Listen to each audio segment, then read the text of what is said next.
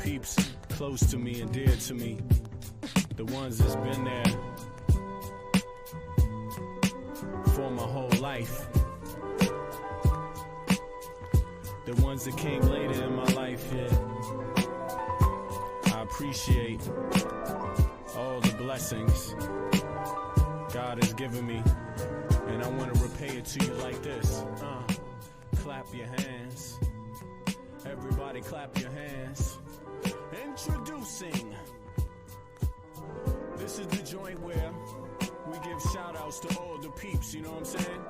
You know we couldn't do this joint without spreading some love. It's the day Kamala Harris is going to accept the nomination, the Democratic nomination to President of the United States.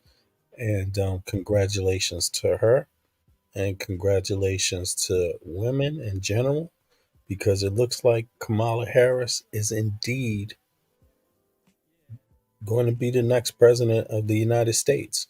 And in either case, it's not the first woman, however, to run, but we can pretty much say she's at this point has a likelihood of becoming that. She's dominating the polls pretty much, and you can't really depend on polls, but they can be a good indication of what's going on the ground, because the data is collected on the ground.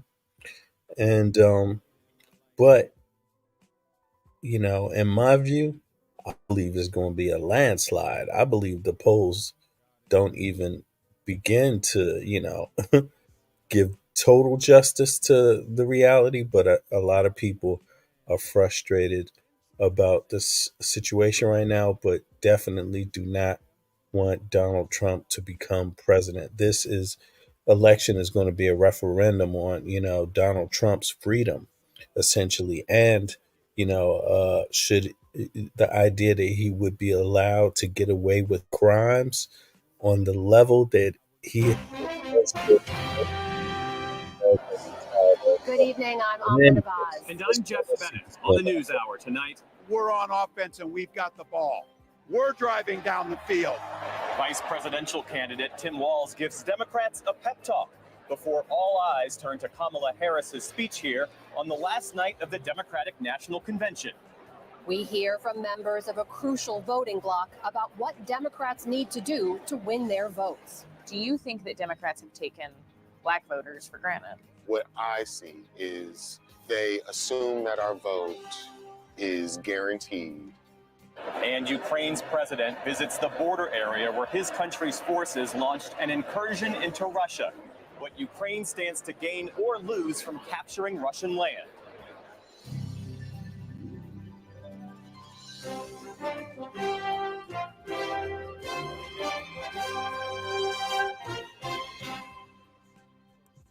Major funding for the PBS NewsHour has been provided by a law partner rediscovers her grandmother's artistry and creates a trust to keep the craft alive. A Raymond James financial advisor gets the life well planned.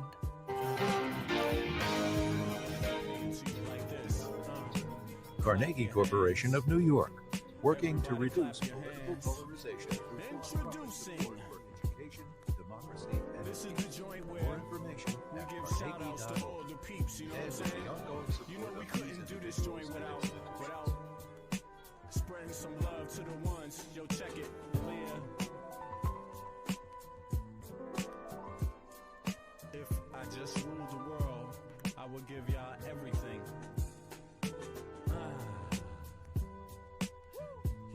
Yes, we going out. We going out just like that. Yeah. We going out. We going out just like that. she will acknowledge, thank, and appreciate President Biden, who brought her to this party in every way imaginable, and now take the reins and move forward. So we expect the speech to fill a good chunk of the night. We think maybe somewhere in the 30-minute range or so. And there have been a lot of changes and care put to it. And part of what I've been told is that there's been a lot of the gut check going through what she wants to say. Does it resonate in her own mind and heart to not be sort of influenced by all of the other voices that might want to shape an event of this scale in her life, to make sure that she is telling the story? Also on issues, expect big concepts about how she would define the kind of country that she would like to lead, and to try to make that accessible to the people who will hear it tonight. Night 4 for us, we are seeing our way through to the finish line.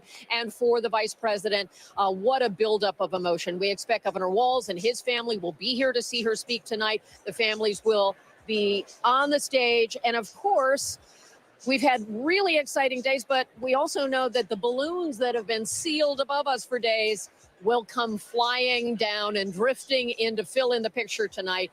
Always one of the most fun moments of a convention, when the nomination has been accepted and the moment sealed, the balloon toss, the balloon drop, one of the great moments. That's coming up tonight. We expect great music and maybe some surprises. We're all sort of ready for that as well. Hallie?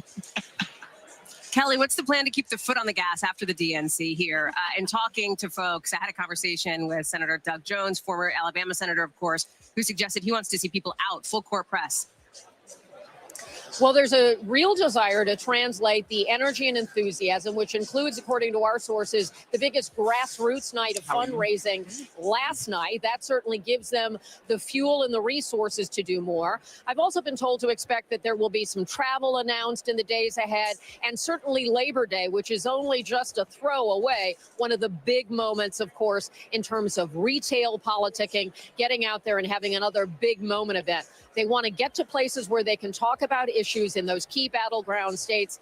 And we expect to hear more about what comes out of the convention when we get through tonight. Hallie? Kelly O'Donnell. Kelly, I can't wait to see sort of the inside scoop that you get from that seat there. You're going to have a bird's eye view of all of it. Thanks, Kel. Let me bring in somebody who knows Vice President Harris very well, and that is a fellow Californian, Senator LaFonza Butler, longtime friend, of course, of the Democratic nominee for president. How are you feeling? Thrilled. Okay. Really Nervous excited. at all? Not nervous at all. Okay. No, not nervous at all. This is the biggest night of her political career, and she's going to deliver. She's going to knock it out of the park. She's going to tell the American people exactly who she is, and I'm excited about it. How's she feeling? I think she's resolute. She is determined. She is confident, and she knows what's at stake. And so she is prepared to perform and to deliver and communicate, most importantly, to the American people about what's on her mind, what's on her heart, who she is, and what she believes that we can accomplish together. One of the things that we've been having a conversation about tonight and over the course of the week is the way that this convention seems to have cemented a shift in strategy of the way that this party, this campaign, talks about former President Trump, not just as a threat to democracy, somebody who in some ways is ominous, looming large, but as somebody who's like, kind of, to quote people here, annoying, like a bad ex-boyfriend, like a neighbor with a leaf blower. Do you expect to hear that kind of rhetoric from her tonight? Look, I think she's going to do her own version of how to deal with President Trump. I think the American people are finding it quite boring, actually. He's got one sort of way of campaigning. He has tried to ridicule his way into the presidency now for the third time, and I think it's not going to work. And I think so she is going to deal with it in the way that she does. She has made very clear that she knows his type, and she's going to talk to the American people about the difference between she and him. Your relationship with her started about 15 years ago, right, when the two of you first met. Talk about those moments. Talk about this friendship developing and how that came to be. Look, she was running for state attorney general, and she's from San Francisco. My union was based in Los Angeles, and she came to talk to me about how she could earn my members' endorsement. The first thing I said to her was, you got to go and walk a day in the shoes of our members, and that's how she wound up doing the work of a home care worker with Wendy Co. in Oakland, California in 2010. Yes, and our relationship Andrea has grown ever since. Big moments, and when she is thinking about running for office, she and I have had conversation. big opportunities in my life when I have been making decisions about what to do. I have spoken to her, on several occasions. We have been in each other's lives for a long time, and I'm just excited for the American people to get to know the person that I know to be Kamala Harris. The two of you got to a point where that trust and relationship was so sort of in place that you were an advisor to her during her presidential run the last time around, back in 2019. Can you talk a little bit about the differences that you noticed then versus now as it relates to campaign infrastructure, campaign organization? I don't have to tell you that there's been some reporting that of staff issues back when she first got into the White House here, et cetera. What do you see from the inside now as compared to a few years back? It's every campaign sort of takes on a life of its own. And so to try to compare one to the other in a different political environment is probably unfair. Okay. What I will say right now, though, about this campaign, this team that she has put together, the depth of experience that is upon this team is unprecedented.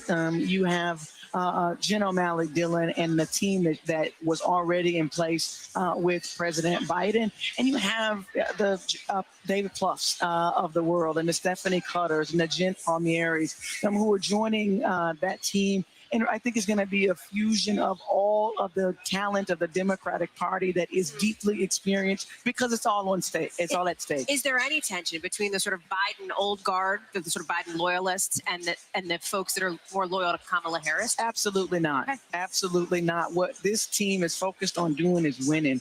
And it's, when you're a campaigner, you're an organizer, there is a beginning, a middle, and an end to a campaign. And it is not over until you get to the end and you have won.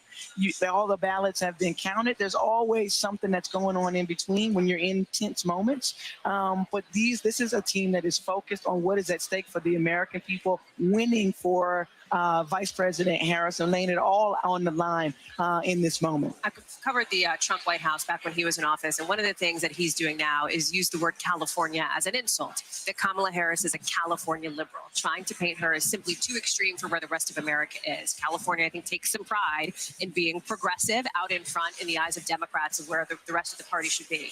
How does the vice president square that circle when there's clearly been an outreach to independents here, even moderate Republicans, as we've heard from speakers on stage?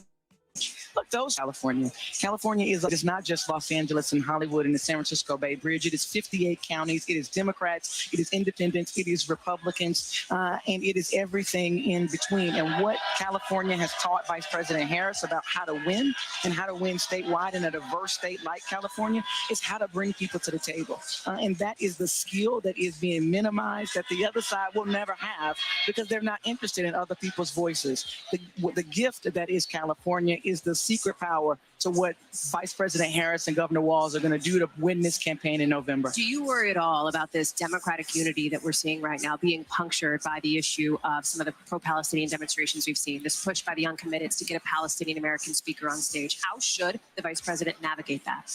Look, I think she's been trying to, her and her team have really been trying to navigate this very skillfully, tactfully, and in a way that articulates her values. She has been very clear that Israel has the right to defend itself, that Palestinians should be able to live free and without threat, and that we've got to return those hostages to their families who've now been facing almost a year without knowing what is the fate of their families, and making sure that we can recognize that set of values, that set of key objectives leading towards the future. I hope that we're going to be able to navigate our way and negotiate a way that is able to bring some resolution to the need to hear from those incredibly important voices. And I know the vice president is committed to that. Senator, before All right. Now check this out. There's some breaking news, though. Apparently, there was a Trump rally that had some protesters. So some Democratic protesters.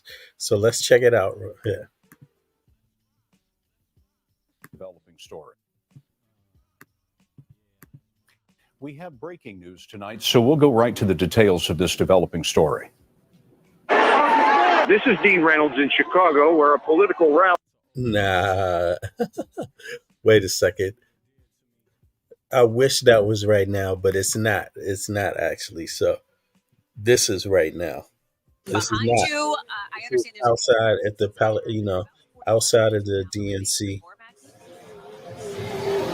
Yeah, Hallie, absolutely. That's been a regular occurrence, likely on this stage here. This is the Coalition to March on the DNC. They've been holding protests and marches throughout the week. Let's walk this way so you can kind of get a feel for the crowd. This is Union Park. This is about a half mile from the United Center, and it's a regular kind of starting point for marches throughout the DNC. We've seen several here in Chicago, as you know, some of them several thousand people, some of them hundreds. This one, from what we can tell, crowd size right now kind of falling in the middle. People arguably energized by the uncommitted delegate sit-in that you've been talking about and reporting on, by the push to get a pro-Palestinian speaker on stage at the DNC. They also tell us, we're going to kind of walk a little bit faster, guys. They also tell us they're going to be listening intently, like the world will be, to the vice president's speech tonight and what she says, the rhetoric she uses about the war in Gaza.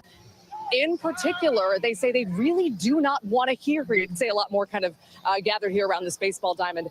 They do not want to hear her use one word. And they say that word is ironclad. Back in July, the vice president's national security advisor released a statement saying that Vice President Harris's commitment to the security of Israel was ironclad. A lot of people see that as proof that her views and values do not fall in line with theirs here, and she could lose out, they say, on a lot of votes. What we're showing you right now, by the way, is the Chicago police presence. Again, this has been the only law enforcement agency that's kind of out here policing these protests, dealing with, again, thousands of demonstrators marching through the city. You can see the bike cops, you can see the trucks. Undoubtedly, we have police here in riot gear. They've been here all week, ready for these protests. Again, a lot of these have been really peaceful. We've had one in the middle of the week that got chaotic, around 60 arrests at that one. We're hoping this one, again, peaceful tonight. They're planning to march toward the United Center in a couple of hours. Hallie. Maggie. Okay, all right. Now This is Trump just yesterday.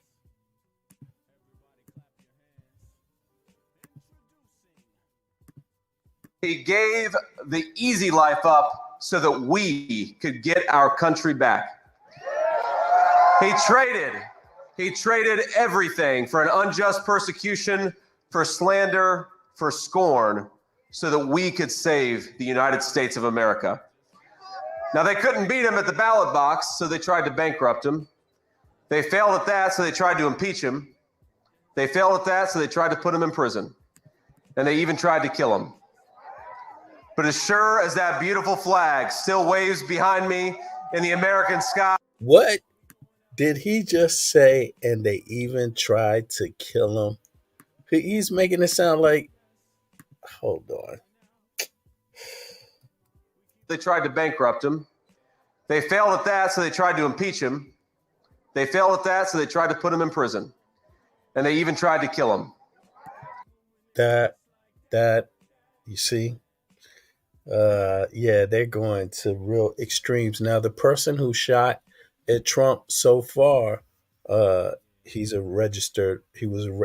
registered Republican, and a gun advocate, the open carry type of gun advocate, and not a typical Democrat. And they're just like trying to lump that into a Democratic Party's run for office, to a chance to govern. That's just shameful. It's just shameful. But as sure as that beautiful flag still waves behind me in the American sky, Donald Trump still stands ready to fight, ready to win, ready to make America great again. Ladies and gentlemen, please welcome my friend and our President of the United States, Donald J. Trump.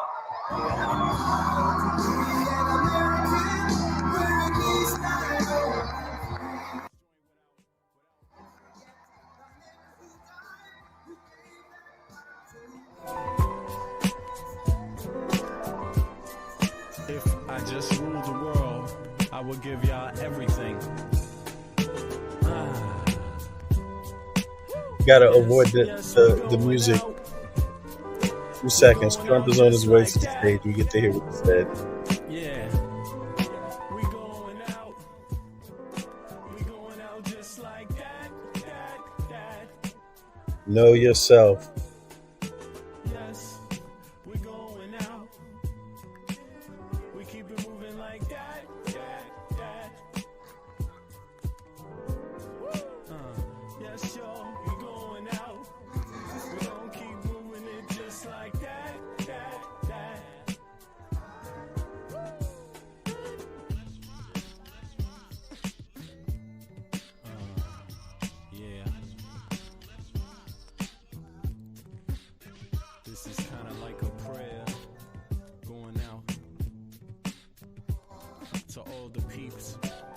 peeps close to me and dear to me, the ones that's been there for my whole life, the ones that came later in my life, yeah. I appreciate all the blessings God has given me, and I want to repay it to you like this. Clap your hands. Everybody clap your hands. Introducing. This is the joint where we give shout outs to all the peeps, you know what I'm saying? You know we couldn't do this joint without spreading some love to the ones. Yo, check it. Yeah. If I just ruled the world, I would give y'all everything.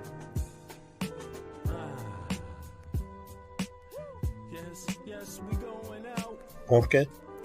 We going out just like that. Yeah. Oh shit. Be here, what a place. Did you like the flyover? That was pretty good. We were going low and fast. That was moving along. That was pretty low. Just want to thank JD. He's doing a fantastic job. And I want to thank North Carolina. I love North Carolina. I love them.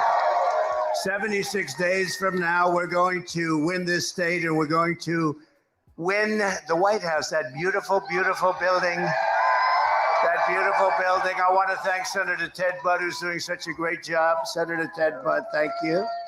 Thank you. Great job, Ted. Mark Robinson, he's out there. He's fighting.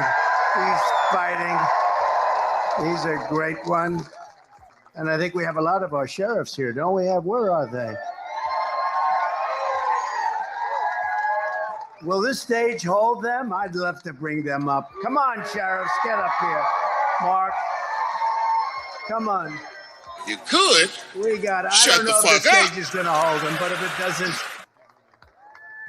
we've had bigger risks than this. All right? Come on, sheriffs. If you weigh more than 200 pounds, don't come up. I'm only kidding. Come on. All right, fellas. Slow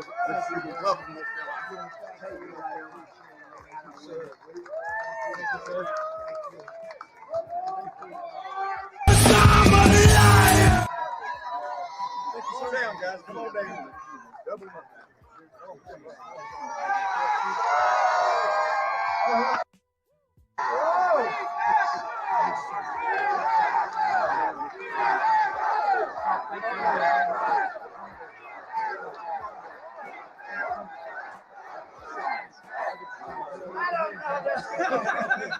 I don't know. That's a lot of people. I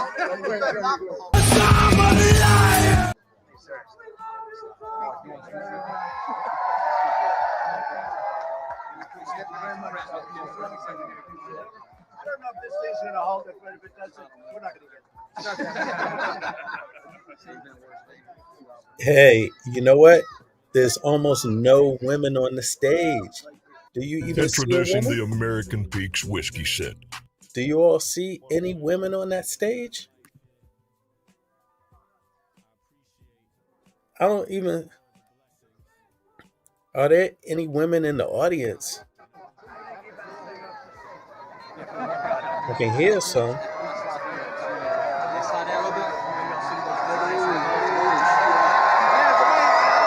Uh-oh. Look, and right here to the right, there's Robinson right there. That's, you know who this is, right? This is Mr. You owe reparations. African Americans, is you that owe.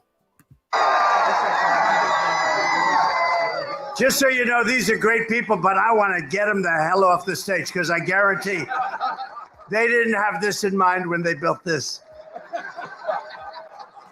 Thank goodness Mark lost a lot of weight over the last couple of months. You did actually. Well, I want to thank you all very much. You are the reason we're able to be here and that you have a safe state and a great state. Thank you all very much. Thank you. That's some group of people for endorsements too. Every group virtually in the country, law enforcement endorsed us. Thank you very much. Thanks, Mark. Good luck, Mark. We'll win.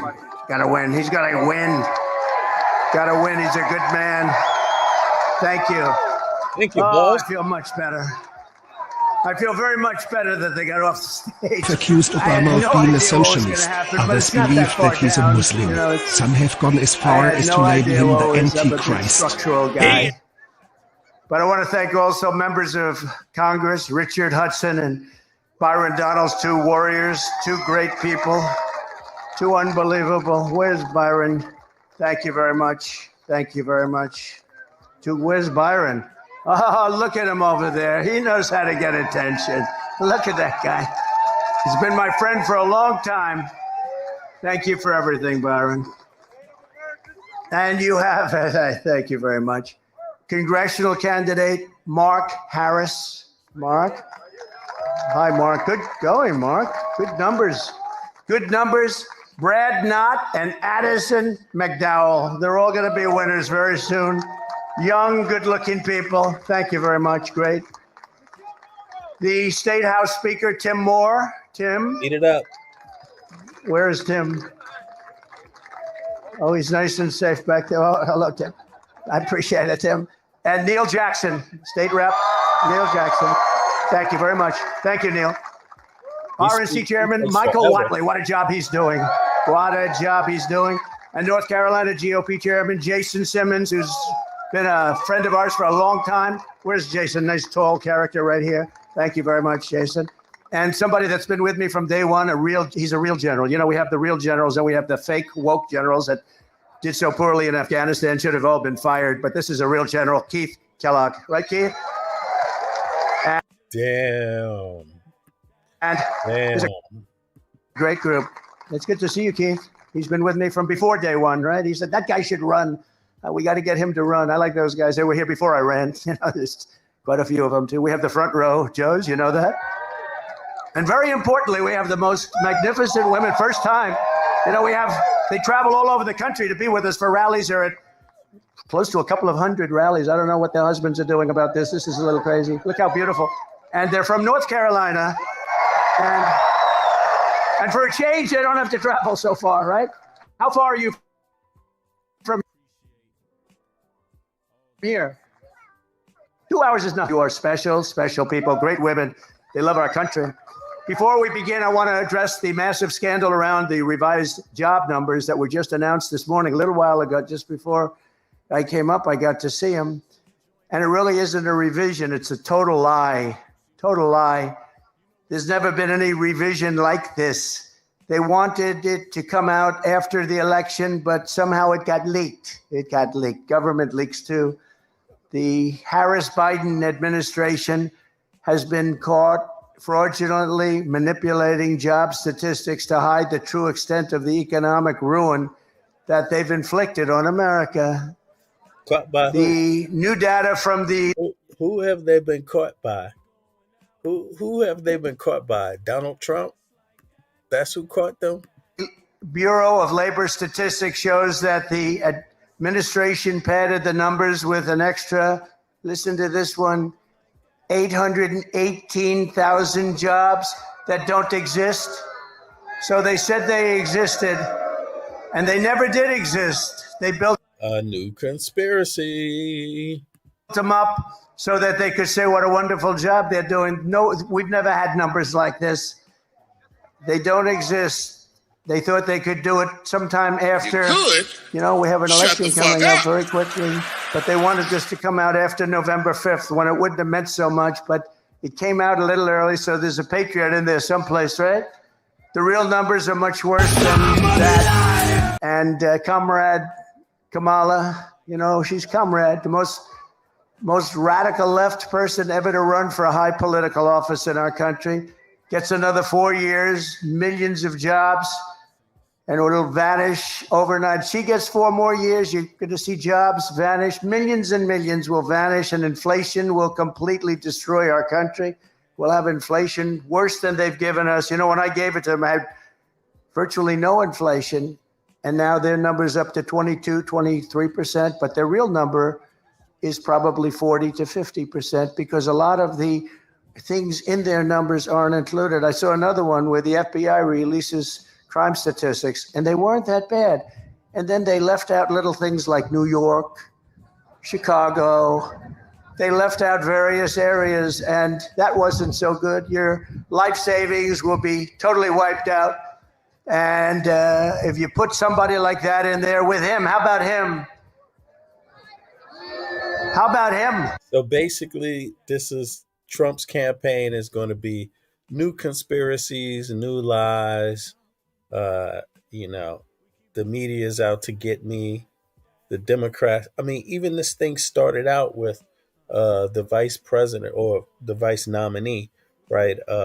Saying that they tried to kill him, like making it sound like the Democratic Party tried to kill Trump, even though the shooter is a Republican and weapons advocate. It's ridiculous. So, it's going to be a waste to even play this, unfortunately, because obviously, when Trump speaks, he's speaking for like hours, on end. This has got to be like, what is this? Yeah, this is about an hour. This is about an hour right here. But yeah, but I just wanted to give everybody something to reflect on so we can be reminded that this is who Trump is. This is the person they're talking about. Disgusting individual. Let me double check one thing. Okay. I can bring up one more reminder about who Trump is, by the way. It's easy to pull up. And it speaks really to how disgusting he actually is.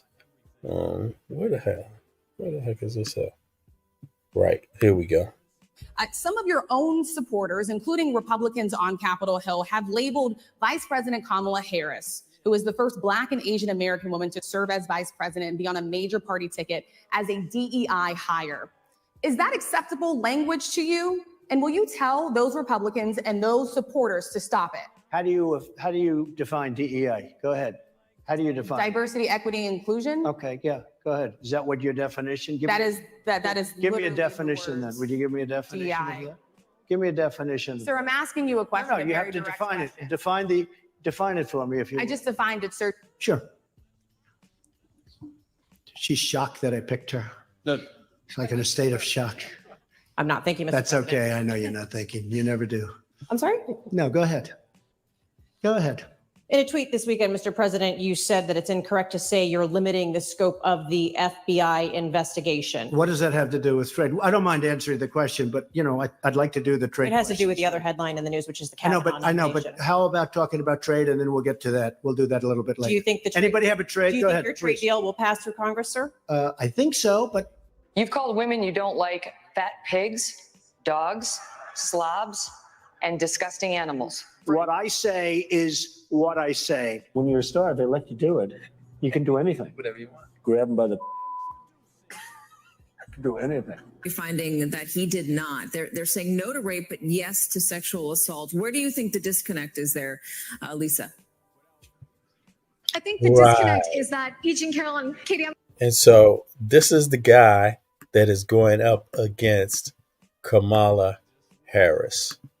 And that's quite strange because, you know, people are wondering what are Kamala Harris's credentials when Trump has no, his credentials are I'm a daddy's boy who never had to do anything for myself and I sexually assault women and maybe more. You know, I commit fraud. I filed for bankruptcy 6 times. You know, voter suppression. That's literally the man's credentials. You know, and people are pretending like Kamala Harris doesn't have decades of credentials. You know, like she hasn't worked for it. She got it the easy way. But if you know anything about her record, you would never say that in the first place. You know, but in any case, yeah. So let's get back to the party. Imam Muhammad Abdul Alim. Okay, so they're getting ready to begin the invocation. We're going to hear the pledge, the Star Spangled Banner, et cetera. Boswell, I'll bring you back into the conversation here as well, as we've been talking about the importance of some of these down ballot races in this moment overall.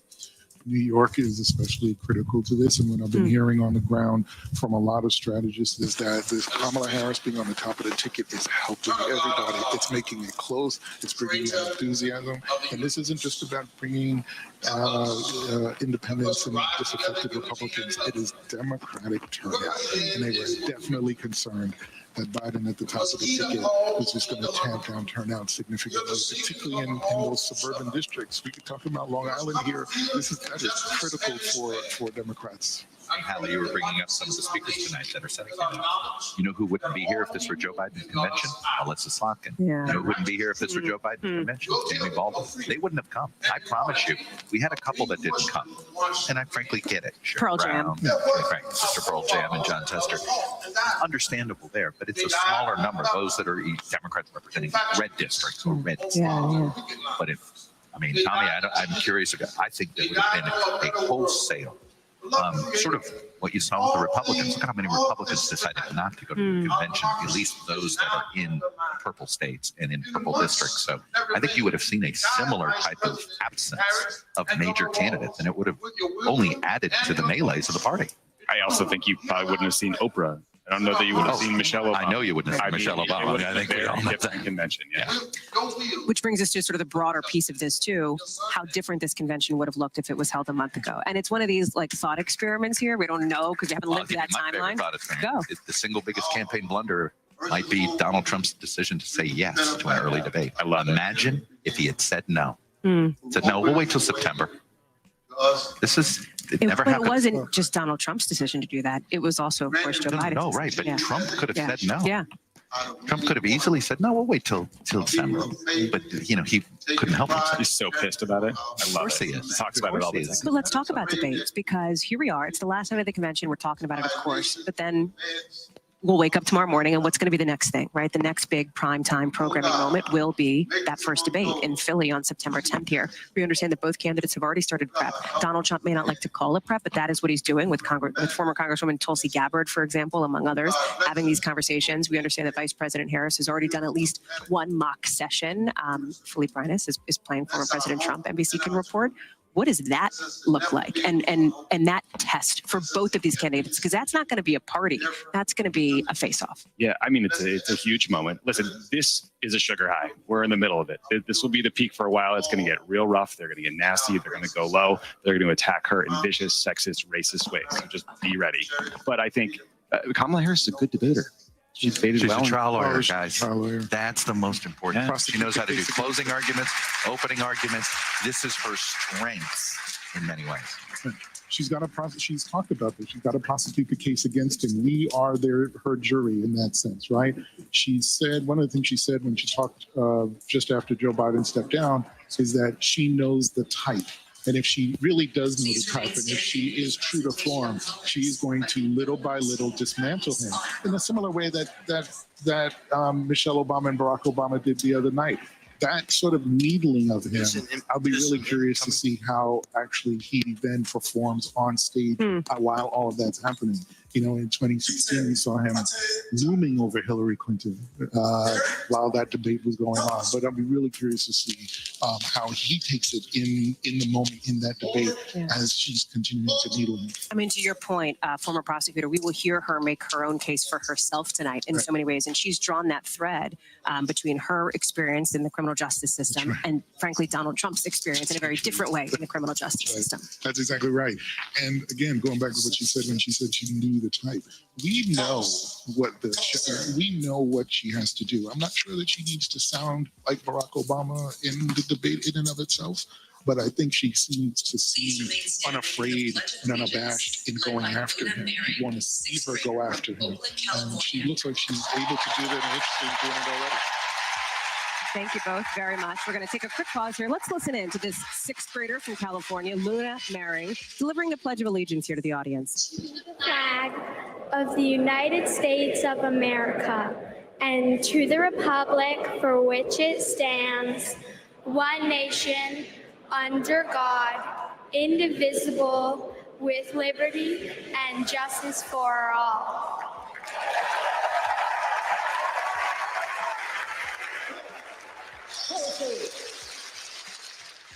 And the presentation of colors there, too, from the Illinois State Police Honor Guard. Somebody who was paying close attention to that Californian delivering the Pledge of Allegiance is our next guest here. And that, of course, is California Governor Gavin Newsom. Thank you so much for being with us. It's good. I got 4 kids. I'm not sure they could have done that. So I was nervous. It was wonderful. Okay, let's talk about tonight. Yeah. You met Kamala Harris something like, I think, more than 20 years ago, when you were both sworn in on the same day as mayor and AG of San Francisco, both of you respectively. Yeah, we were friends even before that. So this is a surreal trip we've been on together. What do you want to see so that the American people can know the Kamala Harris that you know? Well, I mean, walking the halls, everyone said, I didn't know she worked at McDonald's. So it really does show it's not just a reintroduction. I mean, quite literally is an introduction. So I think she has that opportunity, number one. But number two, I think the most important thing, and I'll be candid with you as a surrogate out there on behalf of the Biden campaign, we were able to make, I think, a very compelling case for the success of the last 3.5 years of taming inflation and building an economy that's the envy of the world. The challenge was painting a compelling vision for the future. And what I hope to hear tonight is her compelling vision for the future, her ability to turn the proverbial page and build on what has successfully been done the last 3.5 years, but put her mark on that vision where others can feel included. Okay, but so, and right on that front, and I should note to folks, they're playing a video here in the room, so it gives us a second, I think, to chat without having to step on the Pledge of Allegiance or anything. You've said earlier this week that you think Harris will use this speech to not just do the things that you're talking about here, paint a picture of who she is, paint a picture of her vision, but also of what the next 4 years would look like from a policy perspective here. Do you think that picture should have been painted by now, a month in, given the compressed timeline? I mean, she barely, we haven't even finished the convention. She may have gotten a heads up call, a few of us did, from the President of the United States, that he dropped out just a matter of weeks ago. This has been a whirlwind for everyone. I mean, Karl Rove, I'm agreeing with Karl Rove, I thought was absolutely right, today's Wall Street Journal. Plenty of time to paint the policy details. But we also have the detailed understanding of where she is as part of the Biden-Harris administration. Over the course of the last 3 years as it relates to policy. So we have a foundation of understanding of where she's been, and now she has an opportunity to build on that. She did a little bit of that on affordability, on the issues of housing, which needs to be discussed more and more, and on the issues of prices. I do think that the breaking news banner we should put up is Gavin Newsom and Karl Rove see eye to eye on an issue here. One of the things that you've done, along with, frankly, Pete Buttigieg, who referenced this the other night, was you've gone to some outlets that have been traditionally less than friendly to Democrats, and you've tried to make the case for Kamala Harris. Yeah. You've done that and you refer to yourself as a surrogate just now. That's what you've done in your position. How does she do that? Because she's coming under fire from the Trump campaign for not having gotten out there and taken some of those questions in those formal settings. Will she? Should she? They'll make that decision on their own. I mean, I don't think the average person right now, he really hasn't done that sit-down interview with the punditry class. I think we're just talking amongst ourselves, and obviously Trump's going to make that case. He has to. Right now, he has no other case to make against her. He's flat-footed. He's spinning. He's flailing. I've never seen him for this long so unable to land a punch, let alone even figure out how to throw a punch. He's derivative of himself. He's becoming more and more unhinged. His advisors are now more publicly saying that, not just privately saying that. So look, I think she's continuing to do what she's done. That said, no one's naive of the energy that comes from this moment, the crescendo tonight, and the realities of the next 75 years. Because you know this, vibes are not votes. You have to translate that momentum into actual, reality. They are and they're not. I mean, because we talk about get out the vote, we talk about sort of the structural side of that and bus and how we reach out. But if you have to drag people to vote, that's not going to work. Right now, vibes are making people more interested, more engaged, more willing. There's a sense of spirit and pride. That doesn't happen with all due respect, policy details. That happens. You're talking to a nerd here, just so you know. I'm like an old DLC. The best politics is a better idea guy. But we've seen this in the past. It's momentum, it's directional, it's energy, it's passion, and that brings action. And so I think this is the phones are lighting up. You've heard this, and the Republicans have to acknowledge this. Look at the small dollar voting. We're finally winning online. We're finally waking up young kids that live online, that are paying a little bit more attention and seeing something in her they didn't see with Joe Biden. we're starting to see a different interest level. And if she can carry that, if she can capture that spirit, she can bottle that through hard-headed pragmatism and prosecuting the case against Trump, because all of us know this guy is more than capable of coming back with ferocity in the next days, weeks, certainly months. So as it's I wanted someone who was strong and who was ready to be president on day one.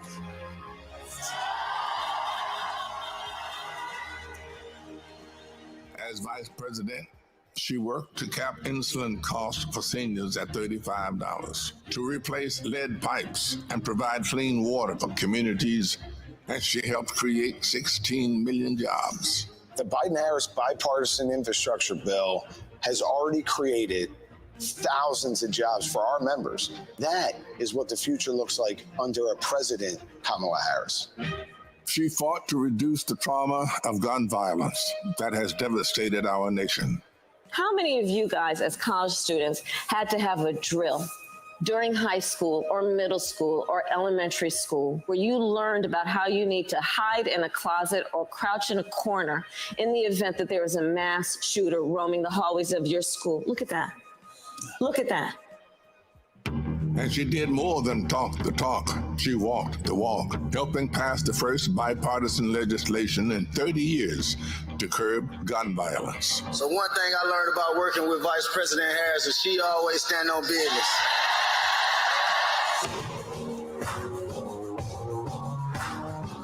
She has traveled the world to strengthen our national security and restore our global leadership, meeting with more than 150 heads of state. She stood shoulder to shoulder with our allies and stood up to dictators, helping to unite NATO behind Ukraine and impose punishing costs on Russia. She's led the fight for reproductive freedom. We have worked too hard and fought too long to see our daughters grow up in a world with fewer rights than our mothers.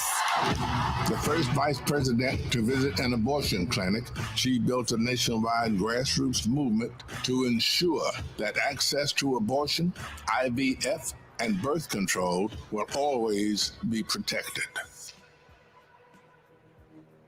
In the halls of power, she's a tough prosecutor, an effective policymaker, a powerful leader. And at home, she's the center of her family. I'm not giving up. She's the best godmother, auntie. She's honest, she's loving, incredibly reliable. She's one of the most loyal people you'll ever meet. That is why I believe she is so prepared to be our next president. This love she has for her family, being there for all of us. That's how she will lead this country, being there for everyone. She's a proud graduate of Harvard University. Hey, you know!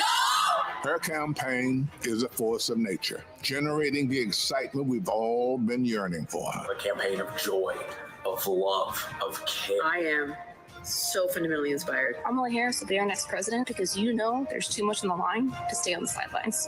Thank you, Madam Vice President. Thank you for bringing back the joy. Sometimes people will open the door for you and leave it open. Sometimes they won't. And then you need to kick that door down. We are not going back.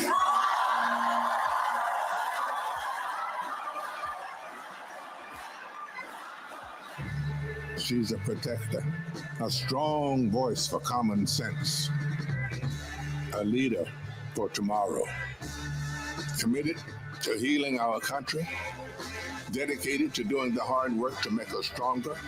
I now declare you spouses for life. Someone who truly understands the struggles of everyday Americans. Forged by the challenges of the past, ready for any challenge that may arise. Now is the time, America. The joy is back, the pride is back, the hope is back. She's doing the work. She's fighting for us. She's the new way forward, our way forward. She is the next president of the United States of America. Kamala Harris.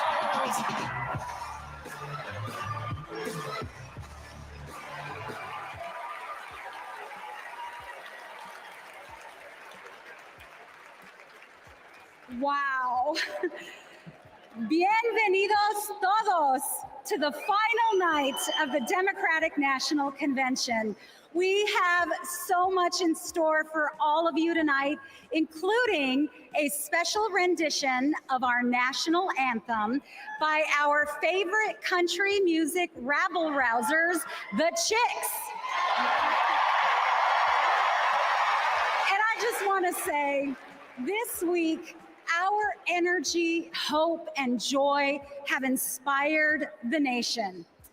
Meanwhile, Donald Trump has been a small man, speaking in small venues, talking about small ideas. Our ideas, our vision for America brings us together. Our vision for America embraces like the split screen right now, where they do seem really unified. They have AOC on the floor, and they have some of the more renegades getting speaking spots, and it's really been flawless up until this moment. So really, Kamala Harris has to land it. And then on the other side, in the Trump world, they're just kind of spinning out right now, trying to figure out how to get the narrative back on them. And internally, they're figuring out who's even leading their campaign. Do you think they have a playbook for her, for Kamala Harris? No, but I do know from my sources that Trump feels like he has the right to be personal and to go personal, because after this convention and the number of times where he has been made fun of, mocked, demeaned, he thinks it's only fair to attack back, even if it hurts him. And then so many of his advisors are saying, like, you don't need to be fair. Let's just win, right? He's essentially saying that publicly. I mean, he said yesterday, oh, they're telling me to stick to policy, but Democrats aren't doing that. Democrats are going after me. And what he sees is these personal terms. Yeah, absolutely. I expect to see some of that from speakers tonight. I don't know if we'll see it from the vice president herself. I think a lot of times when we get these sorts of attacks, it comes better from surrogates or other folks on the campaign. I think she's going to focus on a message of unity and patriotism and some of the narratives that we've been hearing throughout this convention, law and order, family values, these things that are traditionally thought of as Republican messaging tools that Democrats have really tried to reclaim this week. What haven't we talked about that we should be talking about? Great, thanks for that. Just throw that out. Okay, I'll let you. I'll give you a beat on that one. No, look, I mean, it is. I thought Tara just made a good point, because I literally am in the middle of writing this same thing. Like, conventions, in the moment, everybody felt happy before it. I will say, in hindsight, it turns out the Republican convention was a total missed opportunity. They really blew it. Their belief that it was over allowed them to pick J.D. Vance. That turned out not to help. They doubled down on trying to get their base vote out. They doubled down on trying to get the young male vote, right? They brought in Dana White. They brought in Hulk Hogan. They did all this stuff. One night of Nikki Haley, right? It was like CPAC. It was a CPAC convention. That's a great way of putting it. You're absolutely right. And you're sitting there, and now in the moment, they were happy. Looking back at that convention, what a big miss. And here's the irony. They are the ones that said, oh, they're going to switch out Biden. But they didn't believe their own rhetoric because they were not prepared for this moment at all. Because they haven't recalibrated stuff. You talk about the strategy being to turn out these young male vote. Look at the Theo Vaughn interview. They have this obsession that and in a 48-48 race, that makes sense. But here's the problem. In a two-person race, and this is what Trump ran into in 2020. Look, in 2016, there were plenty of third-party candidates that could lower his winning number. Donald Trump has always had a ceiling. It's been 47-48. And now there's less third party. I don't know if 47-48 is a winning number anymore. And he did nothing at his convention to get that ceiling raised to 49 or 50. I want to let folks know, if you're like, okay, looks like there's a party happening on the convention floor. That's because there kind of is. This is DJ Metro taking the stage here as kind of the MC, one of the MCs of the evening moving forward. The crowd seems to like it. And Shira, you've been here all week looking behind me. Oh my goodness. It's full, right? It wasn't necessarily like this during the opening half hour earlier. There were lines for the last 3 hours to get in. Have you noticed this? I've been in here. Yeah. I saw it coming in. I'm doing the back and forth, and even coming every night. I mean, so everybody wanted to get in early. They don't. Yeah. I know somebody was here like 4 or 5 hours ago saving a spot like right up in the front of the California delegation. Focus on Education here with Becky Pringle, the president of the National Education Association, and Randy Weingarten, the president of the American Federation of Teachers. We're going to listen into these remarks now. Education Association. As an 8th grade science teacher for over 30 years, I can tell you that Kamala Harris and teacher Tim Walz understand when our public schools are strong, our nation is strong. They know expanding free school meals, investing in healthcare, and keeping our communities and our schools safe creates opportunity for everyone. They will strengthen our schools, support our educators, and help our students live into their brilliance. Donald Trump and J.D. Vance are not just wrong, they're dangerous. It's all right there in Project 2025. They will shut down the Department of Education and Head Start and make educators pay a higher percentage in taxes than billionaires. But we are coming together to say, not on our watch.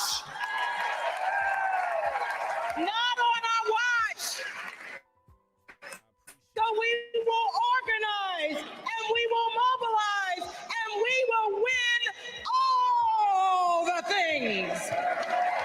So come this January, we will have a president who sees us, who believes in us, and who knows the beauty and the power of this diverse democracy. And her name is Kamala Harris.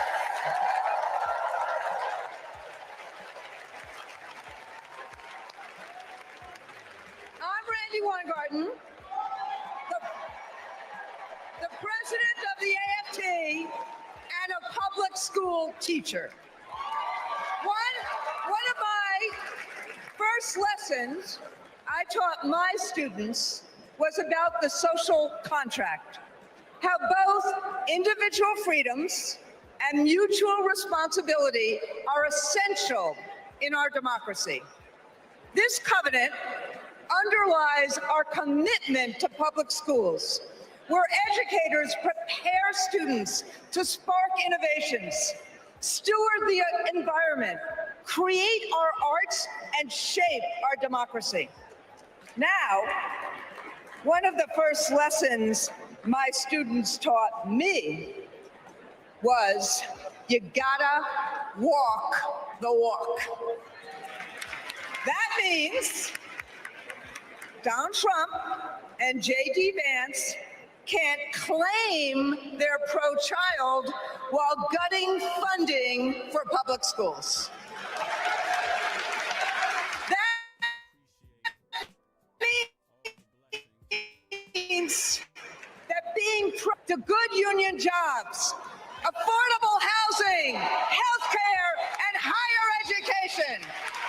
That's what Kamala Harris and Tim Walz are fighting for, and we are all in. They have spent their lives making the promise of America real in the classroom and the courtroom. America, with Kamala Harris as our president, our best days are ahead.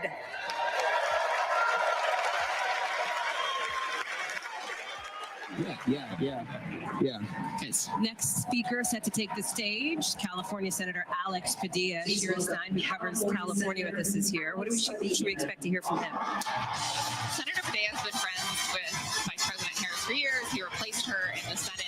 I think we're going to hear some of him talking about their personal story, but also talking about the similarities in their background and in their upbringing, even though they are very different in some ways. Let's listen in. Senator Padilla speaking now.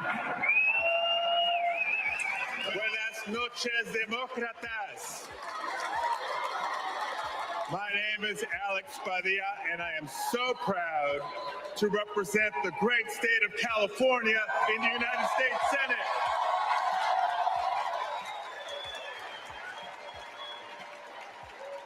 But the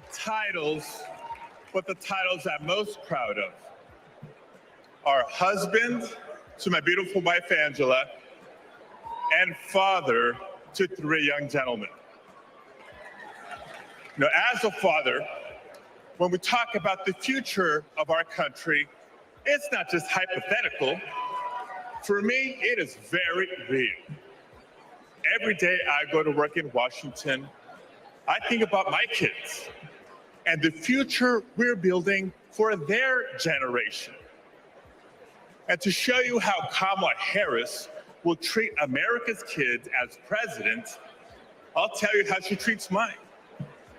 Because whenever she sees Roman, Alejandro, and Diego, she greets them with kindness and respect, literally meeting them on their level, to speak to them and to listen. And every fight that Kamala and I have taken on together has been about making life better for this generation and the next. As a state senator, I stood with then Attorney General Harris as she took on the big banks to keep kids and their families in their homes. As California's Secretary of State, I knew her as a fearless United States Senator and my partner in defending our sacred right to vote. That's right. And when Kamala became vice president, I was honored to fill her seat. But I knew that I had some big Chuck Taylors to fill. But I was proud to carry on legislation that she championed to protect workers, to safeguard public lands, to provide kids with more quality education. You see, Kamala and I believe that all of our kids deserve a shot at the American dream. Huber, what's that? You have been listening to California Senator Alex Padilla as we are here officially in night 4, the final night of the Democratic National Convention live in Chicago. We will be bringing you the special coverage all night long. More of it picking up right now.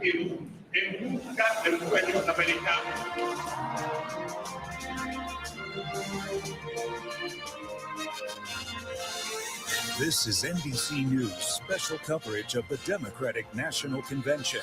Live from Chicago, here is Tom Yamas. Tonight we are live from Chicago for the final night of the Democratic National Convention. Every speech, performance, and event over the past few days, all leading up to this very moment. Vice President Kamala Harris to become the first woman of color accepting the Democratic nomination in a history-making speech. When she steps up to the podium right behind me, it will be the biggest test of her political career thus far. And we're not exaggerating. She has never given a convention speech of this magnitude because 4 years ago, you remember, this was all virtual.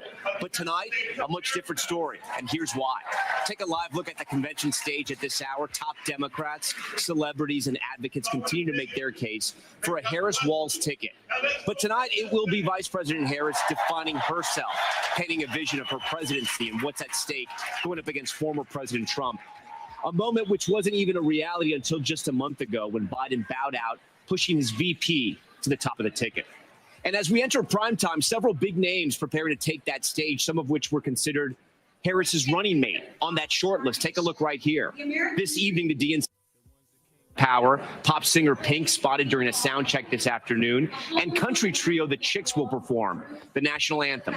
Will there be more surprises in store to cap off this star-studded convention? We're going to have to wait and see and find out. Again, we're going to be dipping in. It'll be a dip in palooza, as we say, taking the speeches live when they warned them. Former cabinet members under President Biden, Marsha Fudge, who served as Secretary of Housing and Urban Development, is speaking right now. Let's take a quick listen. And Urban Development, Marsha Fudge.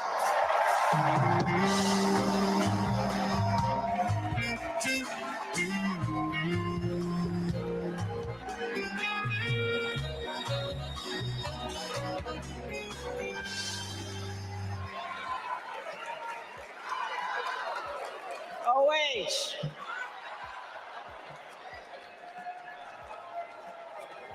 Kamala Harris has fought to protect homeowners and renters her entire career.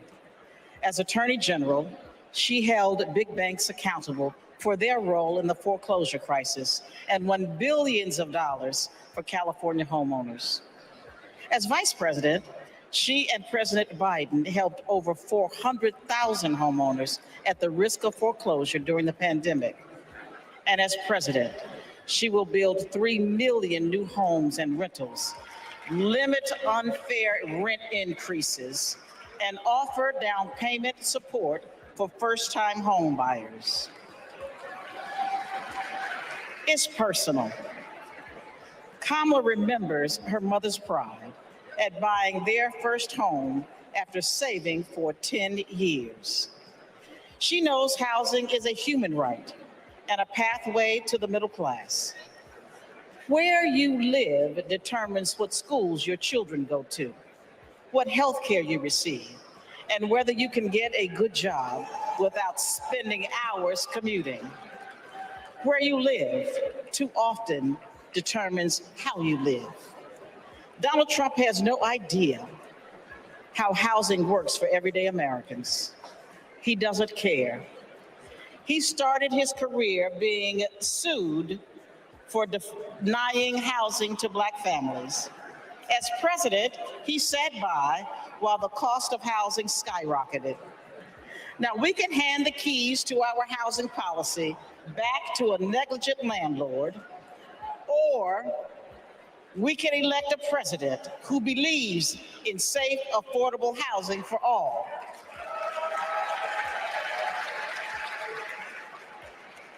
Let's ensure we have an opportunity economy by voting for Kamala Harris.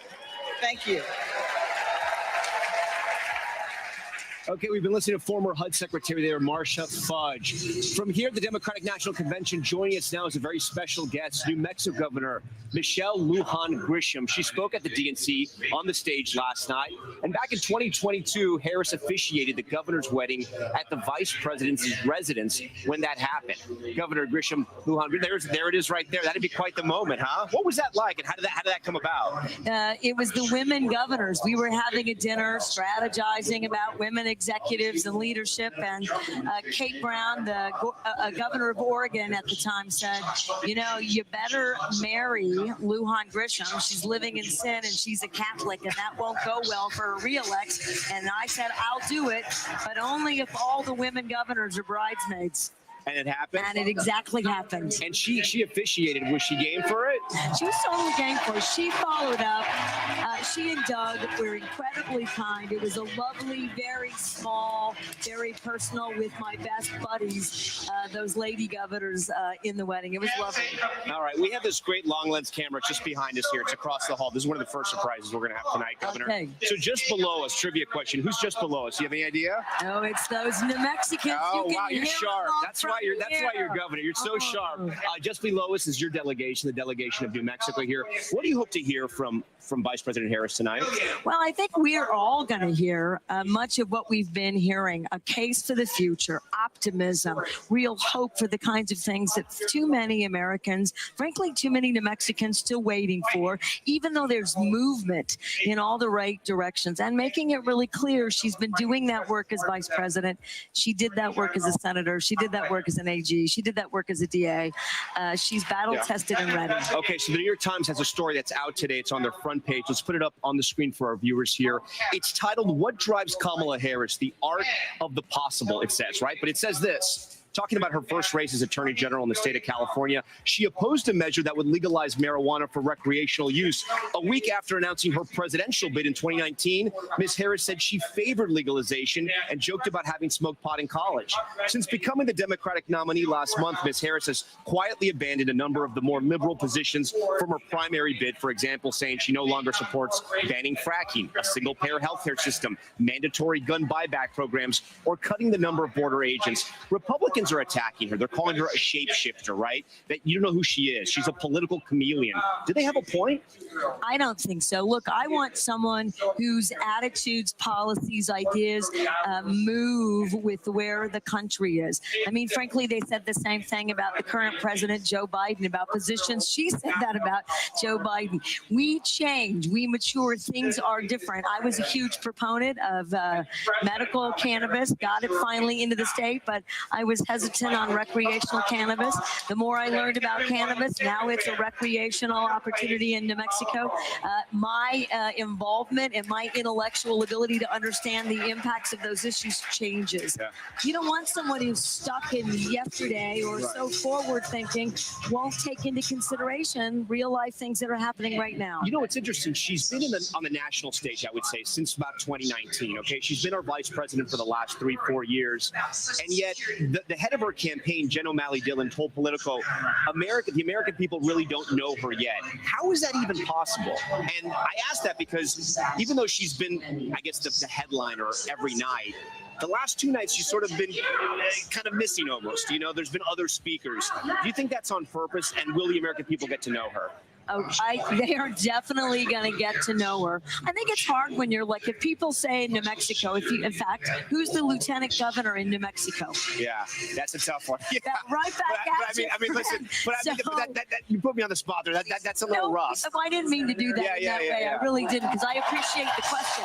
But you focus on the commander-in-chief. It's also not the same as the vice president, though. I'm sorry, it's not the same. But in some ways, for everyday Americans, it can be. Who is the lieutenant governor? Do you know? Yes, exactly. And so I do think it's a valid issue, reintroducing people, being humble, genuine in the moment, telling them who you are so they get a chance to be more directly, personally knowing you. That's different, and that's what we're doing now. Governor, we're going to pause our conversation. Okay. We're going to dip into the stage right now. Senator Tammy Baldwin, the junior senator from the battleground state of Wisconsin, is speaking. Let's listen in. Okay. Incredible grandparents who stepped in and raised me, David and Doris Green. Everything I know, I learned from them. In every way a child needs, my grandparents were there for me. And as they grew older, it was my privilege to be there for them. So when I work to protect Medicare and Social Security, I do it with a personal knowledge of what those big programs meant in small but deeply meaningful ways to my grandparents. And I know what they mean for your parents and grandparents. But let's be clear, that is all at risk today. Donald Trump was asked what he would do about Social Security and Medicare, and he said, and I quote, "There's a lot you can do in terms of cutting." Cutting? He's talking about cutting Social Security and Medicare while giving a huge new tax break to billionaires and corporations? Well, Kamala Harris is not going to let that happen. And Tim Walz is not going to let that happen. We are not going to let that happen. You know, they've got it backwards.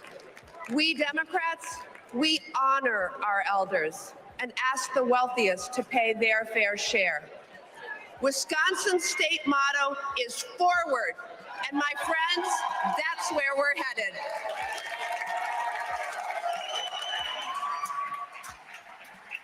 All right, we've just been listening there to Senator Tammy Baldwin. We're going to stay in the moment right here and go back down to the stage. As you just heard there, House Minority Whip Catherine Clark of Massachusetts taking the stage. Let's listen to that. I am a proud mom of 3. And when my kids were young, I sat down with my husband to go over our bills. We realized that my entire income went to paying for childcare. We asked ourselves, how on earth will we make this work?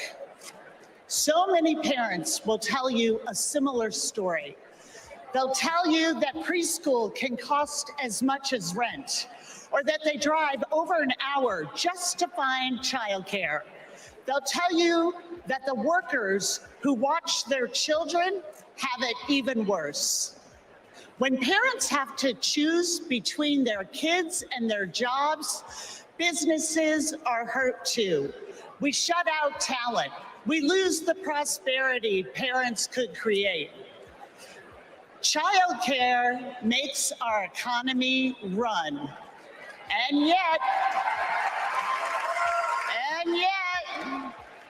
Donald Trump's Project 2025 will eliminate Head Start, close classrooms, raise the cost of care.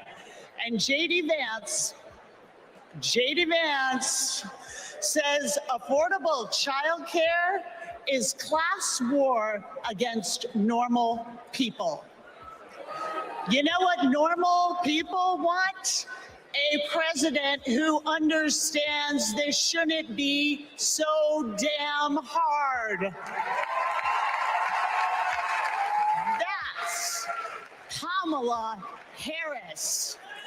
She's seen this firsthand. You've all heard Kamala talk about her mother. She was both a brilliant scientist and a devoted mom. She had to fight to make it all work, to raise her daughters, to pay the bills, to keep the career she loved.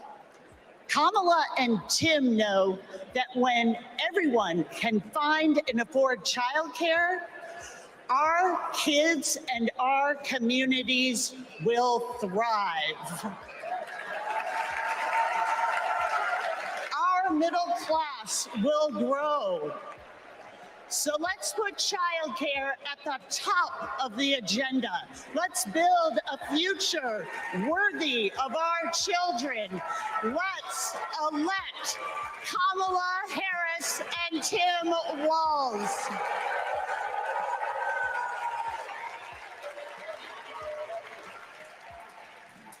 Please welcome. All right, we want to head down to Peter Alexander, who's in the California delegation tonight. Peter, what are you hearing from those delegates excited to hear their former attorney general? They've been excited to hear all sorts of Californians already over the course of this evening. Among those in attendance, our friend Deborah. Let's get right to this conversation. Deborah's from the San Francisco Bay Area, home to potentially the first woman president, Kamala Harris. Just give me a sense of this moment. You're wearing white, I imagine, like many other women, a nod to the suffrage movement, right? Which would be the first woman president were she to win.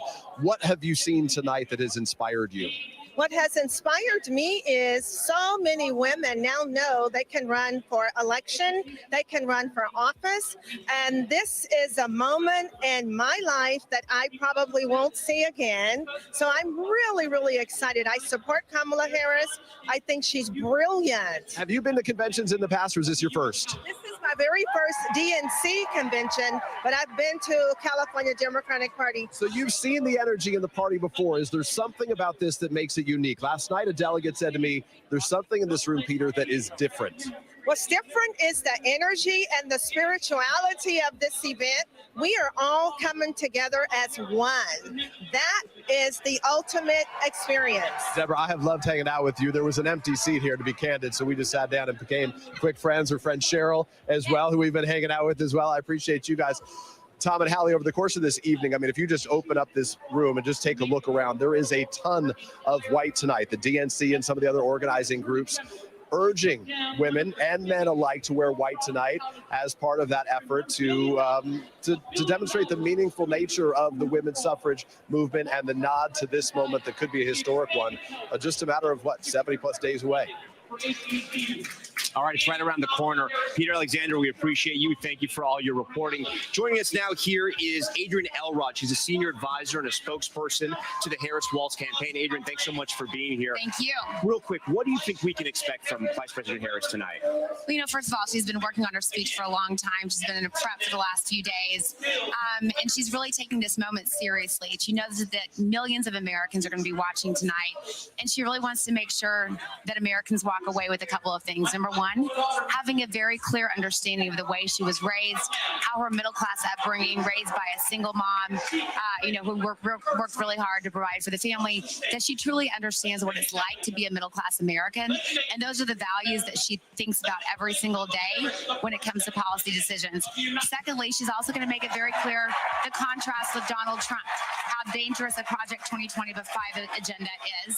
And she's going to focus on her own agenda and how she wants to take our country forward and not backward. Our viewers may not know this, but she's never given a speech quite like this. 4 years ago, the convention was virtual. She's never given a speech before that of this magnitude at the convention. Right. Is she nervous at all? You know, I don't think she's nervous. She always rises to the occasion, but she understands again how important this moment is because she wants to make sure that the American people, anyone watching, understands what's at stake in this election, and that she's going to be the type of president who's going to fight for them. I have a piece of video I want to play for our viewers. This is former President Trump trying to put a label on the vice president. Let's listen. She's a Marxist communist person, and we're not ready for a communist president. But under Comrade Kamala, our military has been abused for radical social experiments. We don't need lectures on the economy from a candidate pushing communist price controls. In her speech yesterday, Kamala went full communist. You heard that? She went full. So in 2020, that label of socialism hurt Democrats in the primaries in some battleground states like Florida. By calling her Comrade Kamala, Communist Kamala, do you think that's going to stick? Is that going to hurt her in this race? No, I don't think it's going to stick at all. And here's a couple of reasons why. Number one, Americans don't like that divisive rhetoric, especially when it comes to those independent swing voters that will decide this election. They want to see someone who is actually coming out with concrete ideas and concrete ways to drive our country forward, which is exactly what you saw the vice president do in a major speech on the economy last week. You're going to see her lay out more of her vision tonight here in Chicago. But that's the rhetoric that doesn't turn on voters, it turns them off. Talk to me about the path to 270. I want to put up a map here for our viewers here. This is, I believe, 2016. This is 2020, actually. This is the one we have here. So this is how President Biden won. Do you think this map is identical in 2024, or do you think some states change, and which states are you worried about?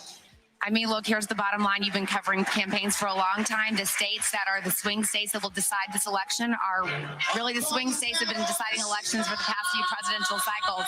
The blue wall, Michigan, Wisconsin, Pennsylvania, is still our best path forward to winning this election. But of course, we also have the Sun Belt, and we have Georgia and North Carolina. They're very much in play.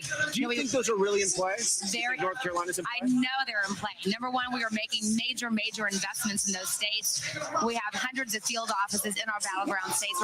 She just gave her economic speech in North Carolina, so she wouldn't go there if it wasn't a state that was important to us. And of course, Georgia, that was a state that we were invested in 2020, but it was not a state that we had to win, and we won it for a number of reasons. So we feel very good about where we are in these states, but we also know that we're going to have to fight hard to earn every single vote and win every single vote, and that's what the vice president is focused on. Finally, do you think the American voters deserve to hear from the vice president in an unscripted manner? And by that, I mean a sit-down interview, a news conference, before that debate comes in about 2 weeks? She's made it clear that she's going to do an interview, like that's not an issue, but you also have to keep in mind that she's traveling to all these battleground states. She's speaking directly to voters, drawing in crowds of thousands and thousands and thousands. Millions of people are tuning into this convention this week, so she's definitely making sure that she's getting her message out. All right, Adrian Elrod, we appreciate you. Thank you so much for being here. We're going to go live now down to the floor. A bit of a party now at the convention as they are in transition before the next speaker. Let's listen for a little bit. I'm DJ Metro from Chicago. Let's go.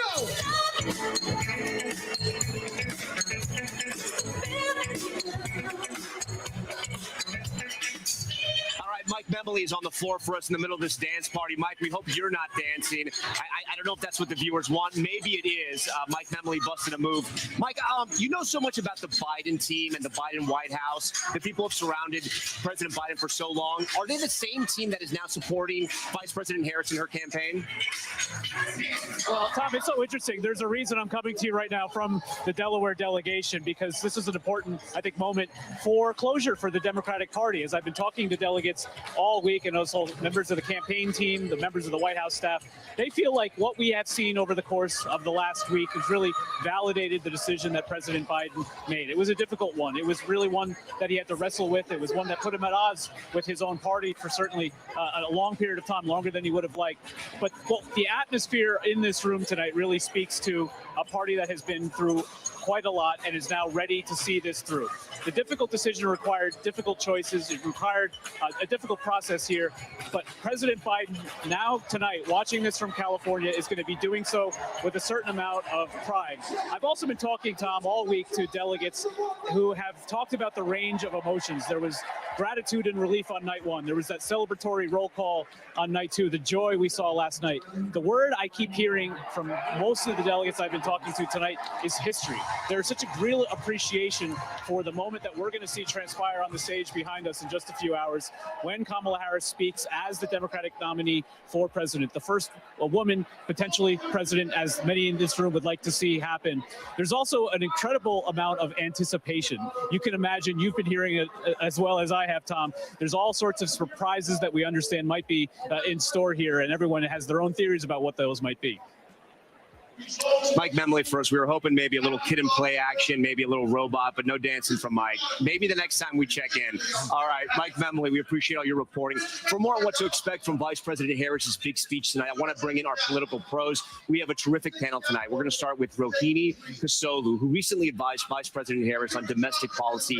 Dan Pfeiffer, co-host of the Pod Save America podcast and a former senior advisor to President Obama, and Hogan Gidley, former White House principal deputy press secretary during the Trump administration. We thank you all for being here. So, Rohini, I was getting into this a little bit with our last guest. I mean, voters may not know this, but this is actually the biggest speech, we're not exaggerating, that Vice President Harris has ever given, because 4 years ago it was virtual, and she's actually never given a campaign speech at a convention. You think she's nervous? Will she rise to the occasion? Well, first of all, thanks for having me. And 4 years ago, I was with her during this COVID era, and, you know, we find ourselves here. You know, what you're going to see tonight is someone talking about the promise of America, what this future is going to mean for the middle class, what is a competing vision to President Trump, a future that she sees as one where the middle class has opportunities to thrive, and making sure that for their kids and grandkids that they not just understand what's made her take on these big fights throughout her career, the big banks, big pharma, big oil, but also what got her to this place, you know, with a middle class. Is that interesting though? And I know you have to do biography, but it sort of shocks me that even the campaign manager for the Harris Walsh ticket says that the American people don't know her, and she's been the vice president for 4 years. Is that surprising? Well, these are huge opportunities for America to understand, you know, not just what her accomplishments are, which are many throughout her career as Attorney General and District Attorney in California, but also, you know, what is her vision for the future? What does it look like for their kids and their grandkids? And then also, you know, as we compare and contrast with President Trump, really what are the plans for the economy? What are their plans for reproductive freedom? And those are all things that you're going to see tonight. Dan, I want to show you something from the New York Times today. This is from an article. It's from a focus group, voter focus group that Frank Luntz conducted. Here's what they found. The headline: why these 15 young voters aren't rushing to Kamala Harris like their peers. The piece basically reads in part, the participants are wary of Ms. Harris right now. They say she's too far left and that she covered up President Biden's aging issues. And they want to know more about inflation, public safety, the Gaza war. She's losing to Trump on a number of those issues. How does she turn that around in the next 75 days? Well, look, I mean, as Rohini pointed out, yes, she's been vice president, and in the focus groups and polling, I think people know her name and they know her job title, but they don't know a lot of her story.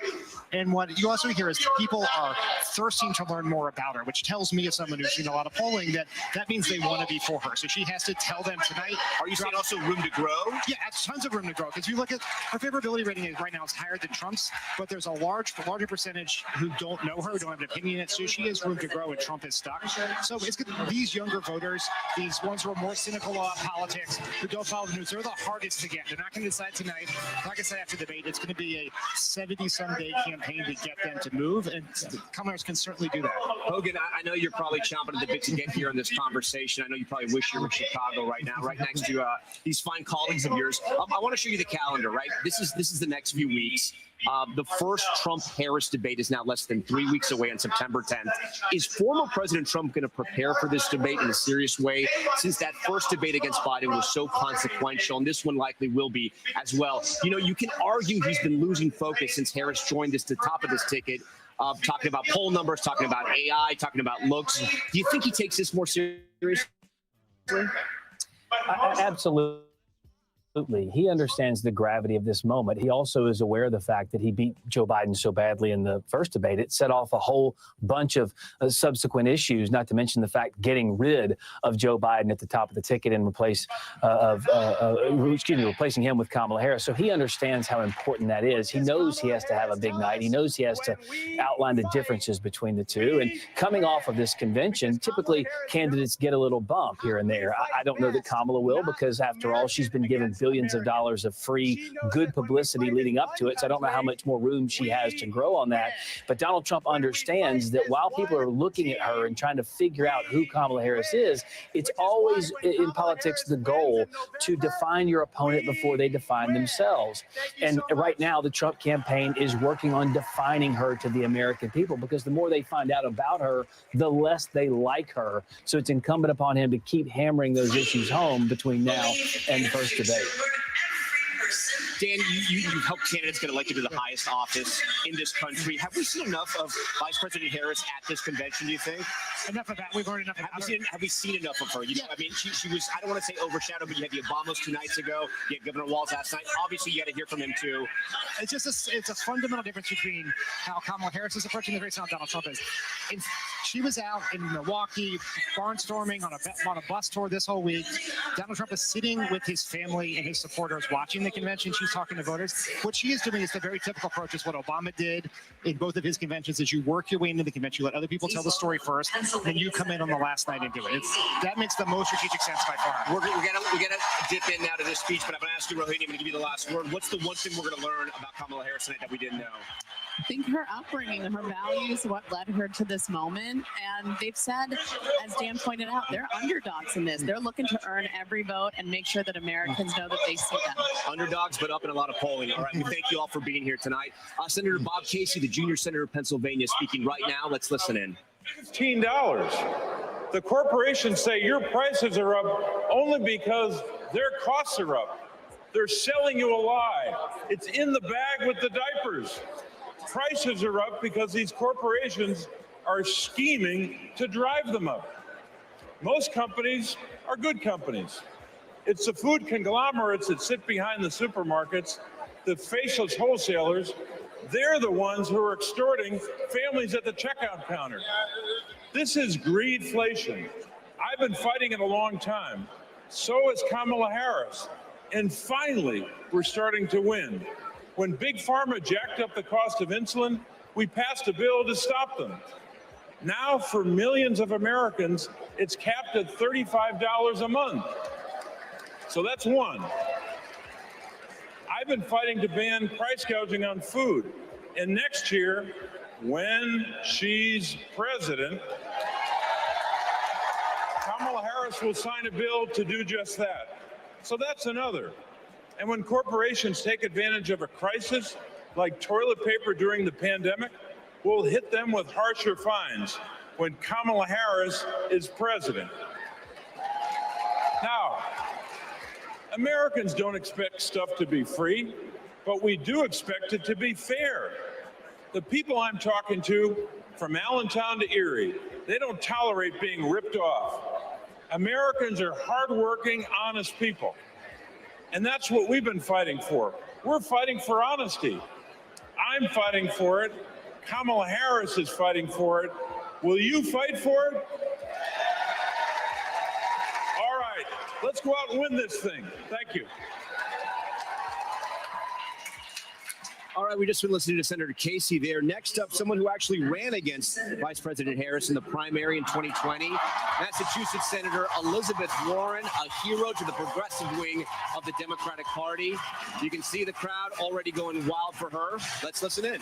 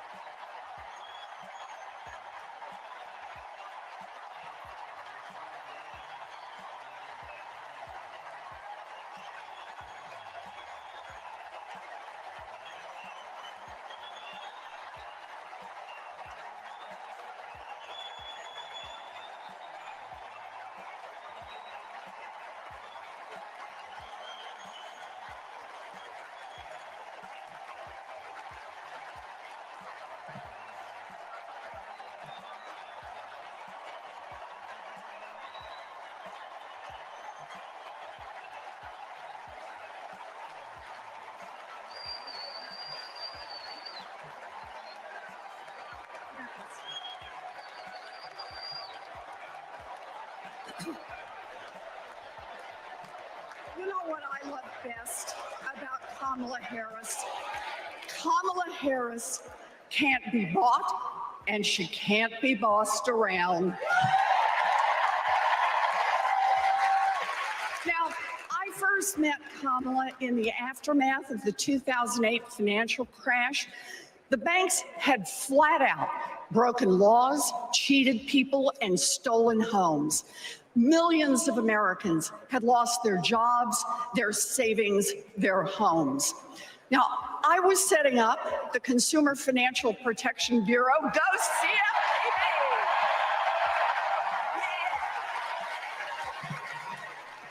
Kamala was protecting families as California's Attorney General. You bet. And Donald was scamming students at Trump University and trying to make money off people losing their homes. Kamala Harris stepped up. She enforced the law, she fought the giant banks, and she delivered billions of dollars of help for families.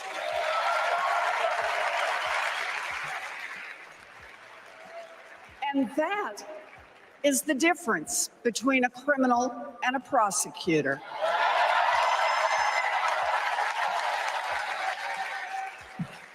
You know what else I love about Kamala? She gets it. We need to make life more affordable for working people. Yeah.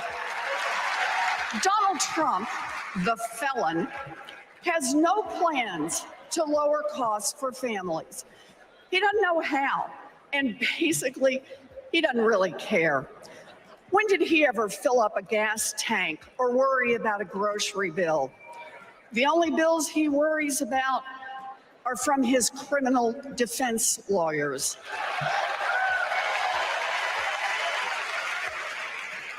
But Kamala, she cares deep down. And she will take on the giant corporations that are squeezing American families. In fact, it's something she's done before. During the California wildfires, she went after the price gougers. During the pandemic, we worked together in the Senate to stop price gouging. And as president, she will lower costs for your family. She'll take on the Wall Street firms that buy up millions of houses and apartments and then jack up the rent. She'll take on drug companies that charge an arm and a leg for prescriptions. She'll take on corporate monopolies that rip off consumers and billionaires who don't pay taxes.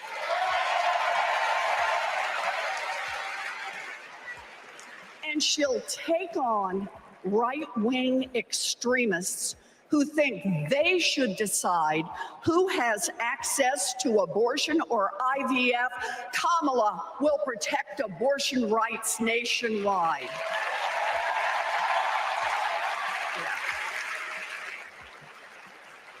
And there it is. Groceries, gas, housing, healthcare, taxes, abortion. Trust Donald Trump and JD Vance to look out for your family? Shoot, I wouldn't let those guys, I wouldn't trust them to move my couch.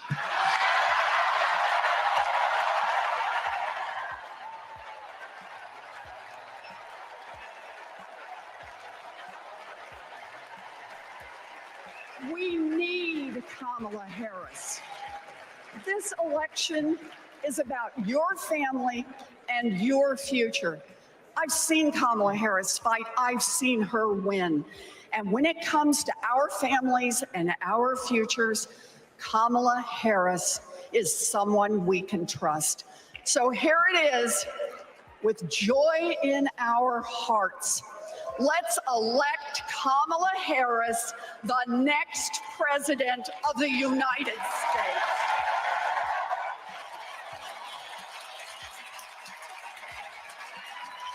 All right, we've just been listening to Massachusetts Senator Elizabeth Warren in what I would say is a surprising tone. Senator Warren, as you may or may not know, can bring the heat, especially on Republicans. She did that when she ran for the presidency in 2020, but a much toned down speech.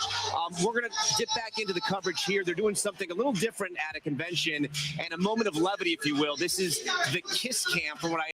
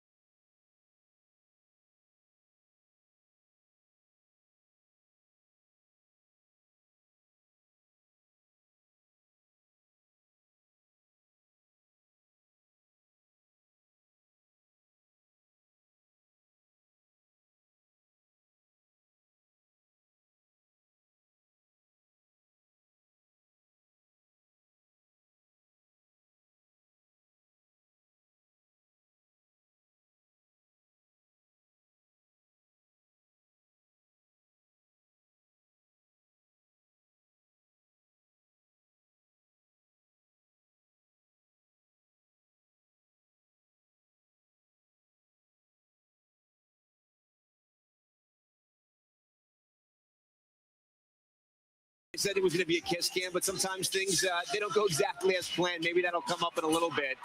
We were hoping to go from the kiss cam to Kelly O'Donnell.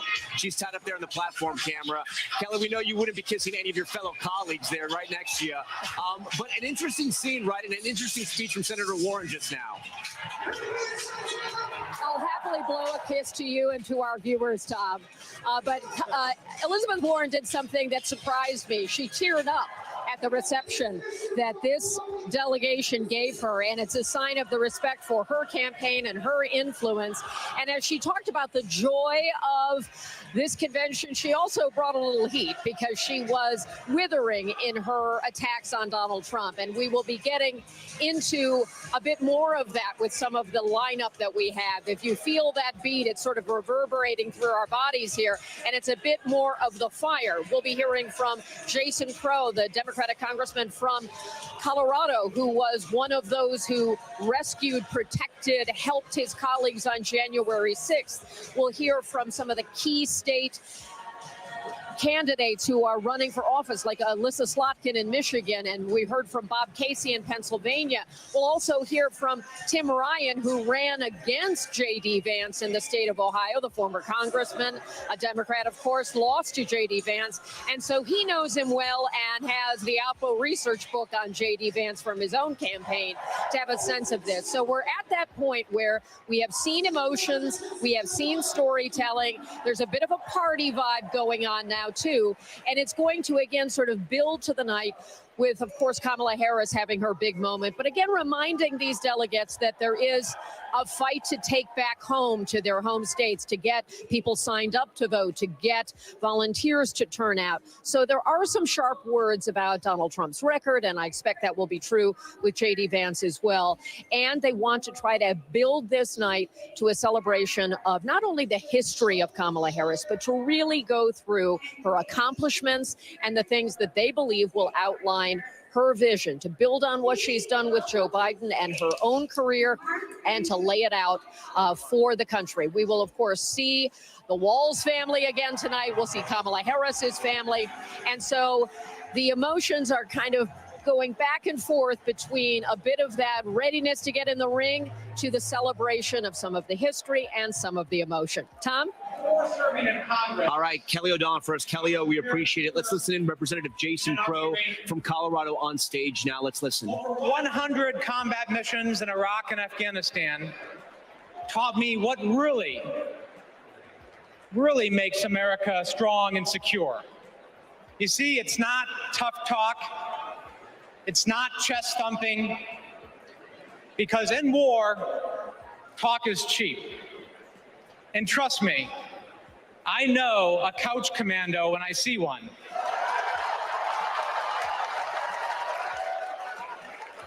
Real strength and security come from our people, from our allies.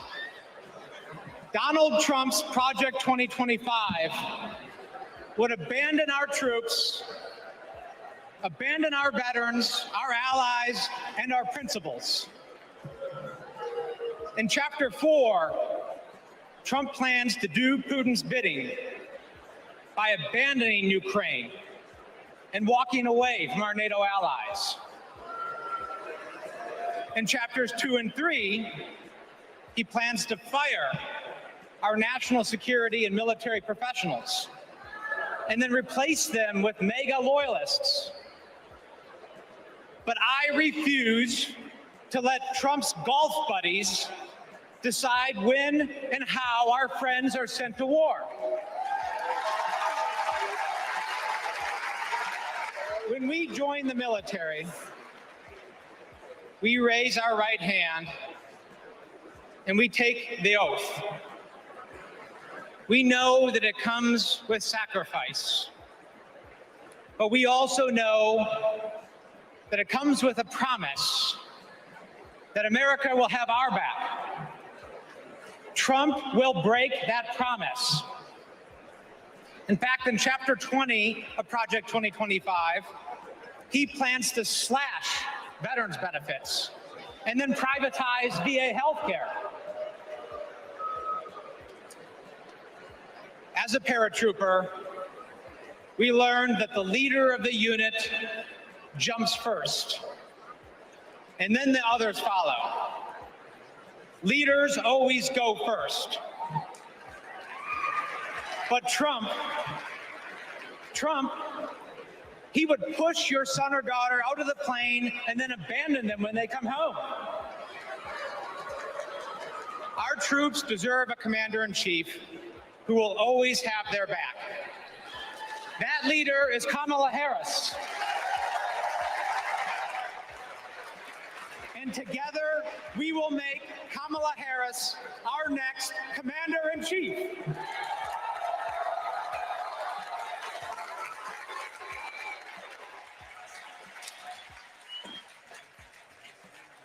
Okay, we've just been listening to Representative Crow there. We're going to take a quick break. We're going to have much more live tonight from Chicago. As the final night of the DNC gets underway, we have an incredible panel of political pros coming up right after this. Stick around.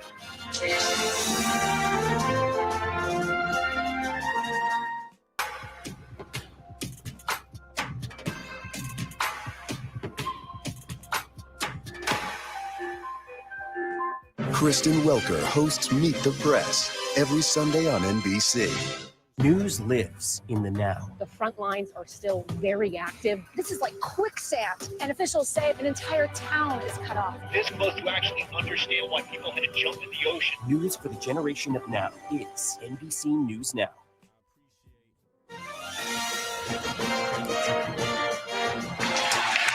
Welcome back to our special coverage of the Democratic National Convention live from Chicago. We're now just a couple of hours away from Vice President Kamala Harris's big address tonight, accepting her party's nomination for president after a star-studded week here at the United Center. For more on her speech and the path forward for Democrats in 2024, let's bring in our political pros tonight. Jonathan Allen, he's a senior national politics reporter here at NBC News. Chuck Todd, NBC News chief political analyst. And Maria Teresa Kumar, president and CEO of Voto Latino. She also addressed this convention last night. We thank you all for being here. We appreciate it. Maria Teresa, I'm going to start with you. So last night, I think the Democrats sort of flexed their big tent muscle, right?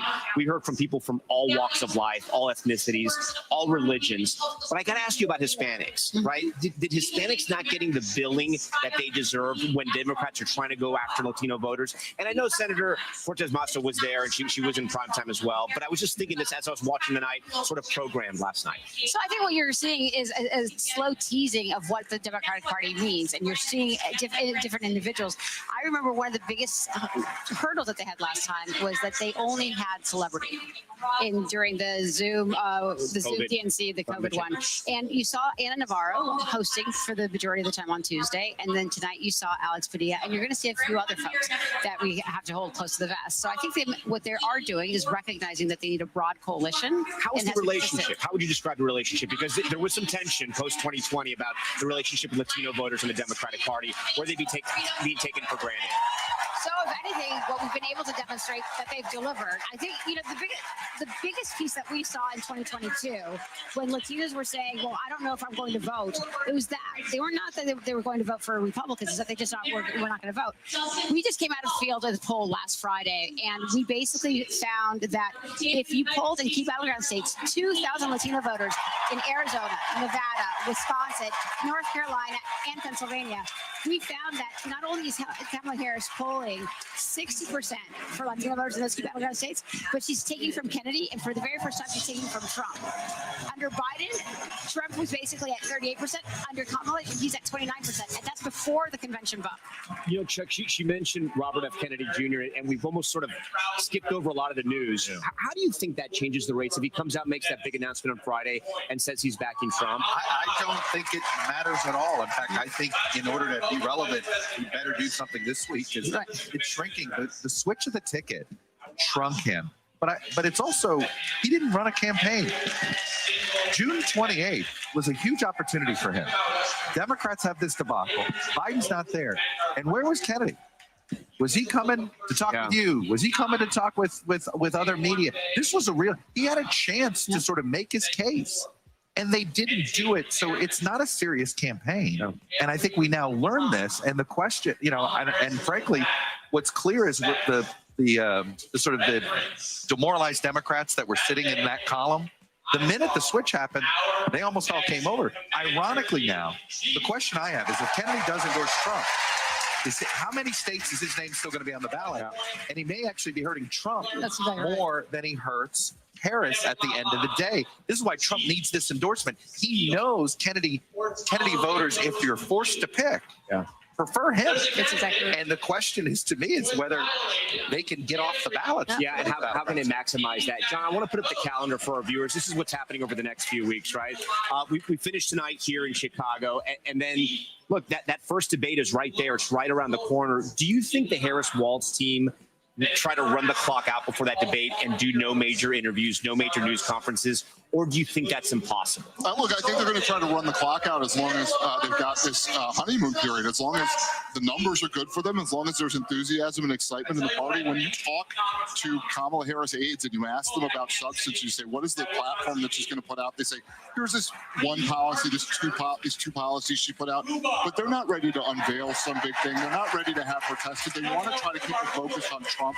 They want it to be a referendum on Trump, or maybe a choice between the two candidates, as opposed to what had been a referendum on Joe Biden. And I think they're going to get away with it as long as they can. Kind of like a swimmer, if you go back to the Olympics a couple weeks ago, kind of like one of those swimmers that dives in and stays under the water as long as they possibly can before they surface and sprint. I think that's what they're going to try to do. You know, this is not anything new. Democrats did this with Secretary Clinton. They did this in large part with President Biden. But look, it worked, right? It worked for President Biden. Maria Teresa, do you think they're going to keep doing this? Some people may say it's strategically, it's really important. Republicans will say she's hiding. I think what we're missing is that the majority of their media strategy is all at the local level and it's on social media. So she may not be doing major news coverage to the New York Times, but that's not her voter. Her voter is literally reading, going on Facebook, on Instagram, and TikTok, and that's where they're communicating. And so it's making sure that she's not making. I think there's a deep misunderstanding of how you actually mobilize voters at this time. And again, the only people that read the New York Times disproportionately are literally the donors. But there's network and the donors news, are with her. there's cable news, there's New York Times. I mean, Chuck, at some point, yes, social media, that's great, but you need more than that. Well, I'll tell you, Bill Clinton in '92 never put out major economic proposals. Do you know when he did it? The week after his election. And he actually had this, I remember he had this summit in Little Rock and and literally had his economic team and they had the very public display of this. My point is that look, Mario Cuomo made this phrase famous, which is you campaign in poetry and you govern in prose. Now, there's a difference. You talked about hiding. If she's just doing scripted events and isn't taking local questions and isn't doing a TikTok interview. If she's out there every day looking like she's engaging with voters, I don't know if voters will care. But if she's not doing that, then it could take traction. Look, she benefits from the fact that Trump doesn't have substance either. If Trump were beating, white paper after white paper after white paper, it would put real pressure on her. But Trump's lack of substance weirdly helps, especially now with Project 2020. No. Pay no attention to it. Jonathan, remind our voters, what happened to then Senator Kamala Harris during the primary? People said she was great at asking questions. She had a tough time answering questions, especially during debates. I mean, she had great crowd sizes, but eventually that donor money, it ran dry. First, it's hard to run for president. She's been attorney general. She's been senator for like 4 years. She gets out, has a launch event that everybody looked at as spectacular, great energy, huge crowd, and then there was no follow-up. There was no follow-through. It is not easy to run for president of the United States. The advantage she has now is she's been vice president for almost 4 years. She's been out making speeches. She's been out meeting people. She's been out talking about policy. She is clearly a more developed candidate today than she was in 2019. Now, I do think there's a question because she hasn't been tested. If she's tested, and she will be in debates for sure. What does that look like? What Chuck was talking about, scripted moments versus unscripted. And I also think at some point she's going to have to make a why me argument to the American public. Most presidential candidates are able to explain why they should be president other than being elevated, other than political reason. And I think she'll probably have to do that a little more than she has. Maria Teresa, get the last word in. No, but I do think she actually has a position and policy. She actually is right now tied to Biden when it comes to the IRA, when it comes to the CHIPS Act, and she can demonstrate that she was the one that broke the tie, and she could own all of that policy. This is where we started. Vote for me, and we could finish the job. All right, Maria Teresa Kumar, Jonathan Allen, Chuck Todd, we thank you so much. We're going to go dip down to the stage, the Reverend Al Sharpton, now addressing the convention hall. We report where candidates stand on criminal justice, economic empowerment, health equity, and other issues.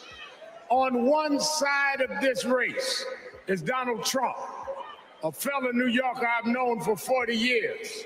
Only once in that time did he take a position on racial issues. He spent a small fortune on full-page ads calling for the execution of 5 innocent young teenagers.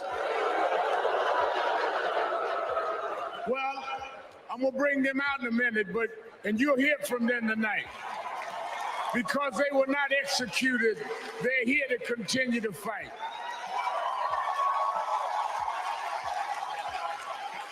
But it was there that I saw Trump love to fan racial flames. On the other side is a woman that I've walked with in Selma, Alabama to commemorate the 59th anniversary of Bloody Sunday. Kamala Harris spoke to me that day about unity and passing bills. All I ever heard from Donald Trump was how he can get an advantage. I see one candidate who wants to protect the right to vote while the other has tried to cook up 11,000 votes in Georgia. I see a candidate who, with Joe Biden, brought leaders to the White House to confront violent hatred. running against a man who said neo-Nazis in Charlottesville were fine people. I see a candidate who has sought to reform and uphold the law, and a man who wrongly assumes his mugshot appeals to Black Americans. I worked with Kamala Harris. In every job she's had, she has consistently committed to making government work for those of us who've been disadvantaged. All Donald Trump has been consistent about is making himself richer and sowing division to get that done. This man sat right here in Chicago a few weeks ago, refusing to apologize for claims that migrants were taking Black jobs. Well, in November, we're going to show him when Blacks do their job.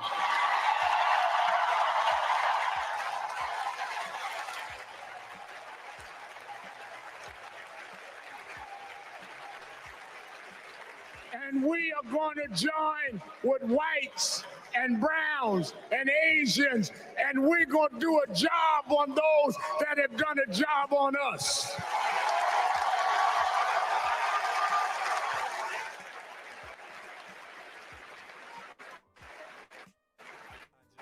Tonight, we are going to realize Shirley Chisholm's dream.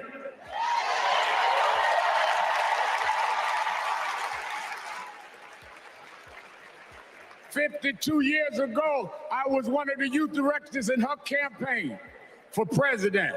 And 52 years after she was told to sit down, I know she's watching us tonight as a Black woman stands up to accept the nomination for President of the United States.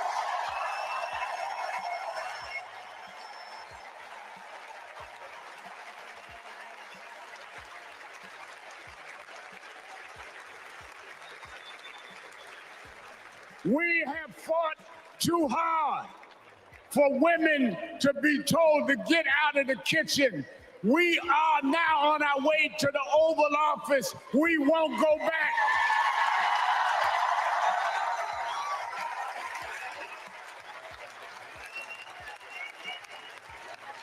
We fought hard.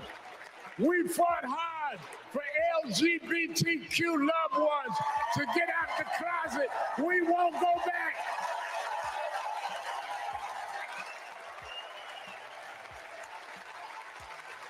We fought hard for the right to choose, the right to education. We suffered and died and bled, went to jail to get the right to vote. We won't go back.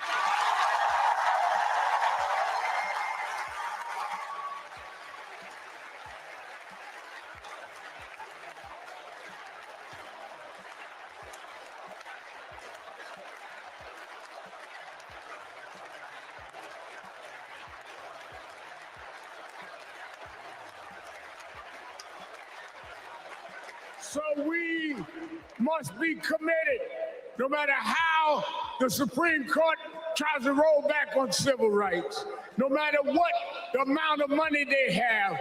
We are here because others fought and suffered for us, and we vowed tonight we won't go back.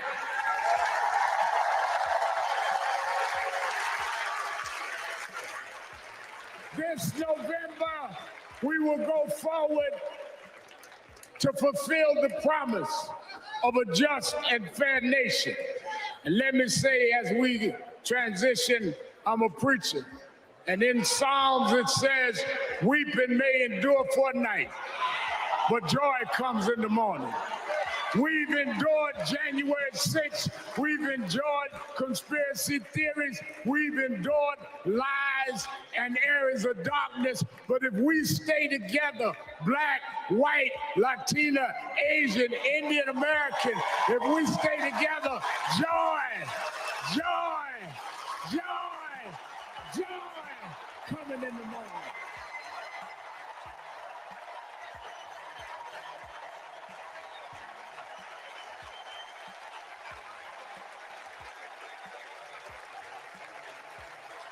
I want to now, since I was a teenager, I was mentored by Reverend Jesse Jackson.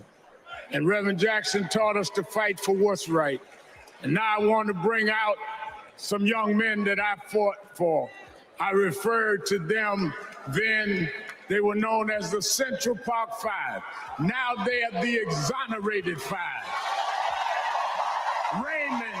Raymond Santana, Kevin Richardson, Yusef Salaam, Corey Weiss, the Exonerated Five.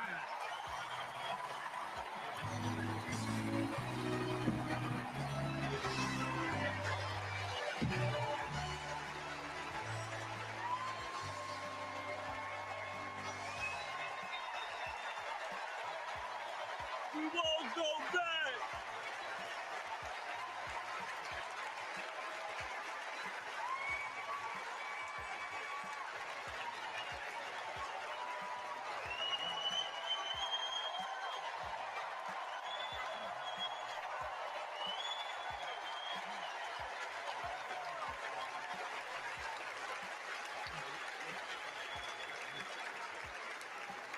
Good evening, people. My name is Corey Wise. 35 years ago, my friends and I were in prison for a crime we did not commit. Our youth was stolen from us. Every day as we walked into courtroom, people screamed at us, threatened us because of Donald Trump. He spent $85,000 on a full-page ad in the New York Times, calling for our execution.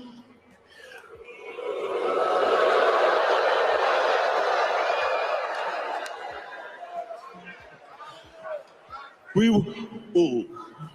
were innocent kids, but we served a total of 41 years in prison.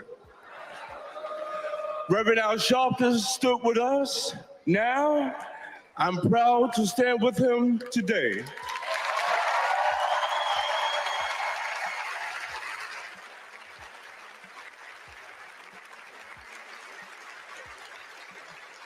Vice President Kamala Harris has also worked to make things fairer. I know she will do the same as president. Now, prove that message.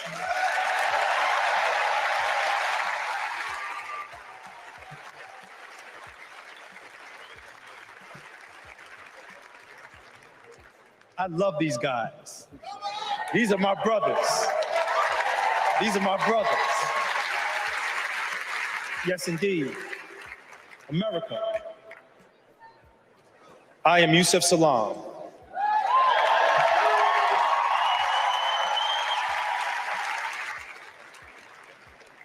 A New York City councilman representing my hometown of Harlem. That's right.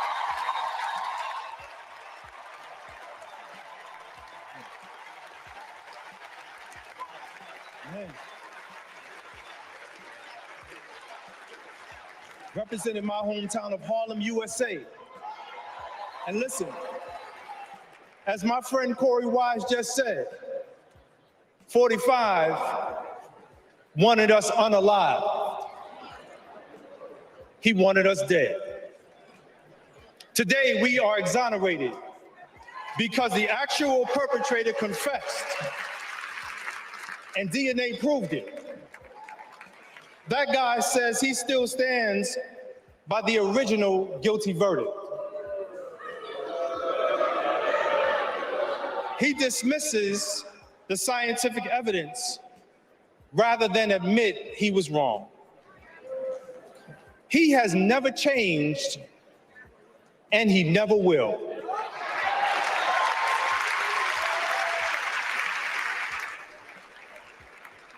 That man thinks that hate is the animating force in America. It is not. We have the constitutional right to vote. In fact, it is a human right. So let us use it. I want you to walk with us. I want you to march with us. I want you to vote with us.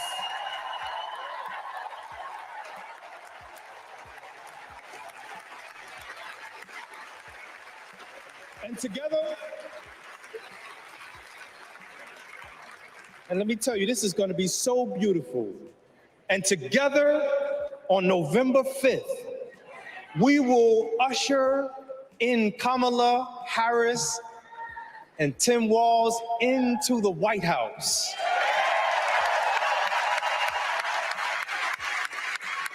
So I want to do this. When I say one day, I want you to say, see us. One day, see us. One day, see us. When they see us, America will finally say goodbye to that hateful man.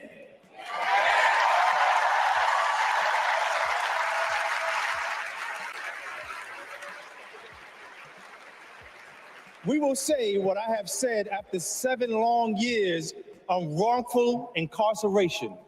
Free at last. Free at last. Free at last. Thank God Almighty, we are free at last. God bless you, and God bless the United States of America.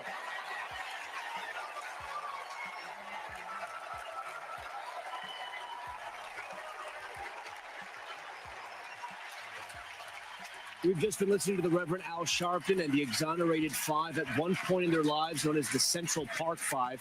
Our coverage is going to keep going right now. We're going to pick it up right now. Tonight, the final hours of the Democratic National Convention, and it's all been leading up to this. The biggest speech of Kamala Harris's political career. We will come together and declare with one voice, we are moving forward. The former prosecutor set to make her most important closing argument ever. Unlike Donald Trump, I will always put the middle class and working families first. The crowd of thousands here fired up. But the real challenge tonight, can she convince skeptical voters at home that she can lead America forward? When elected, we will govern on behalf of all America. At this hour, the arena filling up.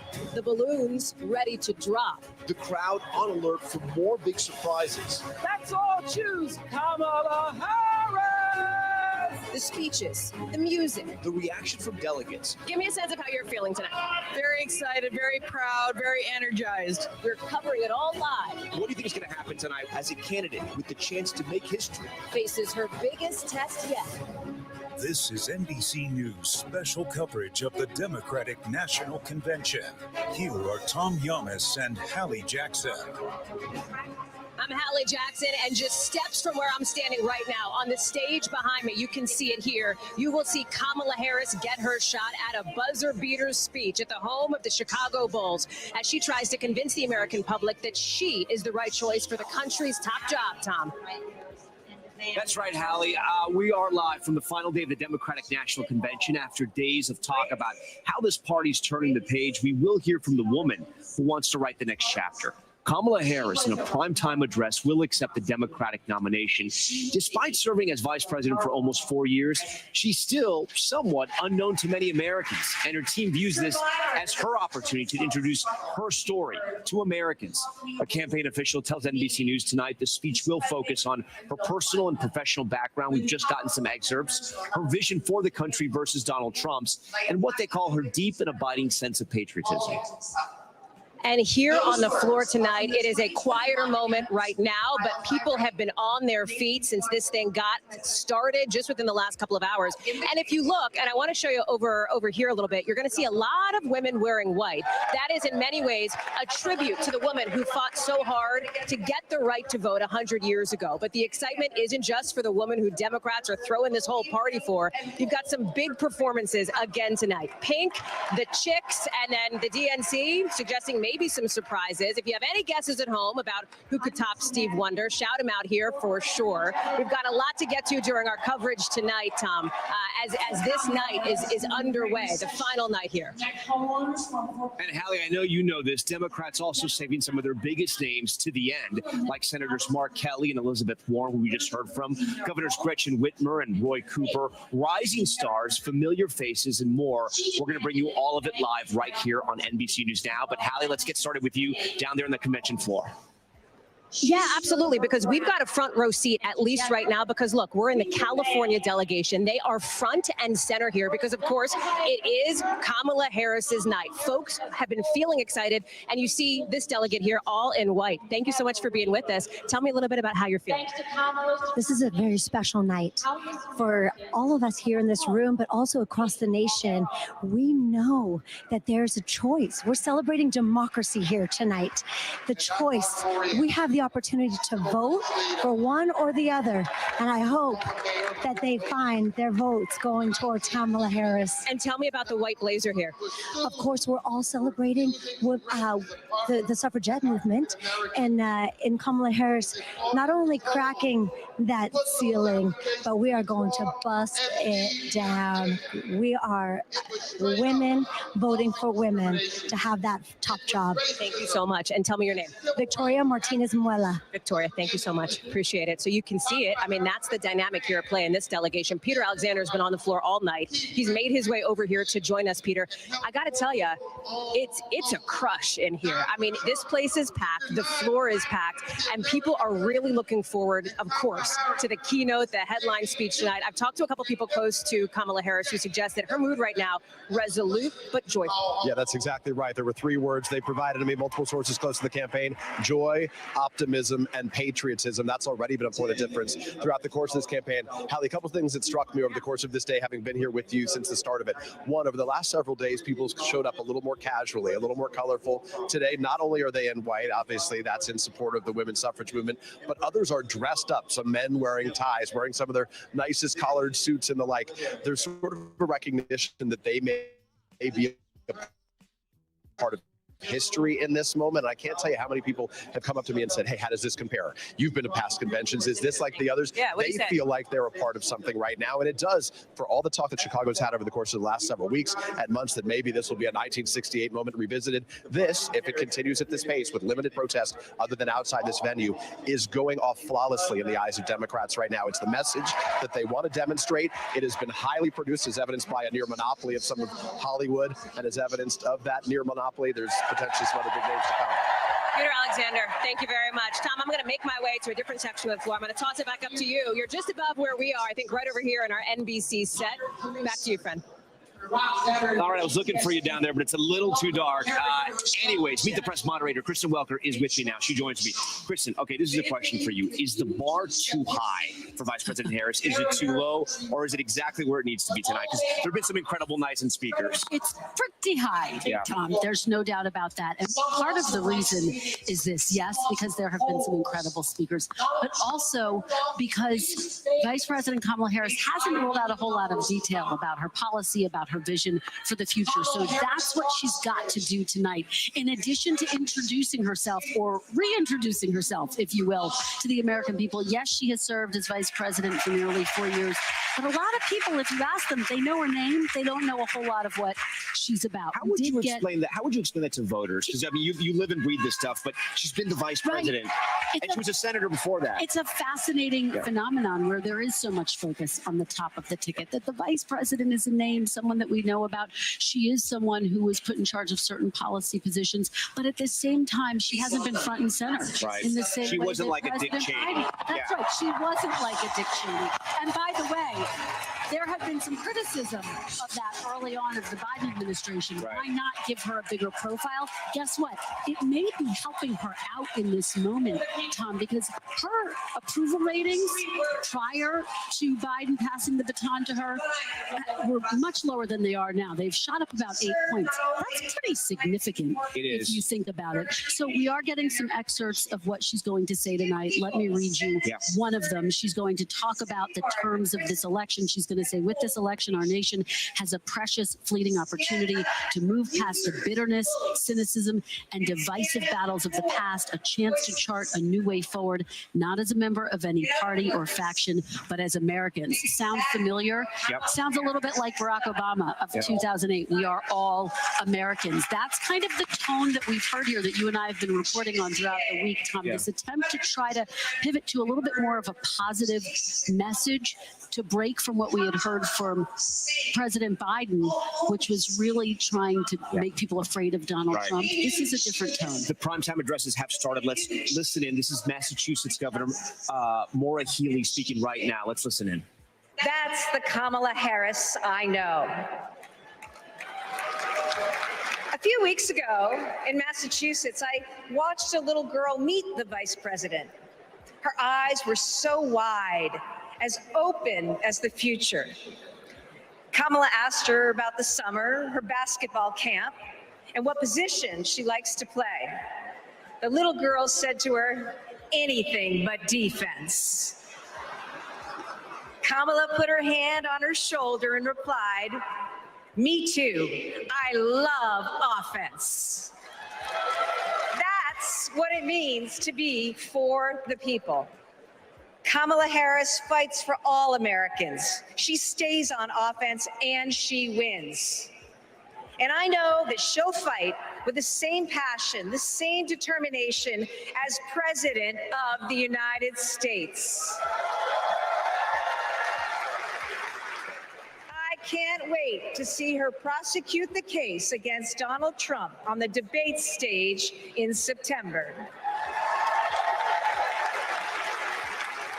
We face a stark choice in this election: a felon and con man or a dedicated prosecutor. The contrast between Donald Trump and Kamala Harris is clear. He obstructs justice. She upholds it. He swindles people. She serves them. He thinks he's above the law. She actually understands the law.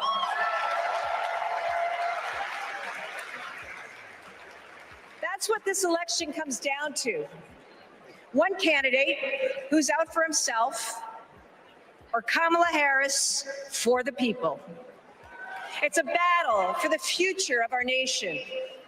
And tonight, we will prove beyond a reasonable doubt that Kamala Harris should be, she must be, the next President of the United States.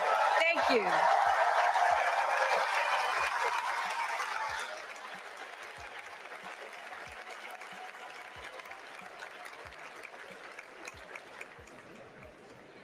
Governor Maura Healey, of course, of Massachusetts there, as we are continuing now with the programming on night 4 of the Democratic National Convention. I want to tell you that just down this aisle is the New York delegation, and that's where not too long ago I had the chance to catch up with the top Senate Democrat, Chuck Schumer. Watch.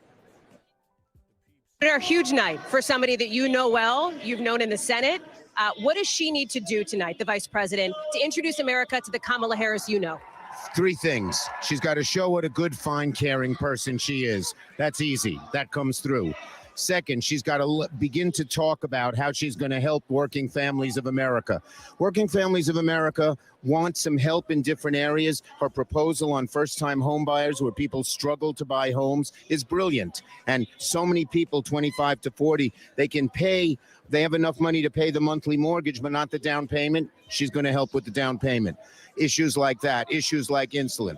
But third, she is a best prosecutor, one of the best prosecutors we've ever had in the Senate. She is going to prosecute the case against Donald Trump. What do Democrats need to do in order to keep the momentum that you are feeling here on this floor moving forward for the next 75 days? I've been at every convention since 1984. This convention not only has more joy and happiness, but it has more unity and more conviction that we have to keep this going until November 5th, until Election Day. That's what everyone's talking about tonight. Not simply it's great tonight, but how do we keep this going? And we're going to do it because we are so eager to have a Harris regime, but we're also eager to make sure Trump doesn't become president. You talk about Democratic unity, and yet there are a couple of your colleagues in the Senate on the Democratic side who have chosen not to come tonight. You know, Senator Tester, Senator When Brown. I was running for office, for Senate and House, I didn't come. Their voters are in Montana. Their voters are in Ohio. They're not here. They're being smart. Concern about down ballot races is one of the reasons President Biden cited after he withdrew from this ticket as to why he was stepping out of this race here. Have you spoken with him recently? I have spoken with the president, and one of the things he asked me to do was how he could help with down ballot races. He cares a lot about them. And if you look at the polls in the down ballot races, we're kicking butt. We're doing even better than I imagined, and I'm the perpetual optimist. How long ago was that conversation with him? Few days. And how did he seem? How was his mood? I think President Biden is walking with his head tall. It's a real sacrifice when you have so much power to give it up. But he knew he did the right thing, not only for himself, not only for his party, but for his country. And I think he's proud of where he's at. Before I let you go, you know, there's a group of uncommitted delegates who have been pushing to see a Palestinian American speaker on stage behind us here. Do you believe that that is something that the Democratic Party should be doing here? This is one of the most diverse conventions we've ever seen. Kamala's done a great job with it. We're not going to get any problems for lack of diversity. And economic freedom. Trump would. My conversation there with Senator Chuck Schumer just minutes ago here on the floor of the convention hall. Joining me now is John Lovett, co-host of Pod Save America and a former speechwriter for former President Obama. John, thank you very much for being with us here. So great to be here. We are getting ready to hear from Congressman Maxwell Frost from Florida. He is the first Gen Z member of Congress elected. We know that for this generation, the issue of gun violence is critical, and that is an issue that is getting essentially a prime slot here on the last night of the Democratic National Convention. What does that say to you about what the Democratic Party thinks on this? I think we saw with Tim Walz last night that the Democrats in this convention on a bunch of other policies, they're on offense and they're not afraid to say, like, our position, you can try to paint Democrats as a lead, as coastal, whatever. Tim Walz is a hunter. The American people want common sense gun safety. They do. The position that Donald Trump has, that J.D. Vance has, that the Republican Party has embraced is extreme. It represents a narrow fringe view, and we're not going to pretend otherwise. We're going to make the case on guns.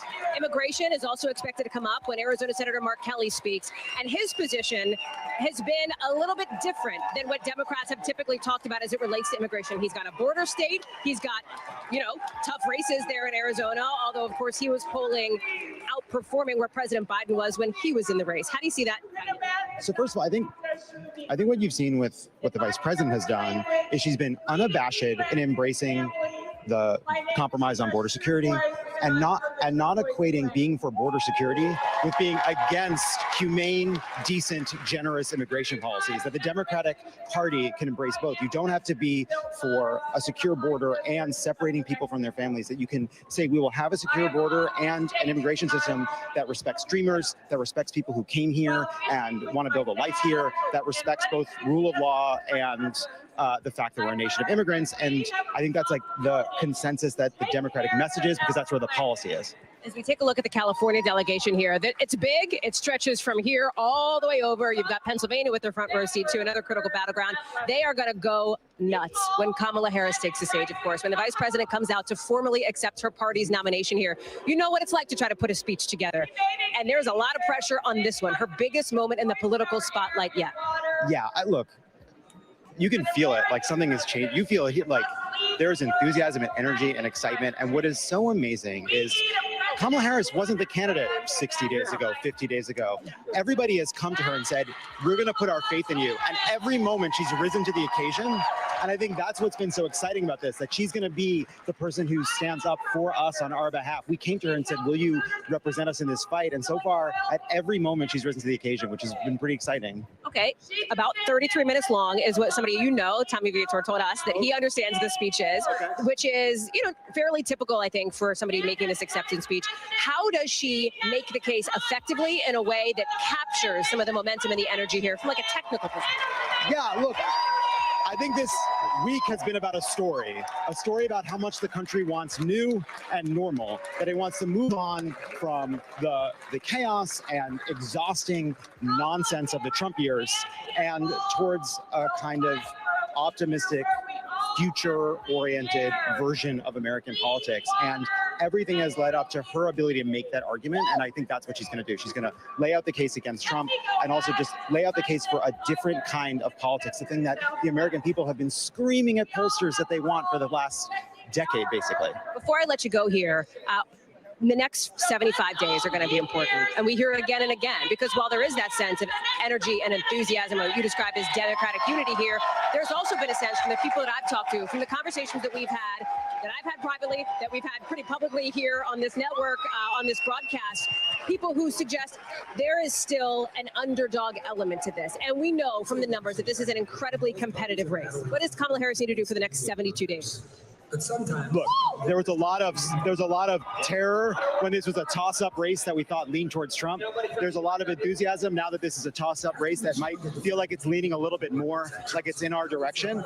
But just because there's enthusiasm and excitement, great teams can lose. United teams can lose. People with the right message can lose. We have to fight everywhere. We can't take anything for granted whatsoever. And that's I think what a lot of this is about. Like, everybody here understands that we may be excited, but it's not over. John Lovett, thank you very much. I really appreciate your time. I'm walking around here. I see somebody out of the corner of the eye that we know knows the Harris-Walz campaign. Along with my colleague here, Tom Yamas, I'm going to ask former Congressman Cedric Richmond to step in here along with Tom Yamas, because Tom's here. He's made his way down from the booth. It's good to see you. It's a little chaotic tonight. It's a little chaotic tonight. We're trying to find people, find our crews, but we're all here. It's all good. It's definitely busier. It's very intense here on the floor. Talk to us about tonight, Congressman, and apologies if we interrupt you to go to the next speaker. Just look around and look at the excitement. These people are inspired to be active. They are excited. There's joy in the air, but there's also seriousness of purpose, and people understand that this is just a huddle. We're going to have to break the huddle and go run a play. Cedric, what do you tell Republicans who are asking, when is the vice president going to have that unscripted moment, have that news conference, that sit-down interview? You guys have a lot of great momentum coming out of this convention. Will that moment happen before the debate in about 2 to 3 weeks? Well, the real question is, why do they keep letting their unhinged guy speak off the record and speak from the cuff? Because it's a disaster. Look, the vice president has no problem taking questions. She has no problem articulating a platform, and she'll do that. What I think people forget sometimes is that this has been 30 days. She had to pick a running mate. She had to prepare for this. And so you see her rolling out policy like she did last week, and she'll continue to do it. Incredibly high-profile primetime moment for her. The next one will be the debate in a couple of weeks. What's that prep look like? Well, it's the same prep that was going on before we changed, but the goal is to make sure that she articulates to America her vision and contrast her vision with Donald Trump's vision. And I think it's clear from the refrain so far that she wants to take us forward, he wants to take us backward. You know, some Americans, including the campaign manager for the ticket, say America doesn't know Kamala Harris yet. You've worked with her. You know her well. What's something about her that Americans don't know yet? That she's genuine and that she really cares about other people. And it comes from her days of being a young lawyer, being a prosecutor, and defending people who don't have a voice. So if you're out there in America and you feel you don't have a voice, you can't afford a lobbyist, you can't afford to take off work and go up to the Capitol and advocate, you know that Kamala Harris will be doing that every day on your behalf, because that's her passion. And I think that's what will show through the night, is that she's fighting for people she will never know. But she knows that they will be affected by her policies. You know, I ran into Governor Tim Walz. He's here. He was backstage in the hallways. I said, how you feeling? He gave me a big thumbs up. I said, how's she feeling? He gave me a big thumbs up. You've been in touch with her. What is the mood heading into a night as critical as this? Everyone is very, very excited. But I think she also knows that there will be a lot of people tuning in tonight, a lot of people tuning in now that don't really know her, and that this is her chance to articulate her values to them. And she's going to do that. What is her next stop after today? I don't even remember. All right, I'll let you go check your notes. Before you go, I do have one question. I don't know if we have this mic or not, but we'll try both mics. Cedric, you come from a red state. How do you get red state voters, or maybe even those battleground states like North Carolina, Arizona, Georgia, that have been red in the past? How do you get those voters to buy into Kamala Harris? Well, I think that's a perfect question, because what they need to hear is that she's going to wake up and empower them. So if you look at Louisiana or those southern states where most of them rank at the bottom in education, at the top in poverty, last in healthcare, that she wants to uplift them. And this is not about race. This is not about urban versus rural. This is about uplifting every American, and stop believing the division of Donald Trump that only one person can do good and somebody has to do bad. We believe we can lift up everybody at once: black, white, rural, straight, gay, urban. It doesn't matter. If you're an American, we want to lift you up and invest in you That's what I think resonates in the South. I think it resonates in red states. Cedric, we appreciate you talking to us. Thanks for having me. Thank you, sir. Thanks for your time. I'll let you sneak out that way as I have Tom come on over this way. And Hallie, real quick, I was talking about things being a little chaotic here. I'm going to give you the floor for 5 seconds so I can get wired up. I got to get wired up. I'm going to be right back. Here, and I thought, listen, might as well come on in. It's totally I'm great. going to get wired up and be right back. Step out for 1 second because we're about 1 minute away, we understand, from the first Gen Z Congress member ever elected to the House of Representatives, and that is Florida's Maxwell Frost. He is somebody who has talked openly. I've interviewed him before. I was down in Florida, went down to Orlando to talk about him. Gun violence was an animating issue for him. It is why he got into this race. He talks a lot about the economy, the inflation, about the affordability issue as somebody, as a young person, and I'm keeping an eye on the stage right over here just to make sure I'm not missing anything. You can see it right behind me here, but has talked about some of those key issues that got him into the race. We want to listen in now as he's taking the stage, Florida Congressman Maxwell Frost right now. I'm Maxwell Alejandro Frost, and I'm proud to be the first member of my generation in Congress. I'm also proud to represent Central Florida. You might expect me to talk about how climate change will impact our future. But as a Floridian, as a Florida man, I'm here to tell you that the climate crisis isn't some far-off threat. It is here. Donald Trump and J.D. Vance think they can divide us by saying this crisis is some type of hoax. But I've walked the streets of communities that have been forced to rebuild after hurricane flooding destroyed their homes.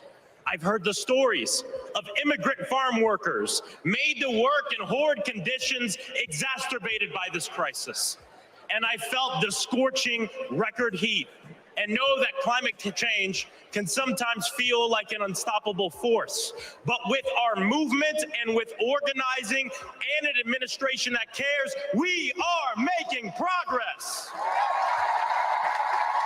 Kamala Harris and Joe Biden have proven that tackling this crisis creates jobs, that investing in clean energy protects our health, and that investing in mass public transit builds strong communities. And we must always remember that peace is essential to our climate and war destroys our environment. This election is about every drop of water that we consume and every breath we breathe. Fighting the climate crisis is patriotic. And unlike Donald Trump, our patriotism is more than some damn slogan on a hat. It's about actually giving a damn about the people who live in this country. Because when you love somebody, you want them to have clean air. When you love somebody, you want them to have safe drinking water. And when you love somebody, you want them to have a dignified job.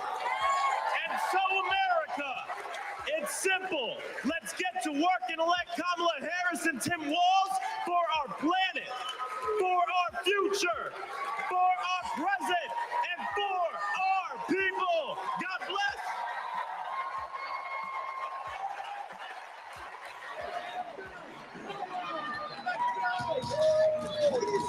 An amped up crowd here for Florida Congressman Maxwell Frost in his late 20s, youngest member of Congress, youngest first Gen Z member ever elected. Congressional member. Okay, we have they're doing a DJ set now. I'm gonna try to prevent Hallie from dancing because the music's been good. You know I would. The music's been good all night. We're also gonna have a special video from Steph Curry, the NBA legend, current gold medal winner, and then after that, we're gonna hear from Colin Alred, who's taking on Senator Ted Cruz in that contentious Senate race down in Texas. Let's bring in our senior White House correspondent, Kelly O'Donnell, who, as we've said, has the best seat in the House. She can peek backstage. She knows who's coming up next, and she can also see everything going down at the microphone, too. Kelly, give us a sense of what you're watching for tonight.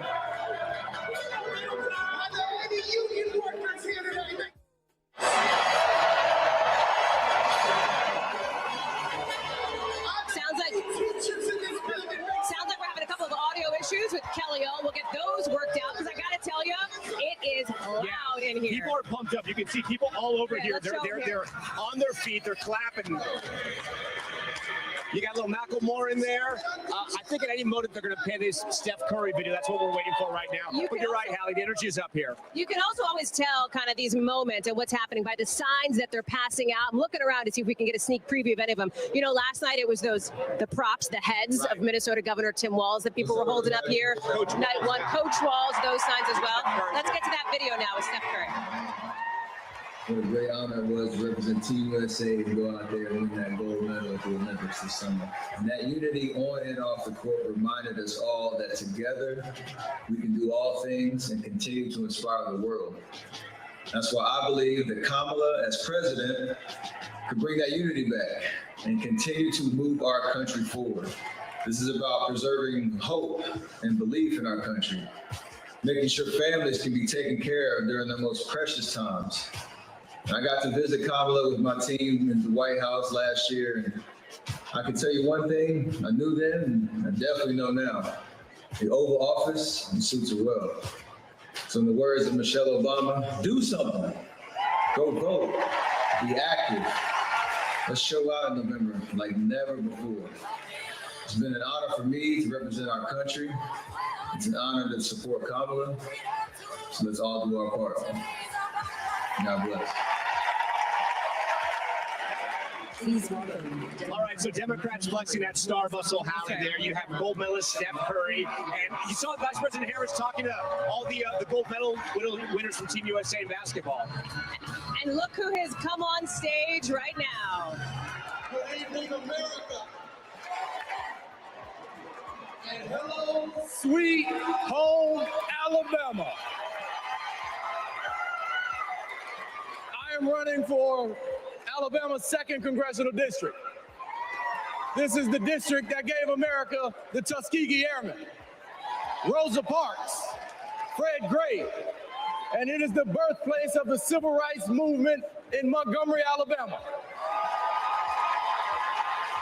And of course, this district is home to Mr. Good Trouble himself, Congressman John Lewis. Look, my pathway to this stage was paved by a legacy of fighters. Fighters that include my mother, Alabama State Senator Vivian Davis Figures, who is here at her 11th DNC.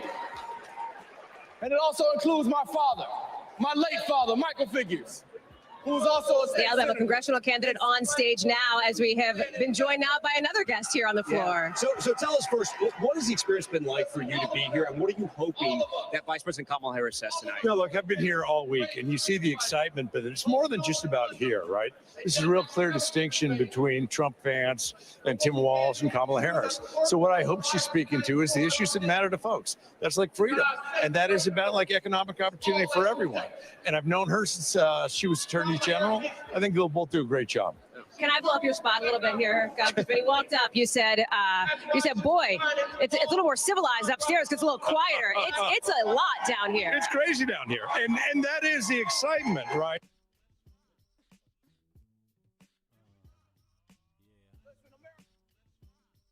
California poet named Kendrick Lamar recently reminded us that sometimes we got to pop out and show them. Well, America, it's time we pop out and vote.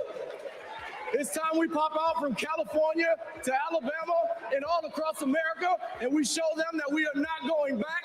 We are going forward, and we are going forward with Kamala Harris as the next president of the United States of America. Thank you. God bless you. Roll Tide. Let's go win this thing.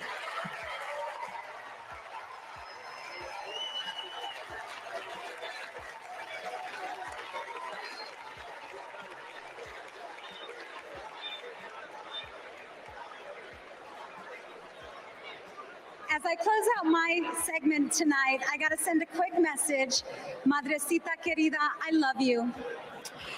Kamala Harris and Tim Walz understand what everyday Americans are going through because unlike Donald Trump, they actually grew up in families where every dollar mattered, where everything was earned and nothing was handed to them. Our next speaker knows something about that too. Please welcome my dear friend, our fellow Texan, our next senator, Representative Colin Allred.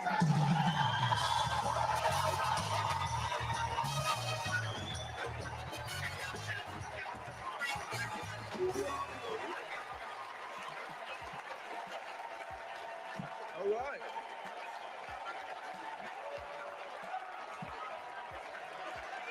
Hey, everybody. I'm Colin Allred, a congressman from Dallas, dad to two perfect little boys. And this November, I'm going to beat Ted Cruz.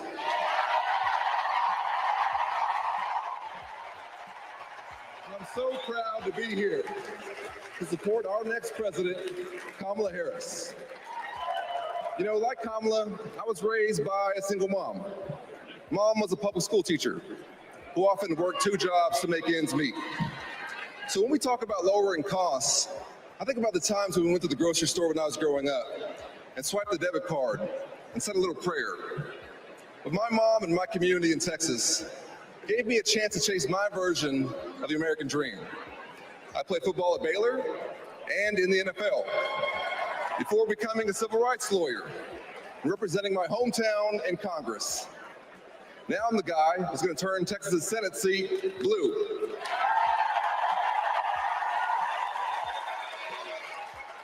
You know, in the NFL, we had a term for guys like Donald Trump and my opponent, Ted Cruz. Me guys. You know the type. Talk a big game, only care about themselves, but you don't want to be stuck with them at a barbecue.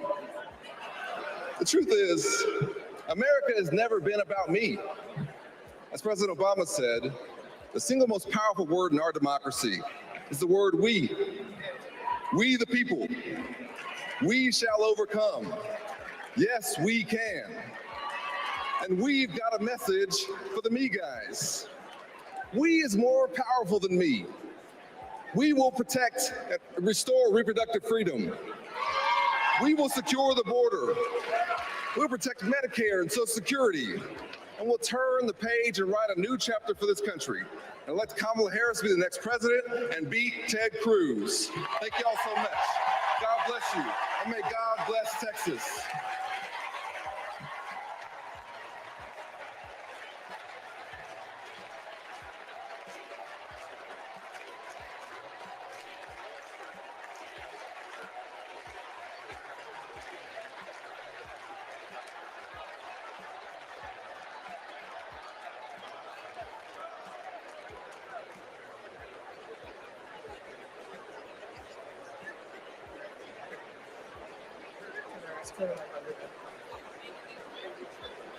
I'm Anya Cook.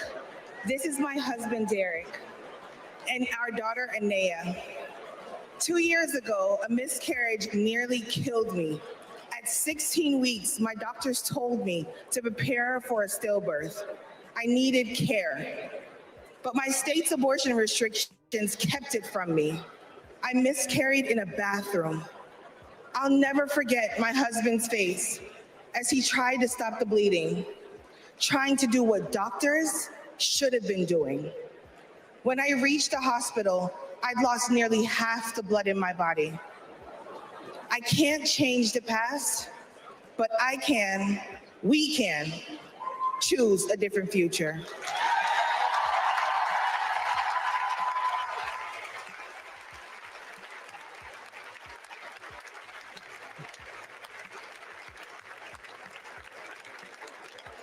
I'm Craig Sicknick, and this is my mother, Gladys. My brother was a U.S. Capitol Police officer, Brian Sicknick, a hero who died after defending our country on January 6th.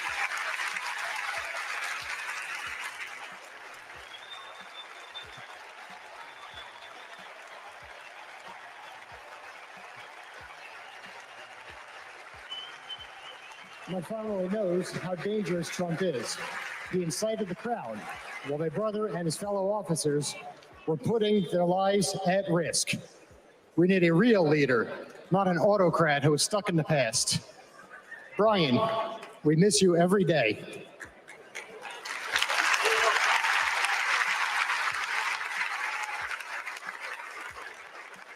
I'm Gail DeBoer. I've had type 1 diabetes since I was 11. Stressing about insulin cost has been a constant in my life.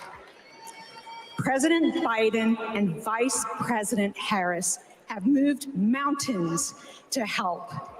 Medicare can finally negotiate prescription drug prices.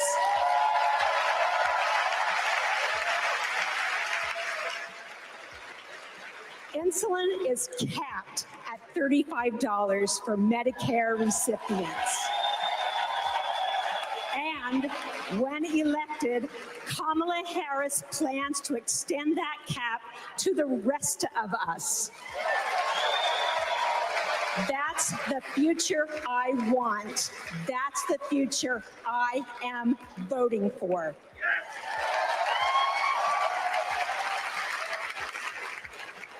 I'm Wani Romero, owner and CEO of Mothership Coffee in Las Vegas. I put in work to build my business. When COVID hit, this administration's support kept us moving. I hired staff and we grew.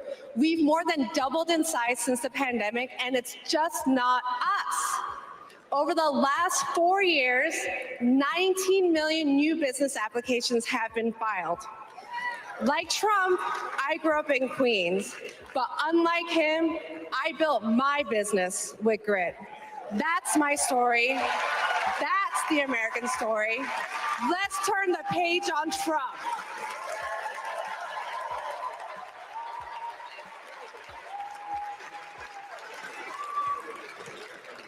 I'm Eric Fitz, and these are my sons, Christian and Carter.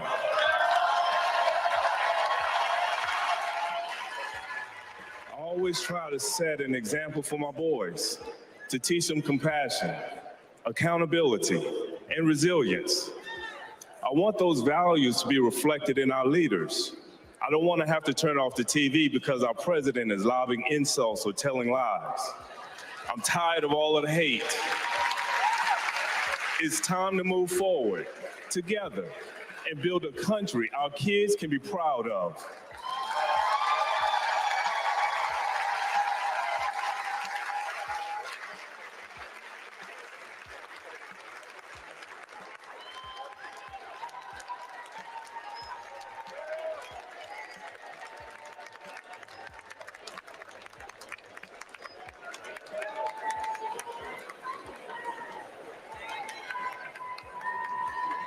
So we're back out live here on the convention floor in Chicago, live at the United Center. My colleague Jacob Sobroff has been working the convention floor for several hours now. Jacob, give us a sense sort of the tone tonight and any kind of patterns you've been seeing and what the delegates have been telling you. Tom, we got a remarkable vantage point here from side stage, basically where a lot of the dignitaries and some of the celebrities have been coming through, either once they go up on the stage to make their way back out to the audience, or as a matter of fact, just to sort of stage here in advance of coming out. Earlier tonight, I ran into Martin Luther King III, of course, the son of Martin Luther King Jr. He told me, obviously, what a remarkable moment this is from his vantage point in terms of a civil rights moment for the nation.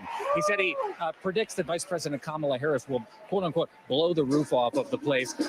And he said, honestly, more than anything, the importance of an evening like this is to rally people to go out in states like Georgia, where he says around 10,000 volunteers have been recruited in order to go out and participate, get people out to vote. And right now, with a program like this, you can see it right here up on the stage. That's exactly what they're hoping this will do. Tom? That's right, Jacob. We're going to listen in now. This is Chicago's own, the official drum line. Let's listen in.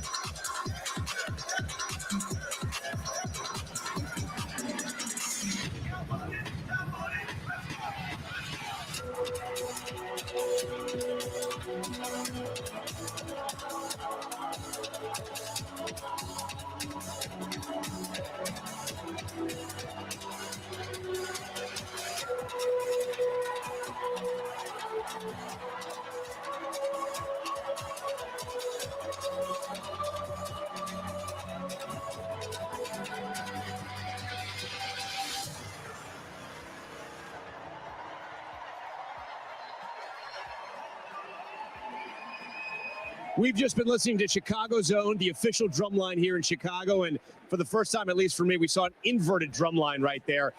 We've been watching and talking to delegates all throughout the night here at the Democratic National Convention as a USA chant starts right now. One of the delegates that caught our eye is from Maryland. How you doing?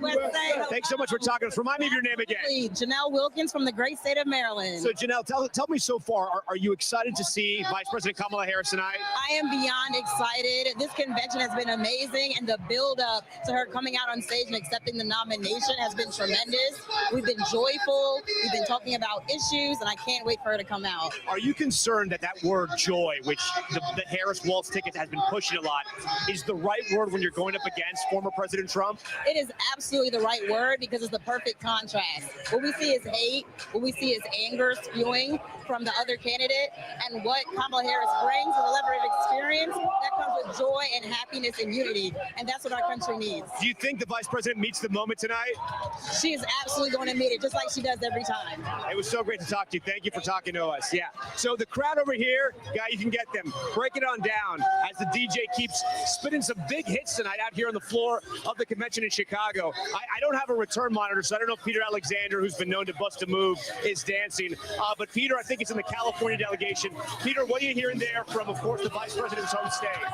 I'm hearing a lot from the window to the walls, an ode to Tim Walz, of course, the Democratic nominee for Vice President. Here alongside my new friend Robin from Miami, Florida, retired college professor. Robin, you're the guest of a delegate. Yes. You're the guest of a delegate, your first time ever at a convention. What do you make of this experience? This is so awesome. Just awesome. And there's just more that unite us than divides us in this United States of America. Have you seen Kamala Harris speak before? No, I have not. So describe the anticipation for these Democrats who now have gathered in force in support of her, unified behind her, and now anticipate her first step on stage. It just makes you want to vote. It's better than Barack Obama. I mean, you have to go out there and you have to vote. You have to vote. Can you just tell me about, one more second, you were a former teacher, a former professor. You've spoken to young people. There was a concern that young people may not be motivated. There, as you witness, are so many young people now in this room. This has a party atmosphere. I've been to a bunch of these before. It feels unique. What is it about this moment in Democratic politics that sets it apart from those in the past? It's history. It's getting involved. It's knowing that democracy is at risk. We have to do something. Robin. It's been a pleasure to be with you. We'll be dancing a little bit tonight, you and me out here, because we got a lot of open space, all right? So you break it down a little bit. I'll let the camera enjoy your dancing much better than it enjoys mine, because we got a long way to go over the course of this evening. To the White House, she says. Tom and Hallie, if we can, Mark, just pan the camera around from this angle and get a sense. We are in a sea of red, white, and blue. Now it's the flags. Later tonight, it'll be the balloons, the official balloon drop with thousands of them floating in nets above us, anticipating that finale this evening, the culmination of a convention that only a matter of weeks ago, a lot of Democrats feared would have almost a funereal atmosphere. This real concern within the party that Joe Biden may not have the popularity nationally to beat Donald Trump, who was fresh off an assassination attempt, but a moment that created a sense of empathy behind the former president. Now things have shifted in a moment. And I'll tell you what struck me in my conversations is how many Democrats have said they don't know how things would have played out in the course of a long campaign, but they know with barely 70 days to go, that burst of energy is something they think is contagious and something that they can continue over the course of that time up until Election Day. Tom and Hallie, back to you. All right, Peter, appreciate it. Just behind me here, you can see Old Glory on full display here, the main star of this convention right now. Patriotism on full display as we watch those flags wave here in Chicago live at the United Center. Kelly O'Donnell, God, I'm going to spin you around right here. Follow me, guy. So right up there, Kelly O'Donnell, you can see, of course, purple jacket. Kelly, turn around. Can you see us right here? Turn around for a second. Can you see us? We're right behind you. Here you go. Look down, Kelly. There you go. Now you see us. Kelly, so talk to us about what you're experiencing and what we've learned from the excerpts that we've gotten so far from Vice President Harris's speech tonight. Well, one thing I can tell you, Tom, is that Kamala Harris's grandnieces are backstage and they are dancing right now. Two adorable young ladies who we've seen in public at different times, so we know that family is here. We have also been trying to report about surprise guests tonight. What I can tell you is that I have sources that are saying there are some secure areas that no one has been able to get into. Now, on the fourth night of a convention, that is often the case for the nominee themselves, but this appears to be different. So that's a tantalizing little nugget. I'm going to continue working on that. On what the vice president is going to say, she is going to honor her own mother and talk about her mother's hopes for her and what this could mean. She is going to talk about her vision for America and what she believes. She's going to talk about her love for the country and a desire to lay out a plan that will be safe for all, freedom for all, and a chance to try to use the word freedom, according to aides, not according to the remarks, to put it in terms that makes it accessible to everyone, that freedom isn't just about the documents that founded our nation, but about the everyday lives of Americans, whether it's about who you love, whether it's about your health care, whether it's about your ability to use a firearm if you believe in the Second Amendment, if it's about choice for your children's school, all of those different ways that freedom can be expressed, and to try to use that along with joy. So with the beat that is going on in this hall tonight, there is certainly a lot of energy. There's a lot of dancing. There's a lot of important work that is also to be done to take this energy and to take it on the road toward November. Tom?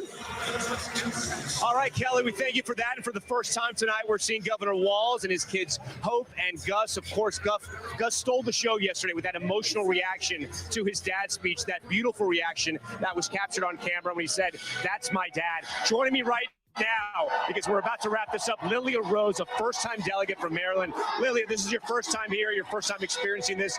How do you sum it up?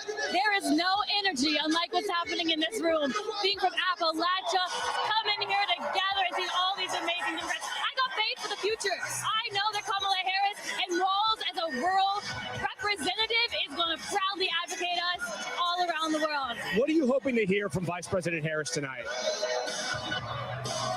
Hoping to hear, oh, that's such a hard question. I'm so excited to just be in her presence. But I'm hoping to hear the plans she has for the future and what she has specifically for the next generation of us young voters and how we can continue to motivate other young voters to get out and get involved. Real quick, as a young delegate, what do you do after this? You talked about being motivated, the momentum. Where do you go from here? Oh, I am going home and spreading the good word. All our friends are getting together and partying and knowing that we got to vote. We got to get out the vote because this is our future. Our future for clean air, clean water, our future of jobs, housing.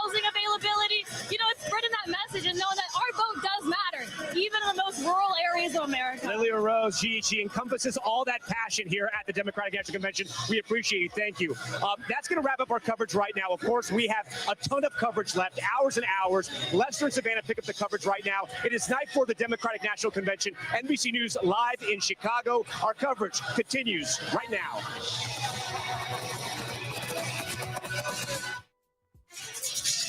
Hi there, tonight in Chicago, a moment we've never seen in American history. The first woman of color nominated by a major party in the spotlight of this final night of the Democratic National Convention. And our special coverage starts right now. A historic test for Vice President Kamala Harris. Together, we will chart a new way forward.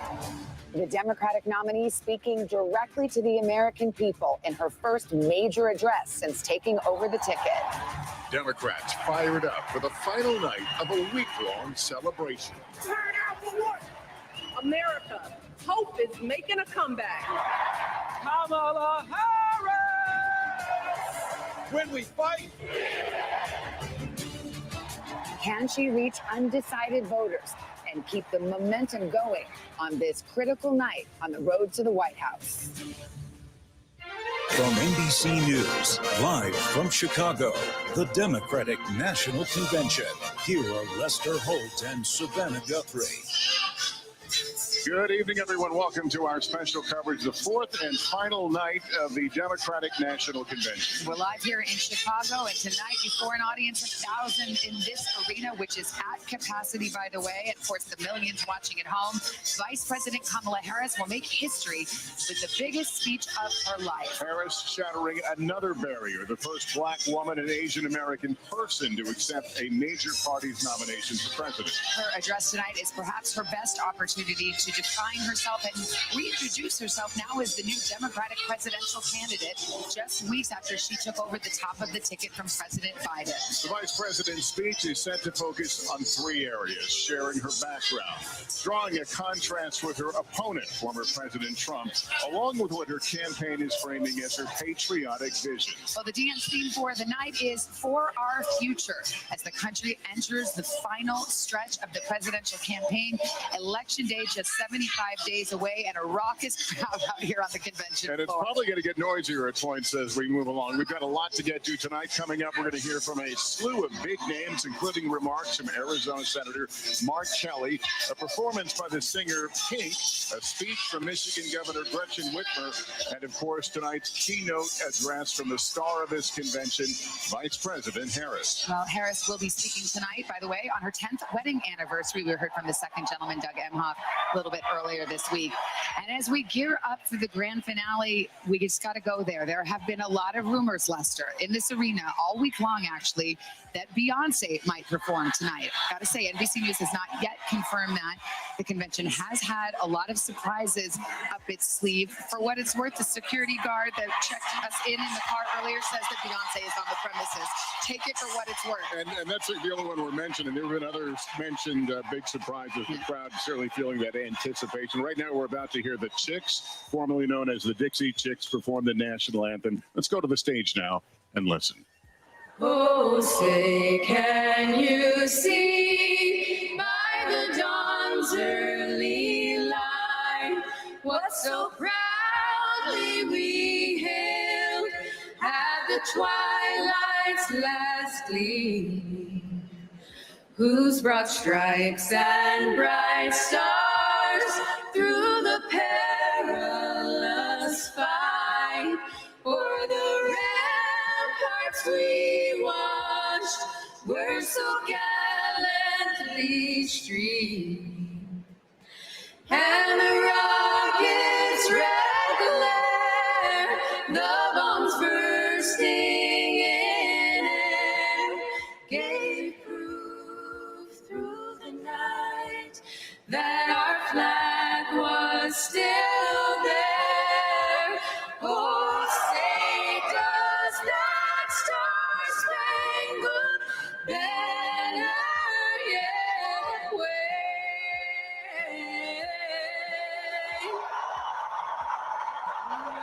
Land of the free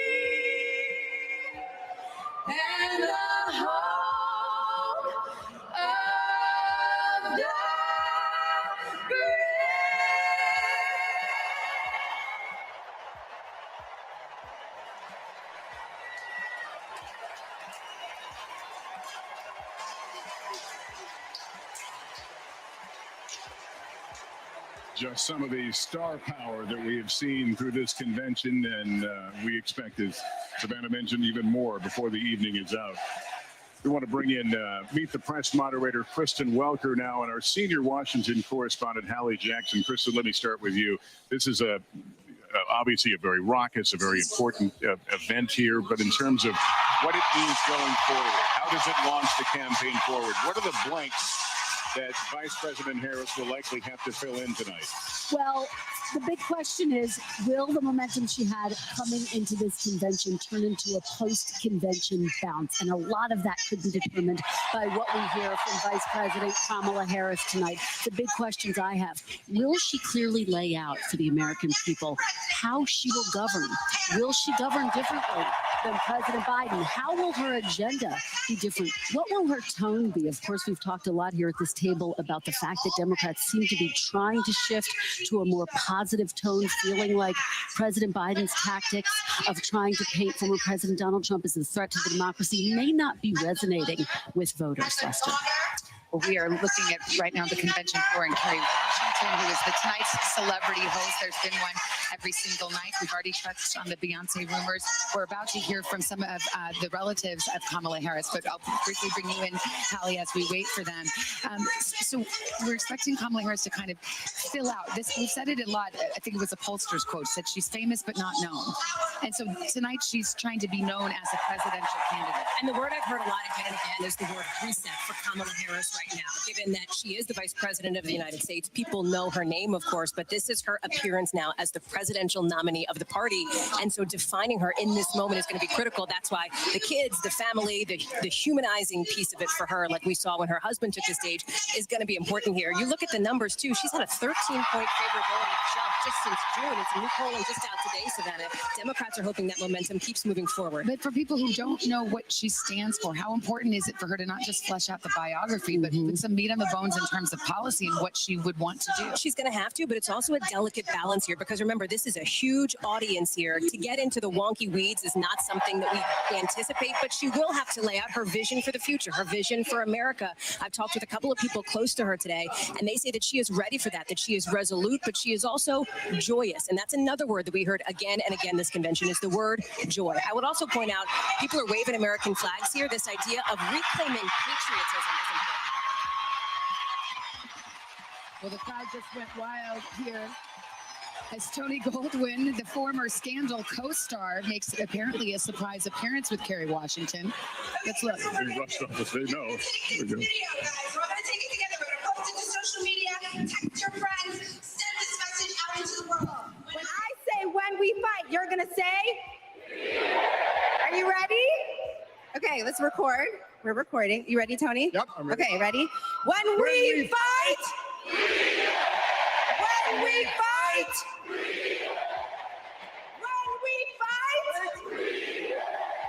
Are you ready for Kamala Harris to win? Good, because when Kamala wins, America wins. We did it! We did it, Joe! Thank you, Tony. I don't get to stay? No, you gotta go. Bye, everybody. Tony Goldwyn, ladies and gentlemen! Okay, so listen. It's come to my attention that there are So Kerry Washington, this is actually a strategic moment because the Democrats have been trying to create these viral moments. Now, Lester, I know you watch every season of Scandal, and you immediately recognize the chemistry between Kerry and Tony because of their characters. Sure. And as Kerry would say, it's handled. But they're trying to, they're trying to create these viral memes and moments, and some of that has happened organically. Well, we saw that the minute she became obviously the nominee, we saw that in all corners. Yeah. And this is something that they credentialed content creators, influencers. So they're not fooling with us old media folks. They're going for that young vote, and it's turning up in the polls. Well, the young vote is so critical, and it's particularly critical because former President Biden was trailing with young voters. She's grown, but not enough. Well, speaking of young, these aren't voters, but we are seeing members of Harris's family coming up. So let's listen in here. Put it together It's 1, 2, 3. Kamala. All right, so let's practice. Everybody over here say Kama. Everybody over here say La. Together.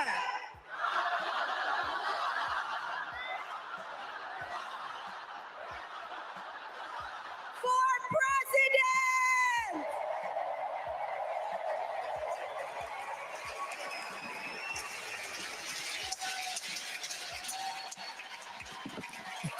So those are Kamala Harris's grandnieces, and they're making a virtue of that. Kamala Harris's name has been mispronounced, including by her political opponent, her political opponent consistently. And some people think that's confusion, and some people see something more sinister. Yeah, perhaps like a microaggression, essentially, from former President Trump against Vice President Harris, given the historic nature of her candidacy, which brings us to a couple of things. The historic nature of her candidacy has not been something that she has leaned into heavily on the campaign trail, and those around her say that that's pretty intentional. They believe that her role, her presence, speaks for itself, as if she wins, the first, of course, Black woman president, the first South Asian president. And I would say Ella Emhoff, you talk about young voters, she is somebody who tends to go viral online. Hi, I'm Nina. I'm Ella. And I'm Zaina. I grew up in Oakland, California, in a house full of extraordinary women. My mom, my grandma, and my auntie, who showed me the meaning of service, helping her sister, a 17-year-old single mom, fighting for justice for the American people, and still cooking Sunday family dinner. She guided me, now she's guiding my own children, and I know she'll guide our country forward. Kamala came into my life when I was 14, famously a very easy time for a teenager. Like a lot of young people, I didn't always understand what I was feeling, but no matter what, Kamala was there for me. She was patient, caring, and always took me seriously. She's never stopped listening to me, and she's not going to stop listening to all of us.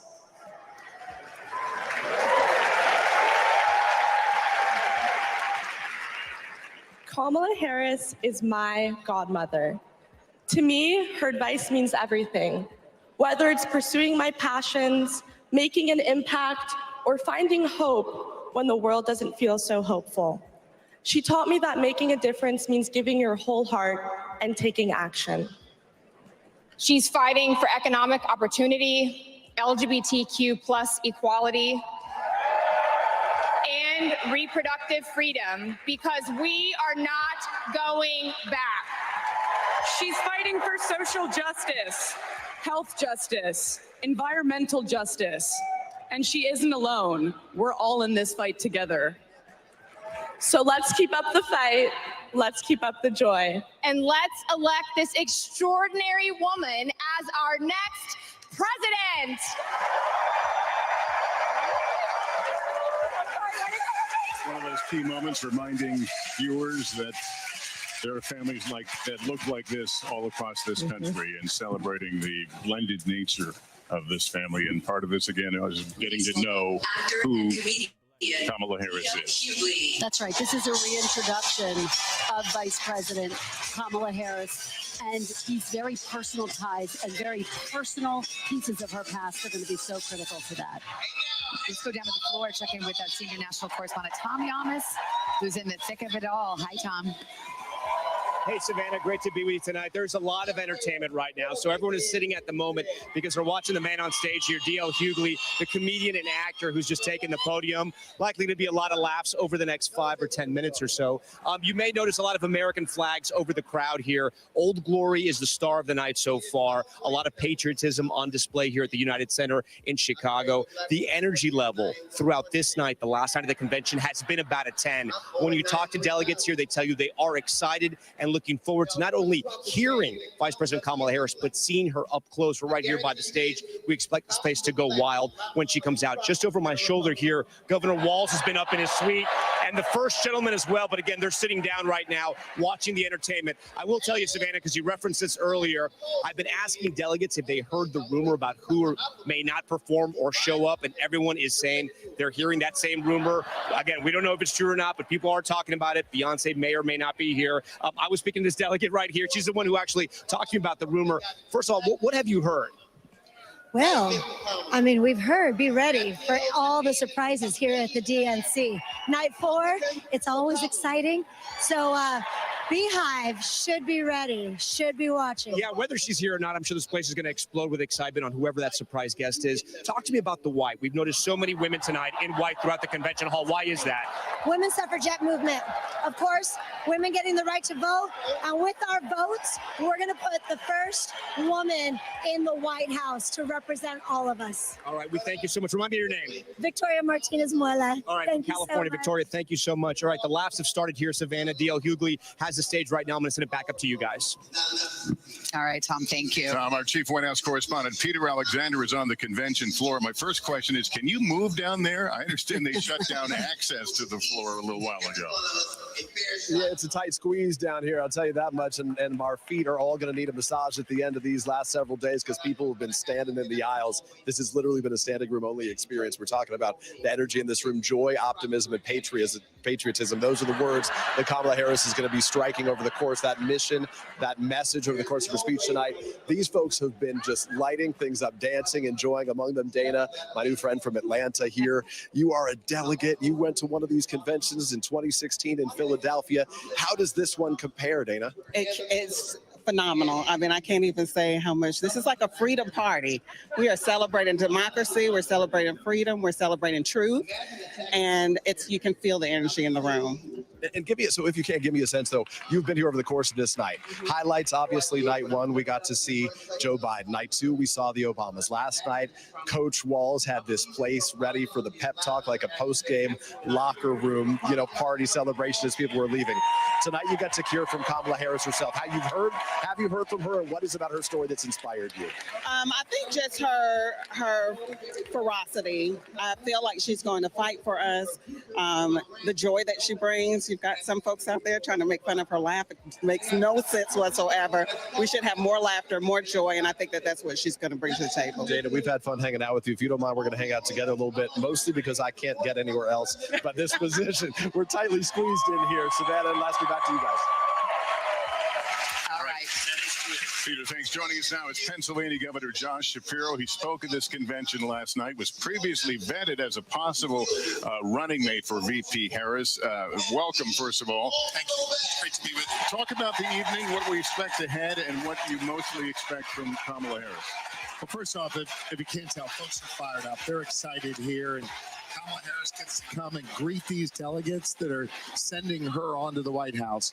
And they are people who I think are excited to hear about her life story, hear about her vision, hear about the kind of things she wants to do to lift up this nation. I'm excited to hear her remarks tonight. If there's any do or die state for both campaigns, it's Pennsylvania. I think Democrats and Republicans agree on that. Yeah, that's the one thing you all agree Right. on, which it means that all these candidates are going to be parked in your state. But how do you assess it right now? And particularly having Kamala Harris at the top of the ticket versus Joe Biden, who is a sort of honorary Pennsylvanian, having been born in Scranton. Yeah. But what's the lay of the land for you? You know these politics very well. Well, we love Joe Biden, and we love our native son. I think what's clear, though, is the race has really changed since he got out. I mean, it's effectively a tie right now. The candidates are +1, -1, something like that. Pennsylvania is a wonderful state. It's an incredibly challenging state to win in.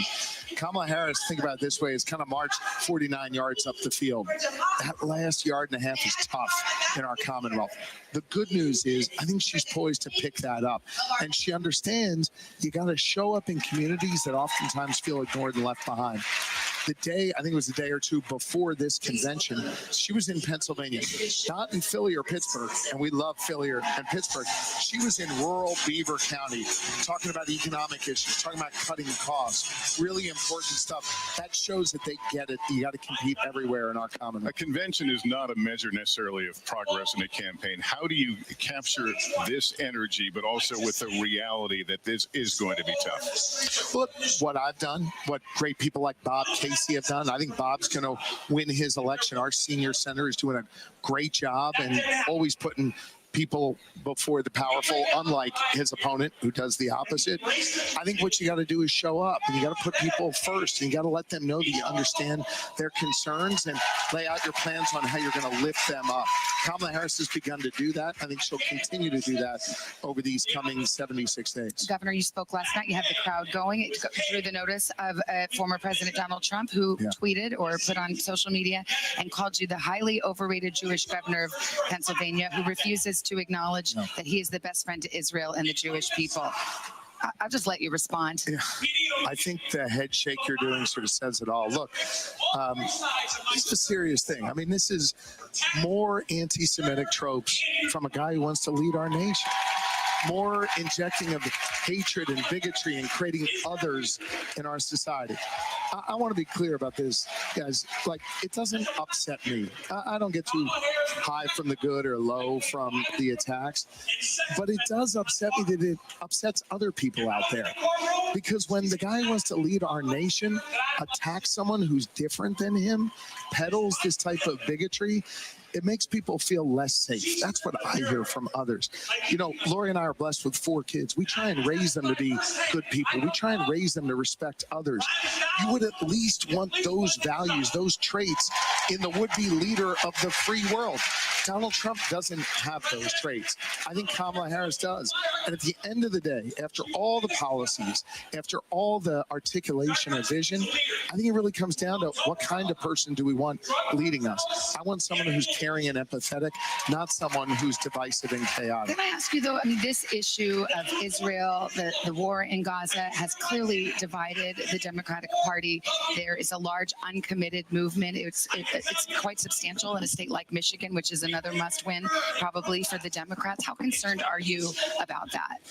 Look, I think what's happening in the Middle East is it's really tragic. It's tragic what happened on October 7th when a terrorist group led a raid into Israel, killing over 1,200 people, capturing over 200 hostages, including Americans, bringing them over and then suffering abuse and sexual violence in Gaza.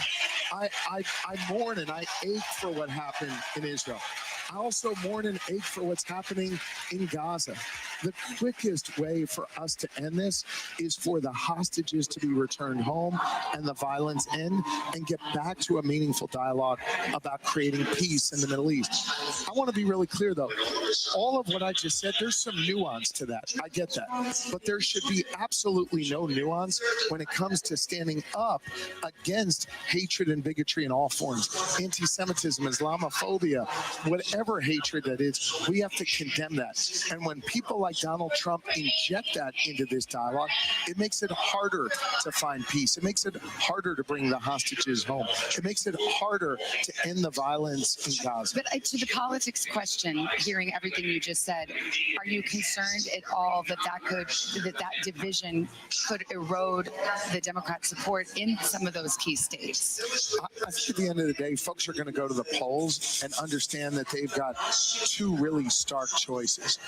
We can go with chaos and extremism, or we can go with someone who is trying to bring about a peaceful end to this, who is trying to bring the hostages home, who is trying to stop the violence that we're seeing in Gaza. And that is the person, ultimately, in Kamala Harris, that I think people will flock to. Governor Shapiro, thank you so much for coming out and speaking with us. We do appreciate it. We'll let you get back into the convention. Unless you know if Beyonce's coming. You know, there's a rumor. Is there? Yeah. You haven't heard this? I'm not on the inside on that one. But man, oh man, would I love to see Beyonce. You're a fan. Well, there you go. Big time. Governor Shapiro, thank you so much.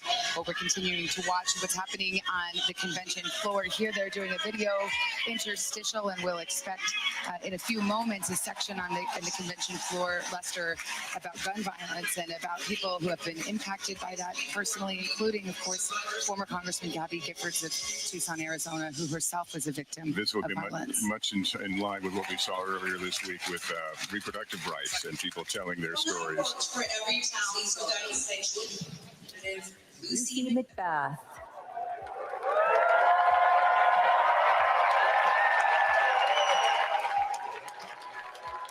When I worked for Everytown for gun safety and Moms Demand Action for Gun Sense in America, I saw firsthand the power of telling our stories. You've just heard mine, but there are many more to tell.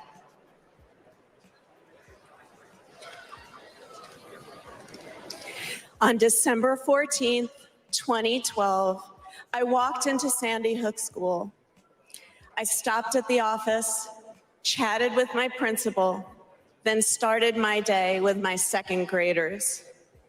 Suddenly, a loud crash, like metal folding chairs falling. 154 gunshots blaring. Hiding in the coats, trying to sing with my students, trying to read to them, trying to drown out the sounds. Terror, crying, running. I carry that horrific day with me. 20 beautiful first grade children and 6 of my beautiful colleagues were killed. They should still be here.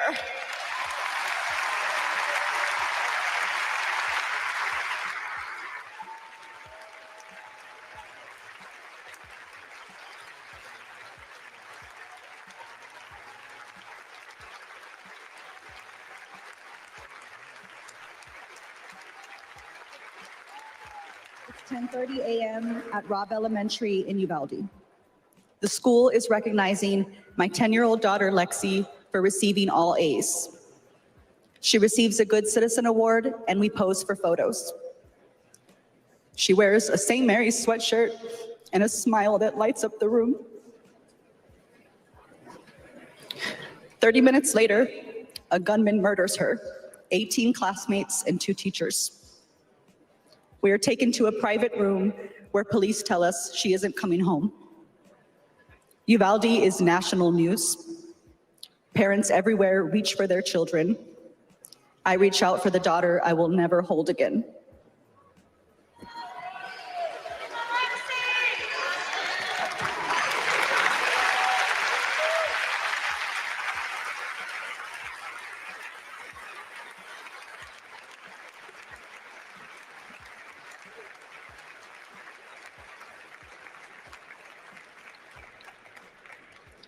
My niece, Sandy Patrice, was 22. She drove to Myrtle Beach for sun and fun and motorcycle parades. Hours later, my phone rang. Shooting on the beach. No one can find Sandy. I stayed calm. You see, my mother, Patricia Ann, had been shot and killed by an abusive partner. I was calm then too. I got to handling business. I called relatives, the police, hospitals, and I kept calling, voice steady, heartbeat pulsing.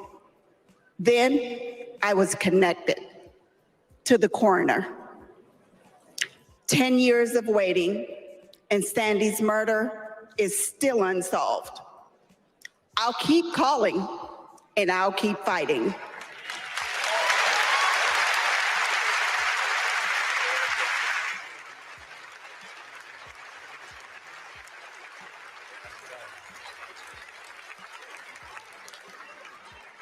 I was in high school when my classmate got shot. It changed my story. Instead of worrying about taking a test, I started worrying about living to take another test. They say schools are for learning, and I did learn a lot that day. I learned how to run, how to hide and drop, that what happens in the news can happen to me. But I learned something else too, that we can write and must write a new story if we choose to.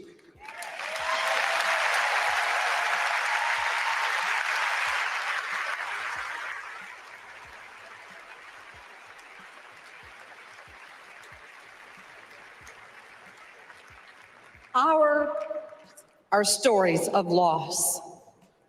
But make no mistake, our losses do not weaken us.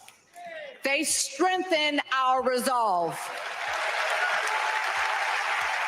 We will secure safer futures that we all deserve.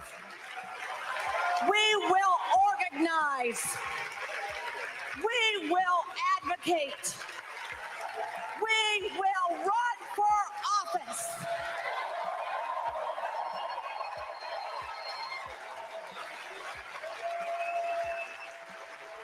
And we will join with Americans from small towns and big cities to keep our communities safe.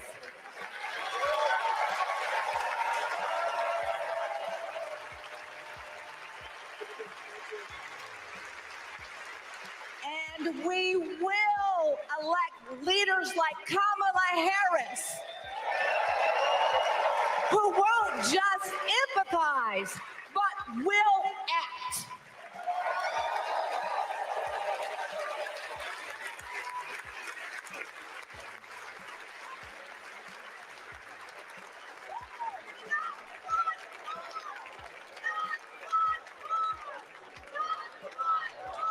Testimony and drawing images of some days that we would hope to never to think about again.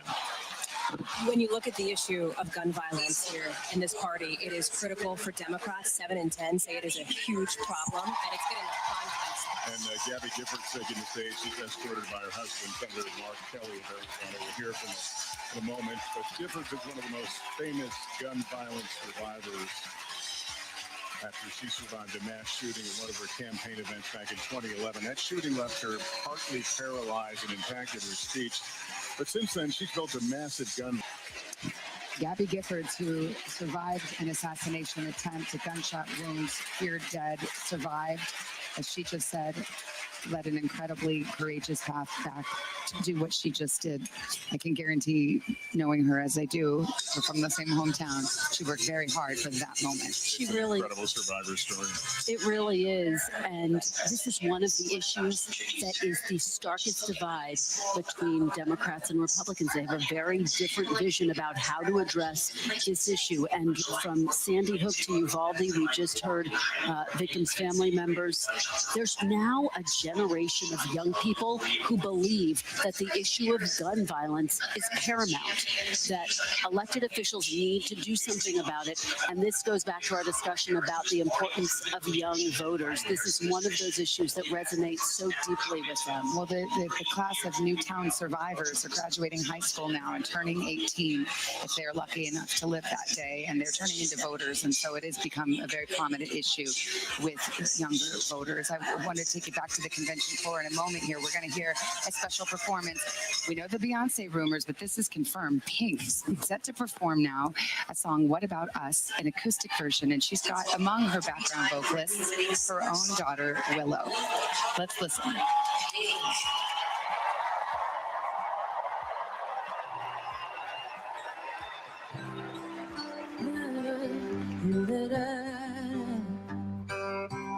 We're searchlights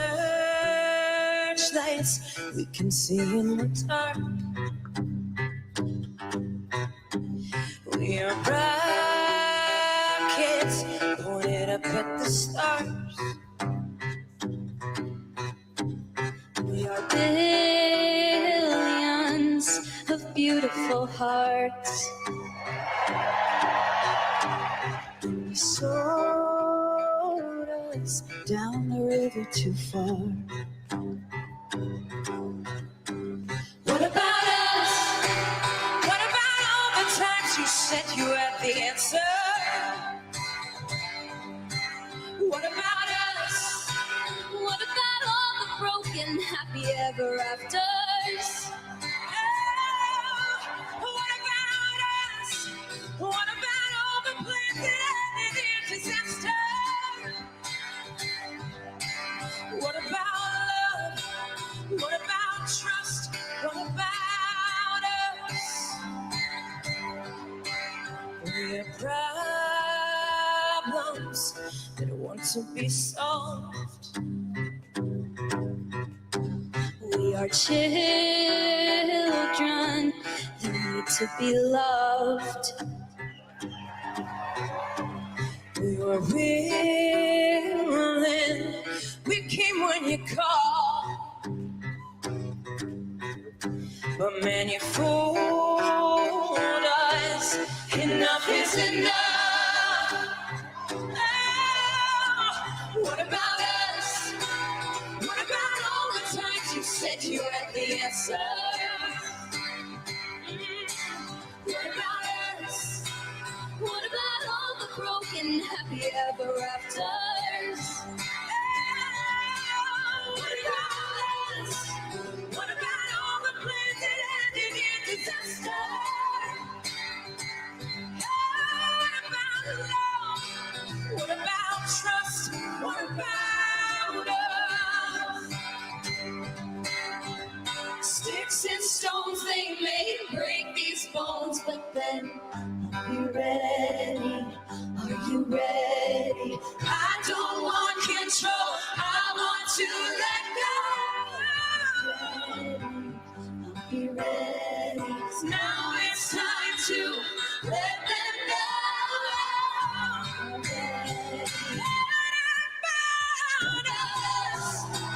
What about all the times you said you had the answers?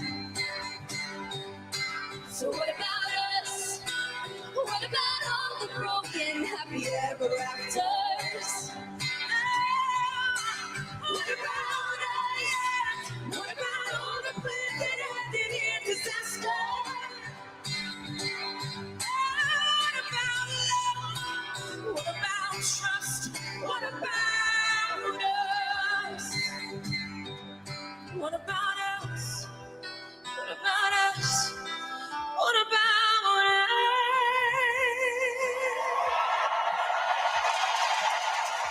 First of all, beautiful song. In the acoustic, even better.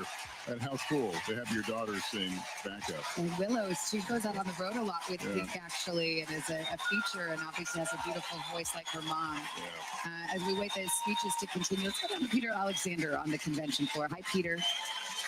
Savannah, I was struck by how many people were wiping away tears have really been feeling the last several speeches we heard about gun violence in this country. I just met Melinda, a school teacher, and a mom. I could see you just moved by the words of Gabby Giffords and the others. What did their stories mean to you?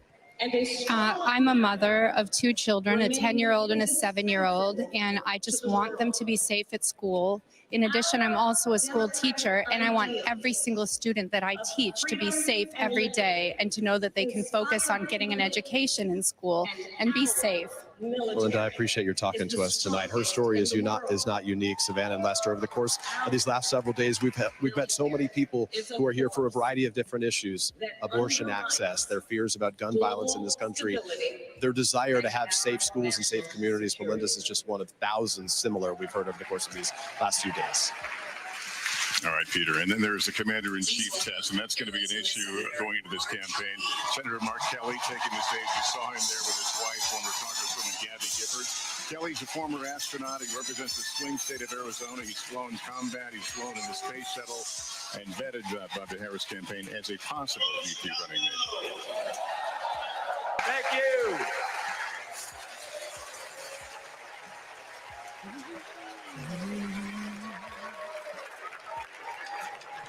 Please welcome former Secretary of Defense Leon Panetta.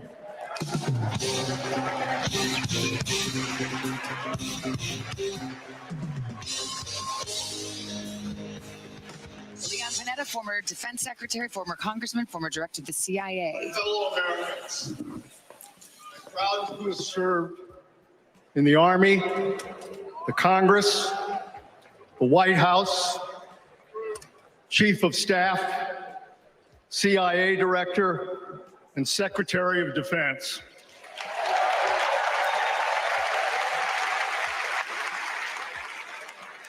I've looked into the eyes of our warriors and deployed them into battle. I gave the order directing our Special Operations Forces to fly 2 helicopters 150 miles into Abbottabad at night. And by the time the sun rose, Osama bin Laden was dead.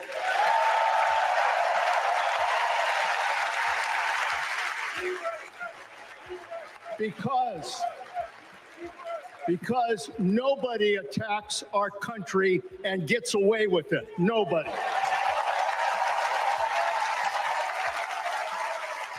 That's what our warriors do. That's what our warriors do. Our warriors need a tough, cool-headed commander-in-chief to defend our democracy from tyrants and terrorists. We need Kamala Harris behind the resolute desk. She knows a tyrant when she sees one. And our allies know a leader when they see one. On the Senate Intelligence Committee and as vice president, she worked with more than 150 world leaders. She's looked our allies in the eye and said, America has your back. Trump would abandon our allies and isolate America. We tried that in the 1930s. It was foolish and dangerous then, and it's foolish and dangerous now.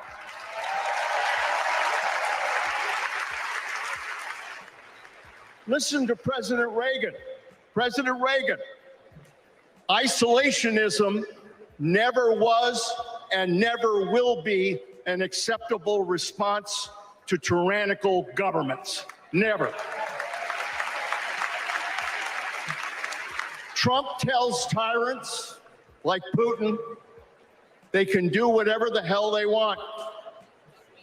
Kamala Harris tells tyrants, the hell you can, not on my watch. She's worked with President Zelensky to fight back against Russia. She knows that protecting their democracy protects our democracy as well. Look, Donald Trump does not understand the world, and he does not understand the service and sacrifice of our military. Our fallen veterans are not suckers. They are not losers. They are our heroes.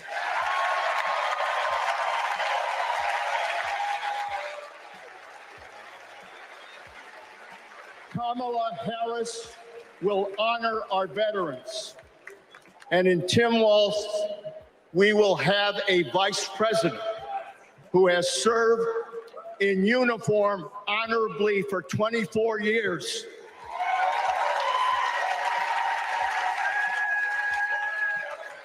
Kamala Harris understands this moment. It is a moment of danger and a moment of opportunity. She'll keep America's military the strongest in the world, the strongest ever known. And she understands what our military is for.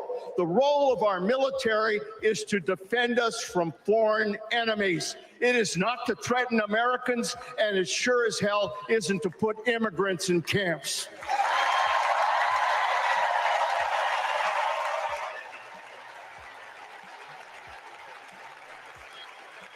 Every president since World War II, Republican and Democrat, has shared the belief that America must protect democracy in the world. Every president has honored our veterans and their sacrifices. Every president, but one. So we face a critical choice: to vote for someone who stands with our military and stands up for democracy, or someone who will disrespect our heroes and undermine our democracy. My fellow Americans, there is only one choice. One choice. And let me tell you something. When she takes her oath of office, as she will this January,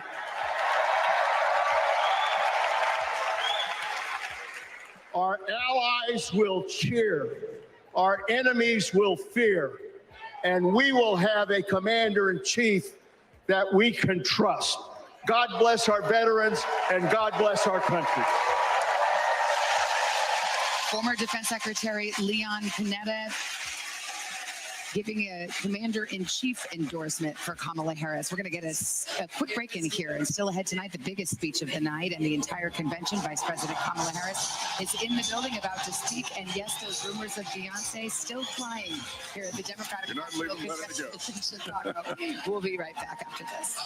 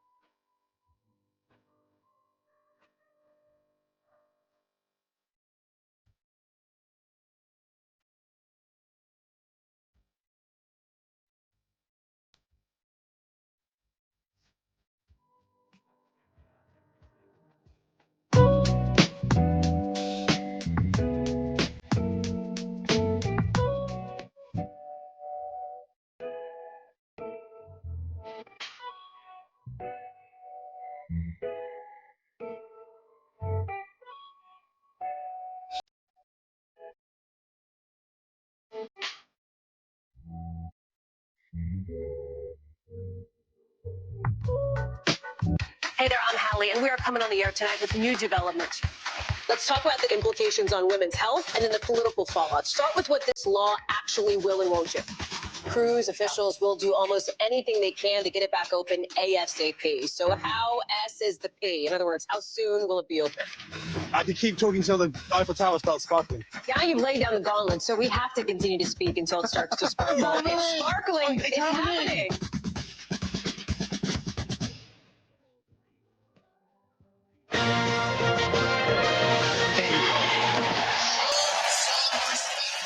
We've been watching the last several remarks talking about the commander-in-chief role and burnishing the credentials of Kamala Harris, and now veterans invited onto the stage. Show some respect.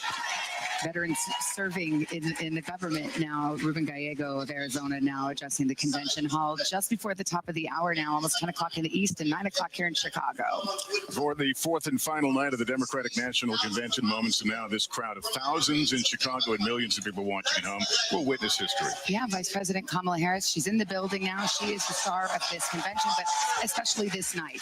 She's about to officially become the first Black woman and Asian American person to accept a major party's nomination for president. And in addition to breaking barriers, that speech will also be historic because of the backstory. Harris taking the top of the ticket just weeks after her first running mate, President Biden, stepped aside as the Democratic nominee. All right, before that speech, we are expecting other big speeches from former Republican Congressman Adam Kinzinger, part of that outreach we've been seeing here. North Carolina Governor Roy Cooper, North Carolina suddenly in potential contention for the Democrats, according to them, after Harris has gone to the top of the ticket.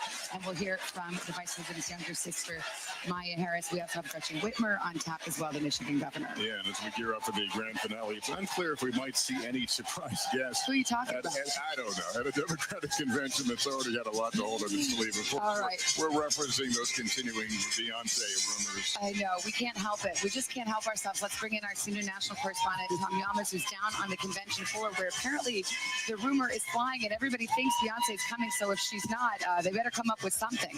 Lester brought his base. Yeah, that rumor continues to grow. Everyone's talking about that, from sources in law enforcement to the delegates here. I also want to point out that on this last night of the convention, every other night has felt like a party. There's been a lot of joy. That's a word they like to use. Tonight, there are different layers, and we have seen that over the past hour. First, with those relatives of victims of gun violence, and then now the issue of national security and patriotism. Just behind me, about to take the stage, is a very popular Democrat. Also in that short list, initially for the running mate for Vice President Kamala Harris, which is Michigan's Governor Gretchen Whitmer. And let's listen as she takes the stage. I'm Governor Gretchen Whitmer. In Lansing, they call me Governor. But in Detroit, they call me Big Gretch.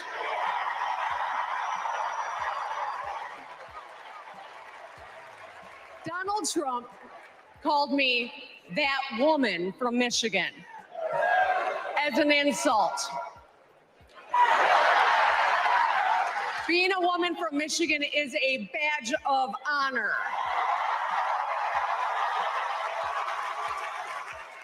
Like women across America, we just GSD. Get stuff done. At 29, I joined the sandwich generation. Sandwiched between working and raising my newborn and caring for my mom, who was dying from brain cancer. It was hard, but not extraordinary. It's life. Those nights reminded me who I was fighting for. People just trying to make it. Kamala Harris knows who she's fighting for, too. She took care of her mom, who also battled cancer. As president, she'll fight to lower the cost of health care and elder care for every family. She's lived a life like ours. She knows us. Donald Trump doesn't know you at all. You think he understands that when your car breaks down, you can't get to work? No. His first word was probably chauffeur. You think he's ever had to take items out of the cart before checking out? Hell, you think he's ever been to a grocery store? That's what the chauffeur is for. But Kamala Harris, she gets us. She sees us. She is us.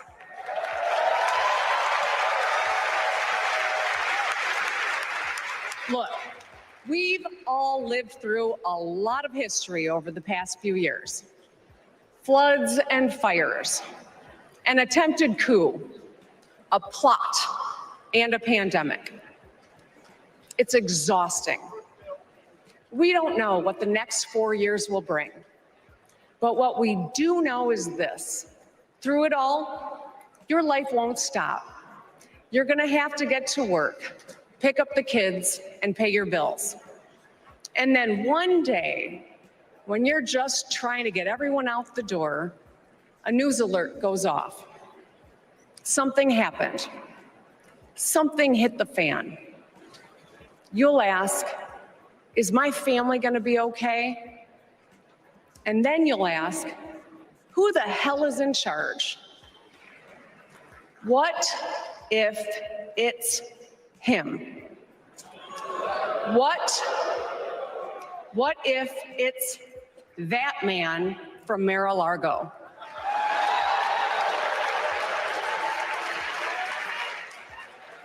I know, in a crisis, we need someone strong enough to come up with a plan, to tell the truth, and to bring people together.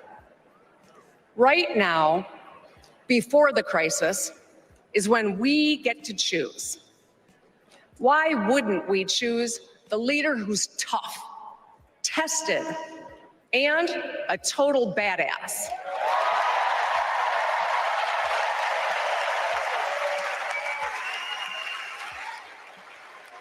I know who I want as our commander-in-chief. America, let's choose Kamala Harris.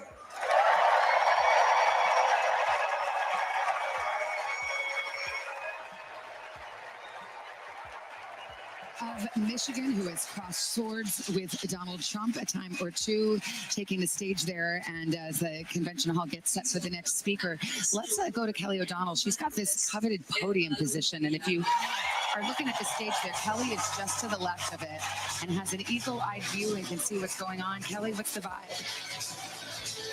Well, all week long, we've been able to peer in right behind the stage and see all of the speakers who are coming up, see some of the backstage interactions. And just a couple of minutes ago, that blue curtain came down, to use a Democratic parlance, a blue wall, if you will, which now blocks our ability to see what's happening backstage. And then separately, I've been getting lots of signals from people who are saying that there is a very special surprise guest, and we want to be very careful about not going too far.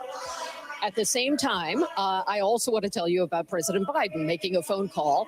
He and the First Lady have placed a phone call from Santa Ynez, California, where they are on vacation, to the Vice President and have wished her encouragement for tonight and to say that they are going to be watching tonight. And so they posted that photo on social media. So there are a lot of tantalizing tidbits about what could be happening backstage tonight. We have had sources that have told us it is Beyonce. We have had sources that have said it is not. It is one of the biggest rumors of the evening. And of course, the song Freedom is one of the issues that has been a playlist already, whether a DJ is spinning it or people are doing the lyrics. That, of course, is Beyonce's song. And one of the big questions is, will she be here tonight? So there are a lot of things we know. I don't want to go too far beyond what our editorial standards allow. But the blue curtain is one heck of a clue. Savannah, Lester? You walked us to the edge. The blue curtain, the blue wall. We're right at the edge of just lunacy. I got to say, Lester, if it's not Beyonce, I hope they're going to deliver Taylor Swift or something. They better come up with someone, because the anticipation in this room and this rumor has persisted. All the people have been stopping me. I'm like, I know something. I know. Well, it's interesting, actually, because they've tried to do these surprises, but let's bring Hallie and Kristen in here. Last night, Oprah was supposed to be a surprise, but the cat got out of that bag pretty fast, and so people knew, and so some were probably surprised, but not everyone. Yeah, regardless, it was unexpected. She was not on that list that comes out days in advance of who's set to speak. It was meant to be a moment to build some anticipation and to get people excited, because remember, that is what this convention is all about. Yes, to a degree, it's about policy and all of these things. It is a party. It is a time for the Democrats to reset. Again, and show your best face. I mean, let's face it, that's what conventions are about. Yeah, they want to show up. They want to show up. They want to bring that momentum and to keep that so-called honeymoon going here. I mean, listen, not to do a hack wacky TV transition, but you talk about that blue curtain there. There's also, of course, the blue wall, those Rust Belt battlegrounds. That's why you heard from Gretchen Whitmer. When you look at the momentum that is building around Kamala Harris, Democrats will point to Michigan as a place where she is now doing slightly better than former President Trump. Charlie, I love you for trying to bring us back to our sanity here and bringing us back to the political nerd lane that we need to stay in. But on the subject of Beyonce, serious question, Kristen. Yes. I mean, the Democrats have always had a ton of celebrities come out here. They can always trot them out. I mean, that's just part of it. Does that translate to votes? I mean, if they do an event with a Beyonce or a Taylor Swift sometime down the road, is that going to get people to actually come to the polls? It could energize young voters. Again, these all-important young voters we're talking about. But the timing is important. Let's go back to 2016 and Beyonce, who did a big event for Hillary Clinton right before Election Day. It did not translate into the type of win she We are going to hear now from former Illinois Republican Congressman Adam Kinzinger. Kinzinger describes himself as a proud conservative, but tonight he is throwing his support behind Vice President Harris. Be in the trenches with you as part of this sometimes awkward alliance that we have to defend truth, defend democracy, and decency. I was just a kid when I was drawn to the party of Ronald Reagan, to his vision of a strong America, the shining city on a hill. I was a Republican for 12 years in Congress, and I still hold on to the label. I never thought I'd be here, but listen, you never thought you'd see me here, did you? But I've learned something about the Democratic Party, and I want to let my fellow Republicans in on the secret. The Democrats are as patriotic as us.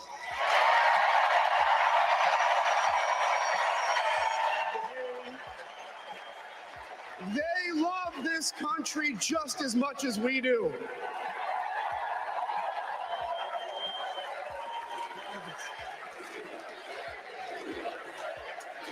And they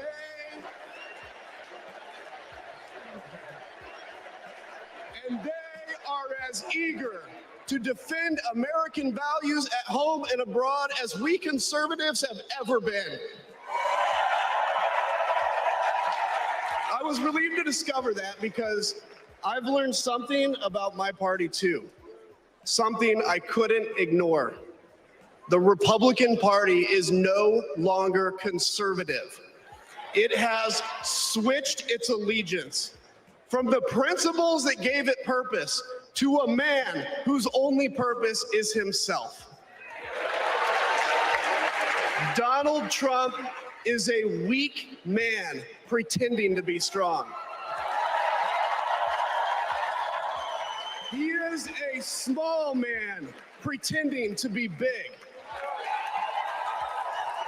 He's a faithless man pretending to be righteous.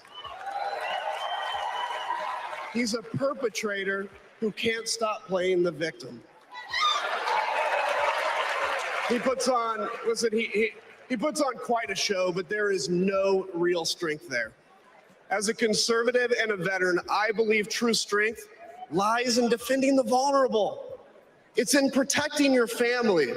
It's in standing up for our Constitution and our democracy. That is the soul of being a conservative. It used to be the soul of being a Republican, but Donald Trump has suffocated the soul of the Republican Party. His fundamental weakness has coursed through my party like an illness, sapping our strength, softening our spine, whipping us into a fever that has untethered us from our values. Our democracy was frayed by the events of January 6th, as Donald Trump's deceit and dishonor led to a siege on the United States Capitol. That day, I stood witness to a profound sorrow, the desecration of our sacred tradition of peaceful transition of power, tarnished by a man too fragile, too vain, and too weak to accept defeat.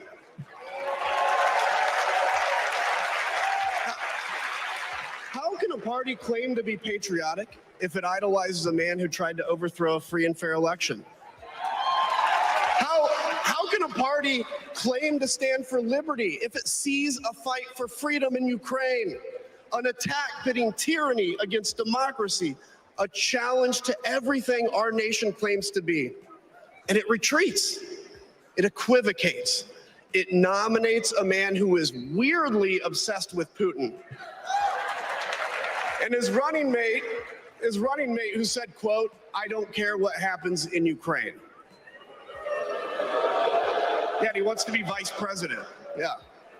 How can a party claim to be conservative when it tarnishes the gifts that our forebears fought for? Men like my grandfather, who served in World War II, who believed in a cause bigger than himself, and he risked his life for it behind enemy lines. To preserve American democracy, his generation found the courage to face down armies. Listen, all we're asked to do is to summon the courage to stand up to one weak man.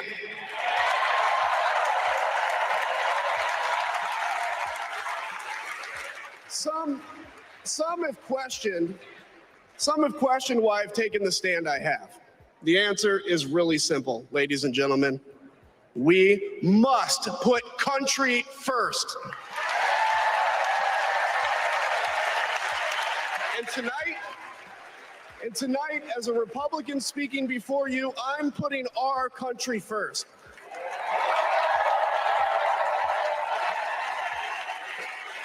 Because the fact is, I do belong here. I know Kamala Harris shares my allegiance to the rule of law, the Constitution, and democracy. And she is dedicated to upholding all three in service to our country. Whatever policies we disagree on pale in comparison with those fundamental matters of principle, of decency, and of fidelity to this nation.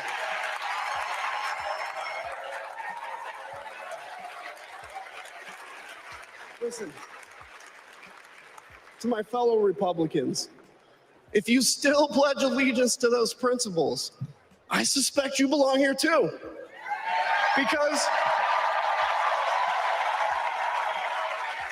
Because democracy knows no party.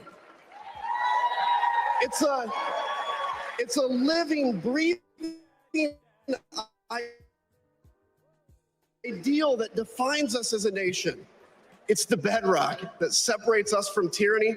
And when that foundation is fractured, we must all stand together, united, to strengthen it.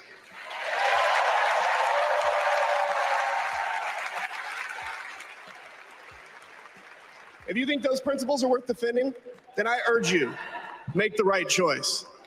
Vote for our bedrock values and vote for Kamala Harris. God bless you. A long-time conservative Republican getting the welcome mat here at the Democratic National Convention, saying his party has essentially rejected. In fact, he said the Republican Party is no longer conservative, a stinging indictment of the party under Trump. Kinzinger, by the way, a member of the January 6th committee that investigated the actions of that day and paid a price politically, no longer a sitting congressman. This is Vice President Harris's younger sister, Maya. In 1958, a 19-year-old from India left the only country she'd ever known to chart her own path in America. She came here to pursue an education, but she stayed here to build a life. Her name was Dr. Kamala Gopalan Harris.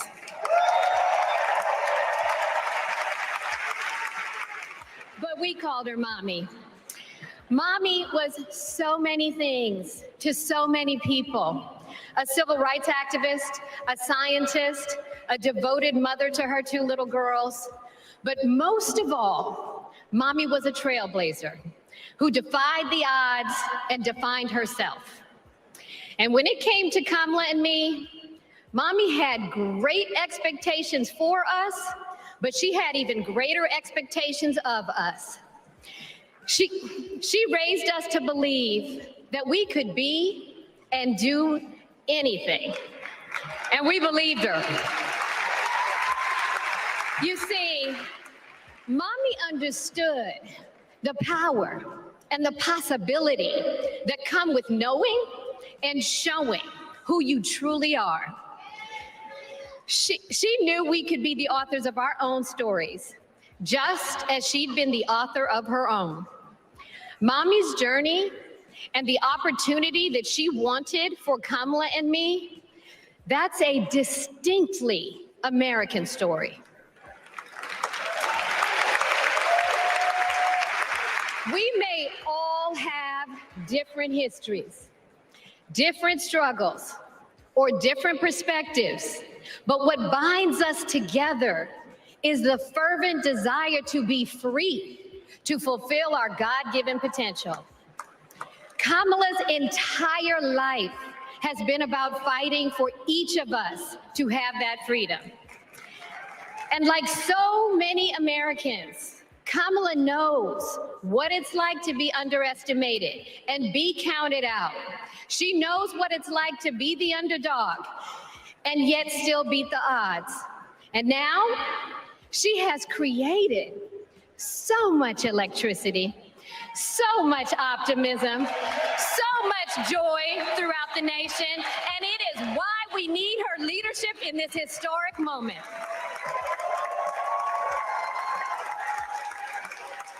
We are living in a time when some are trying to divide us, to separate us in ways that make it difficult for us to come together. Well, look, my sister rejects that view. Where others push darkness, Kamala sees promise. Where others feel detachment, Kamala fosters connection. Where others want to drag us back to the past, my sister says, hold up now, we are not going back.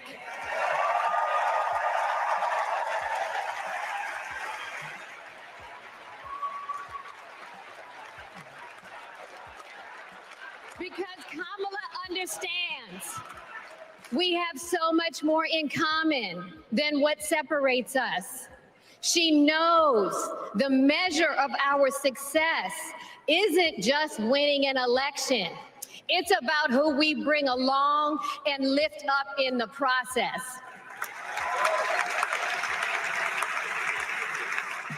And so as I look out at all of you today and take in this incredible moment, I so wish that Mommy could be here tonight. I can just see her smiling, saying how proud she is of Kamala.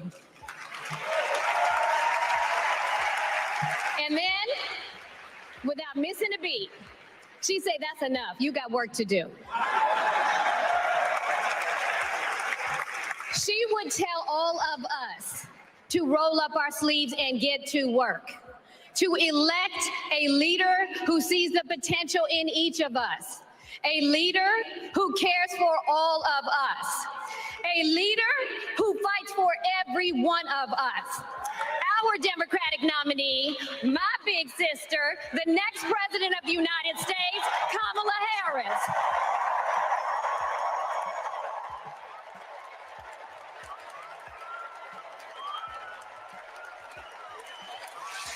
Maya Harris, the vice president's sister, with a ringing endorsement.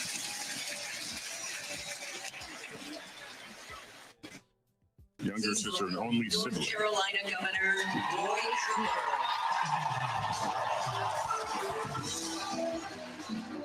North Carolina, close friend of Kamala Harris. He's a close political ally with Vice President Harris, once vetted as a potential running mate before he took himself out of contention. They met when they were both states' attorney general. I'm really the last guy standing between you and the moment we're all waiting for.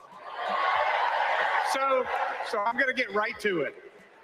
All week, you've heard stories about my friend Kamala. I want to take you behind the scenes of one of them. 2011 was a rough time for American homeowners.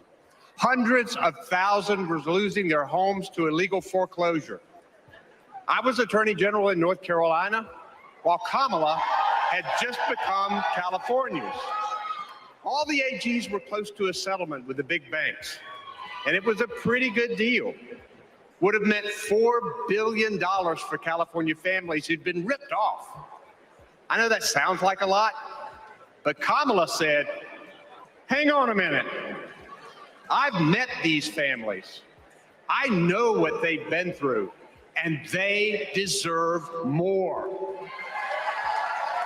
She went toe-to-toe with some of the world's most powerful executives, and she refused to give in. Let me tell you, this was a huge risk, but she knew it was a risk worth taking. That's Kamala. And we all know what happened. The banks caved. That $4 billion for California families became $20 billion. That was the first time I witnessed Kamala in action. And what I saw was a leader who does exactly what she says she's going to do, who never will settle for less. America, we got a lot of big fights ahead of us. And we've got one hell of a fighter ready to take them on. I know that because I know her. And tonight, I want the American people to know, even if you don't agree with her on everything, Kamala Harris will fight for you to the very end. For families who need better health care or a safer place to live, Kamala will fight for you. For parents who want better schools for their kids, for workers worried about a secure retirement for themselves, Kamala will fight for you. For any one of our allies, anywhere in the world, wondering if America still has your back, remember this.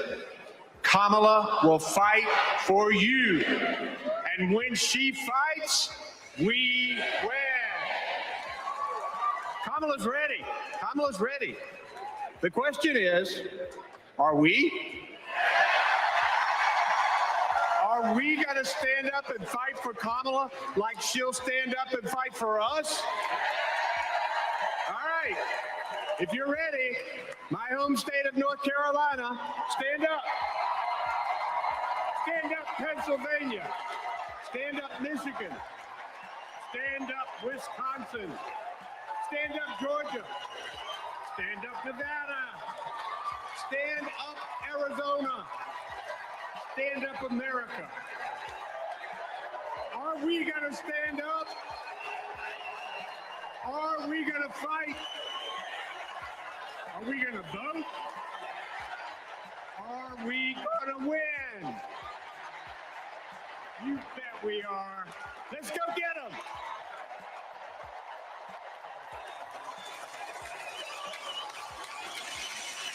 Governor Roy Cooper with a rallying cry for this convention hall that is about as fired up as it can get, and yet we are now entering a portion of the programming that gets us ready for the speech from Kamala Harris, a biographical video. Let's watch. Your first grade teacher would show up at your law school graduation.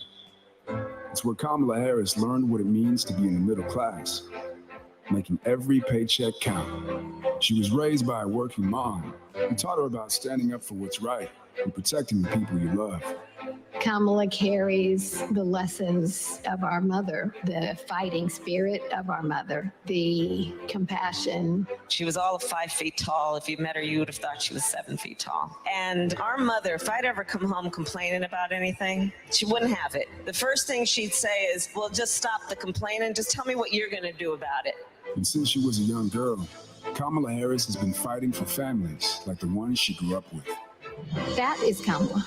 She can't help herself from standing up for people and standing up for what she thinks is right. She has been that way our whole lives. Being a protector is what led her to become a prosecutor. Looking back now, I could say it was her calling. As a courtroom prosecutor, she went after predators who targeted women and children, and fraudsters who ripped off working families. And she put dangerous gang members and human traffickers behind bars. We didn't have partnerships with DOJ or FBI or DEA or any of those law enforcement agencies. Now we all work collaboratively. She was the person who built the foundation in how we do criminal justice in America. As Attorney General of California, she held the big Wall Street banks accountable for fraud, winning $20 billion for California families. She took on one of the largest for-profit colleges that was scamming students. And in the Senate, she fought for her constituents with the determination of the prosecutor, standing up for reproductive freedom. Can you think of any laws that give the government the power to make decisions about the male body? I'm not thinking of any right now, Senator. She fought to keep our children safe from the terror of gun violence. How many of you guys had to have a drill where you learned about how you need to hide in a closet or crouch in a corner in the event that there is a mass shooter? Look at that. Look at that. On the Intelligence Committee, she defended our nation against foreign adversaries. And in 2020, she made history as the first woman to be elected Vice President of the United States. She cast the tie-breaking vote to deliver urgent relief to the American people during the pandemic. She beat Big Pharma to lower prescription drug costs and cap the cost of insulin. And led the fight to restore reproductive rights after Roe v. Wade was overturned. We have worked too hard and fought too long to see our daughters grow up in a world with fewer rights than our mothers. Because she's never been afraid to stand up to powerful interests. Sometimes people will open the door for you and leave it open. Sometimes they won't. And then you need to kick that door down.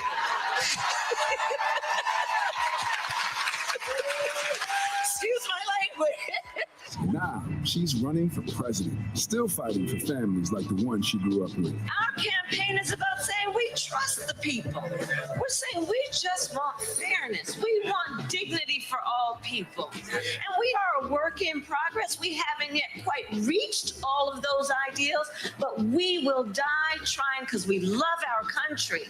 We believe in our country. We're not falling for these folks who are trying to divide us, trying to pull us apart. We know what we stand for, and we stand for the people, and we stand for the dignity of work, and we stand for freedom. We stand for justice. We stand for equality. And so we will fight for all of it. That's who Kamala Harris is. That's who she believes. And that's what she'll fight for every day.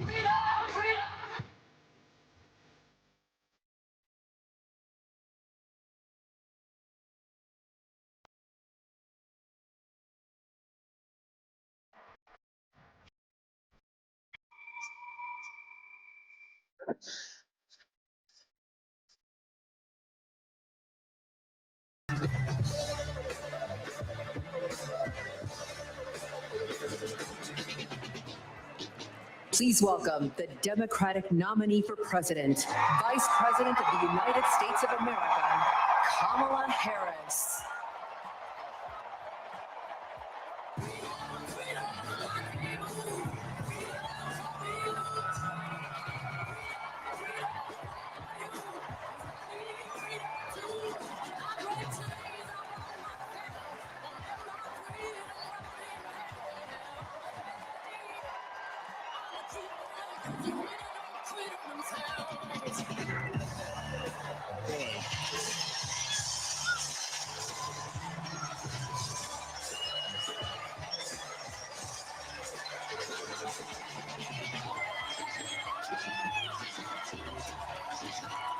Yesterday, we heard the word joy several times during this convention, and we are now witnessing joy of these delegates who have waited for this moment.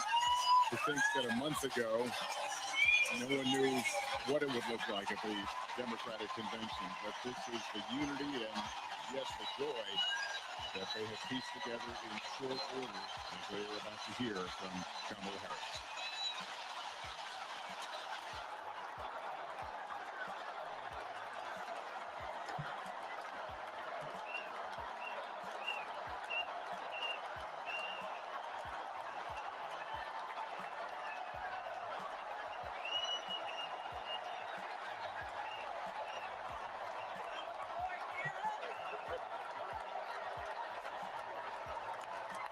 Good Good evening, everyone. Good evening. Good evening.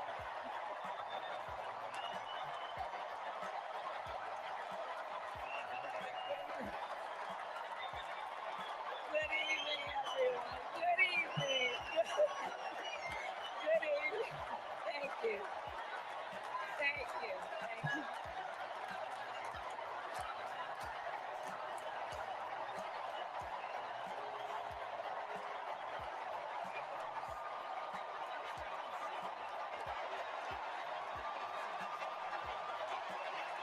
Good evening.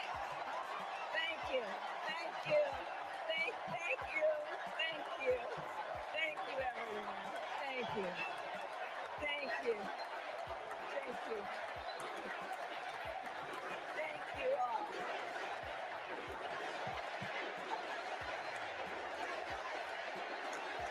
Thank you all. Okay, we gotta get to some business. We gotta get to some business. Okay, thank you all. Okay. Thank you, thank you, thank you, thank you, thank you. Thank you, thank you, please, thank you, please, thank you so very much. Thank you, everyone. Thank you, everyone. Thank you. Okay, let's get to business. Let's get to business. All right. So let me start by thanking my most incredible husband, Doug, for being an incredible partner to me, an incredible father to Cole and Ella, and happy anniversary, Dougie. I love you so very much. To our President, Joe Biden. When I think about the path that we have traveled together, Joe, I am filled with gratitude. Your record is extraordinary, as history will show, and your character is inspiring. And Doug and I love you and Jill and are forever thankful to you both.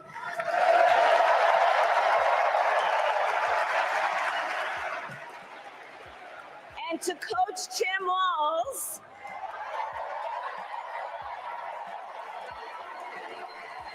you are going to be an incredible vice president.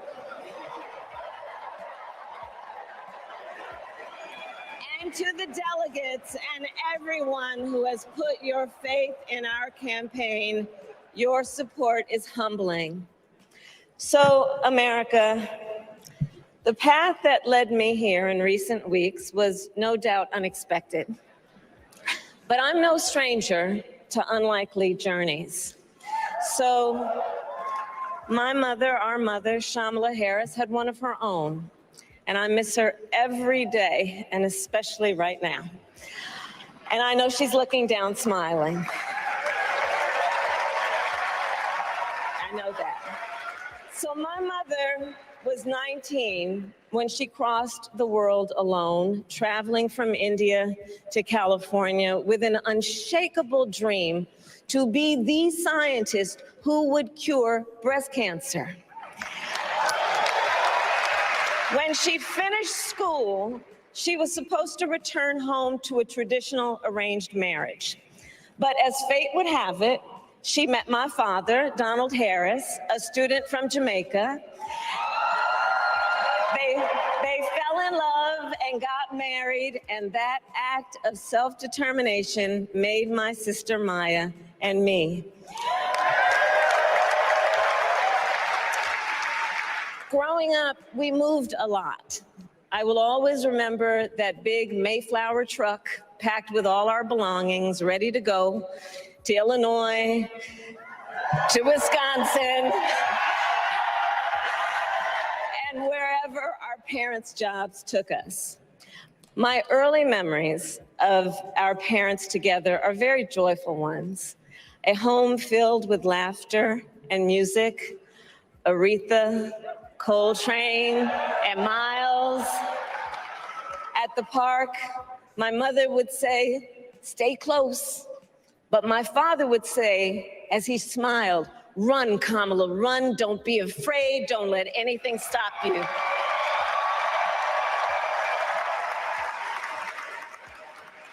From my earliest years, he taught me to be fearless. But the harmony between my parents did not last. When I was in elementary school, they split up. And it was mostly my mother who raised us. Before she could finally afford to buy a home, she rented a small apartment in the East Bay. In the Bay, you either live in the hills or the flatlands. We lived in the flats. A beautiful working class neighborhood of firefighters, nurses, and construction workers, all who tended their lawns with pride. My mother, she worked long hours, and like many working parents, she leaned on a trusted circle to help raise us. Mrs. Shelton, who ran the daycare below us and became a second mother. Uncle Sherman, Aunt Mary, Uncle Freddie, Auntie Chris. None of them family by blood, and all of them family by love.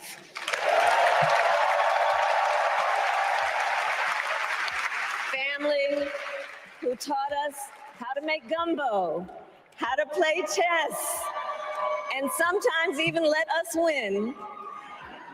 Family who loved us, believed in us, and told us we could be anything and do anything.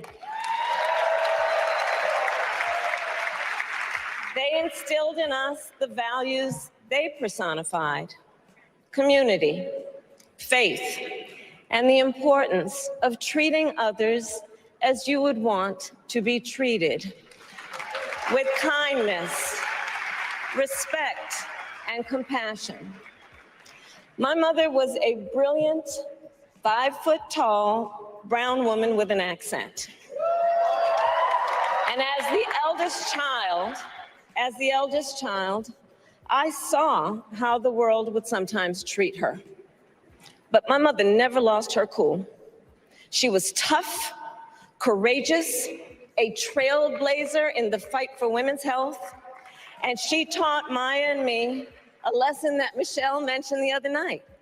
She taught us to never complain about injustice, but do something about it. Do something about it.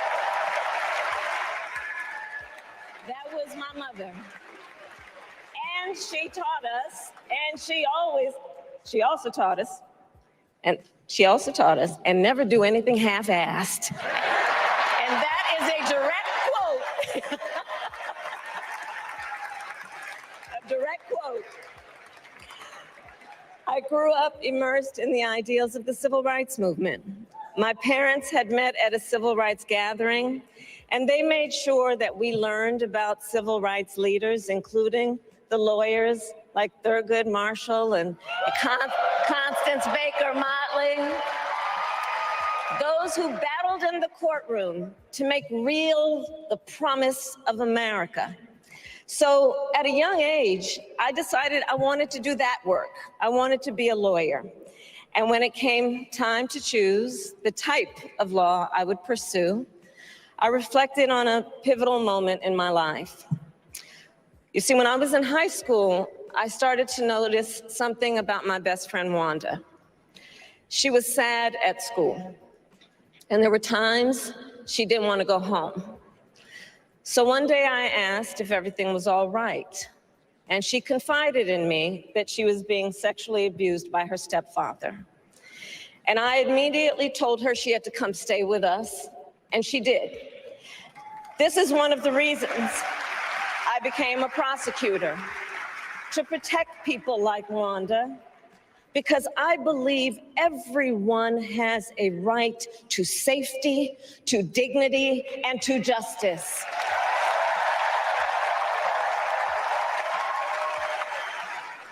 As a prosecutor, when I had a case, I charged it not in the name of the victim, but in the name of the people.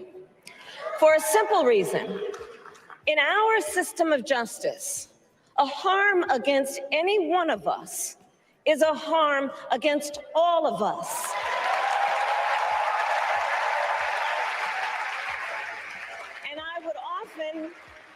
explain this to console survivors of crime, to remind them no one should be made to fight alone. We are all in this together. And every day in the courtroom, I stood proudly before a judge and I said 5 words: Kamala Harris for the people.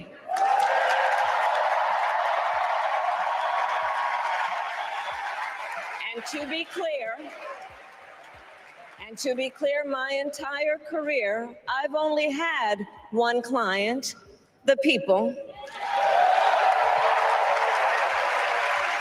And so, on behalf of the people, on behalf of every American, regardless of party, race, gender, or the language your grandmother speaks, on behalf of my mother and everyone who has ever set out on their own unlikely journey, on behalf of Americans like the people I grew up with, people who work hard, chase their dreams, and look out for one another, on behalf of everyone whose story could only be written in the greatest nation on earth, I accept your nomination to be President of the United States of America.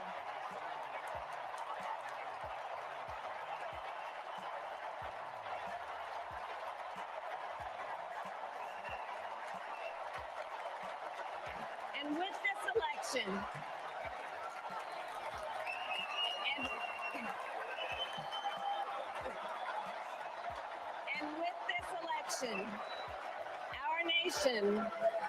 our nation with this election has a precious, fleeting opportunity to move past the bitterness, cynicism, and divisive battles of the past, a chance to chart a new way forward. Not as members of any one party or faction, but as Americans. And let me say, I know there are people of various political views watching tonight, and I want you to know, I promise to be a president for all Americans. You can always trust me to put country above party and self, to hold sacred America's fundamental principles, from the rule of law to free and fair elections to the peaceful transfer of power.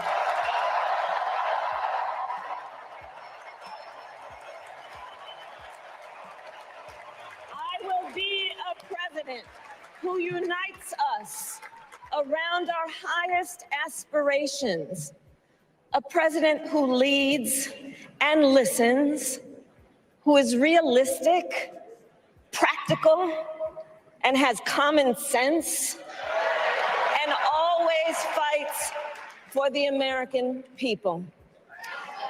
From the courthouse to the White House, that has been my life's work. As a young courtroom prosecutor in Oakland, California, I stood up for women and children against predators who abuse them. As Attorney General of California, I took on the big banks, delivered $20 billion from middle-class families who faced foreclosure, and helped pass a homeowner Bill of Rights, one of the first of its kind in the nation.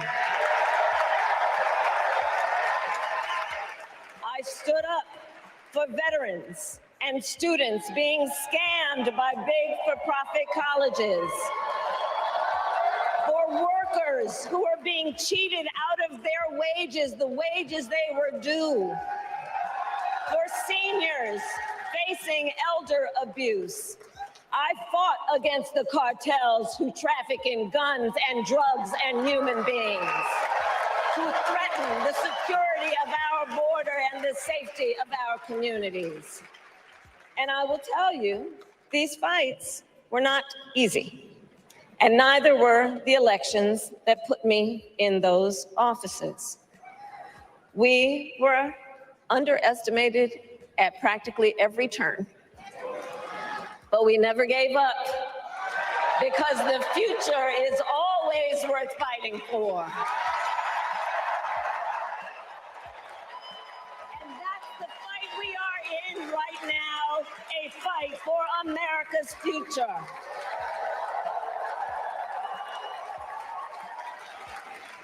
Fellow Americans, this election is not only the most important of our lives, it is one of the most important in the life of our nation.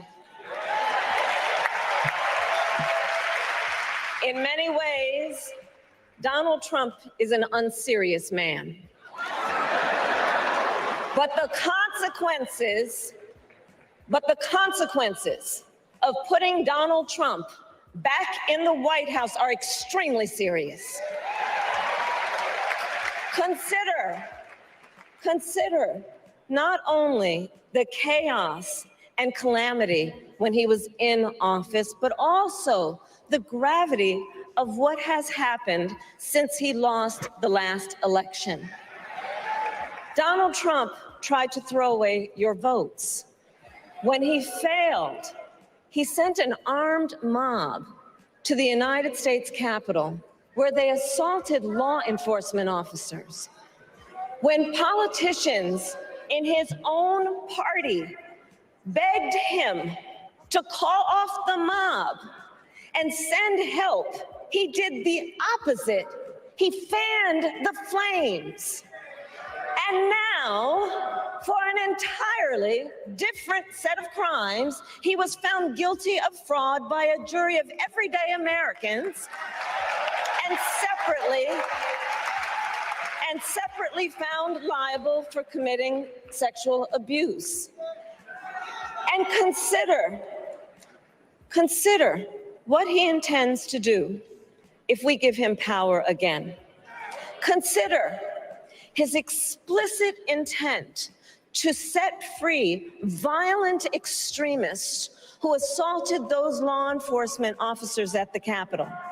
His explicit intent to jail journalists, political opponents, and anyone he sees as the enemy.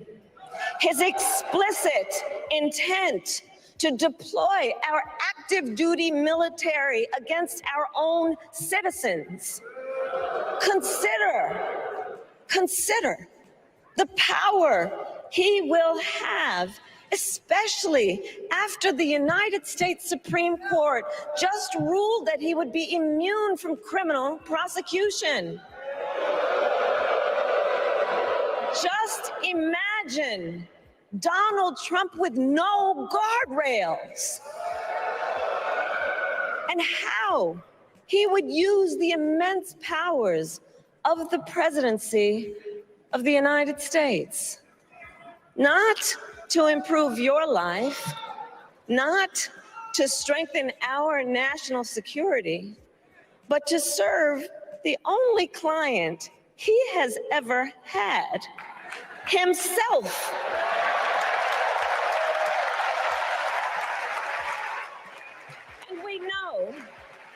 And we know what a second Trump term would look like. It's all laid out in Project 2025, written by his closest advisors.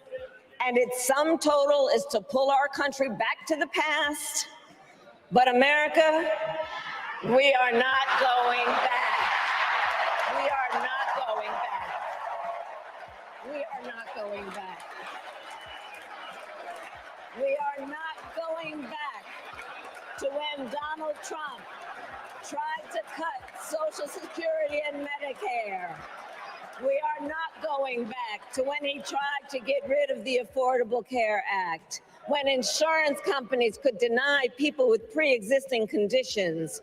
We are not going to let him eliminate the Department of Education that funds our public schools. We are not going to let him end programs like Head Start that provide preschool and childcare for our children. America, we are not going back.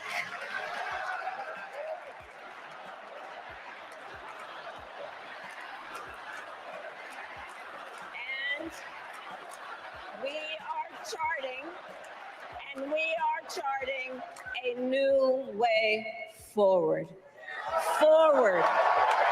to a future with a strong and growing middle class, because we know a strong middle class has always been critical to America's success. And building that middle class will be a defining goal of my presidency.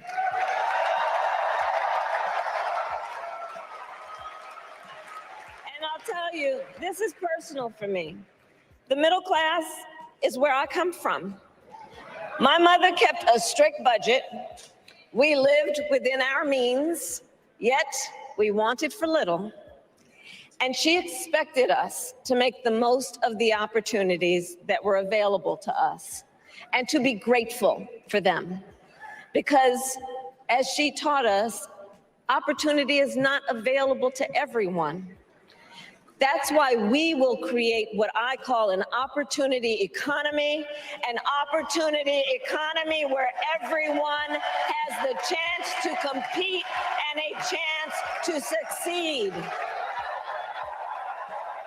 Whether you live in a rural area, small town, or big city. And as president, I will bring together labor and workers and small business owners and entrepreneurs and American companies to create jobs, to grow our economy, and to lower the cost of everyday needs like healthcare and housing and groceries. We will provide access to capital for small business owners and entrepreneurs and founders. And we will end America's housing shortage and protect Social Security and Medicare. Now compare that to Donald Trump, because I think everyone here knows he doesn't actually fight for the middle class. He doesn't actually fight for the middle class. Instead, he fights for himself and his billionaire friends. And he will give them another round of tax breaks that will add up to $5 trillion to the national debt. And all the while, he intends to enact what in effect is a national sales tax, call it a Trump tax, that would raise prices on middle-class families by almost $4,000 a year. Well, instead of a Trump tax hike, we will pass a middle-class tax cut that will benefit more than 100 million Americans.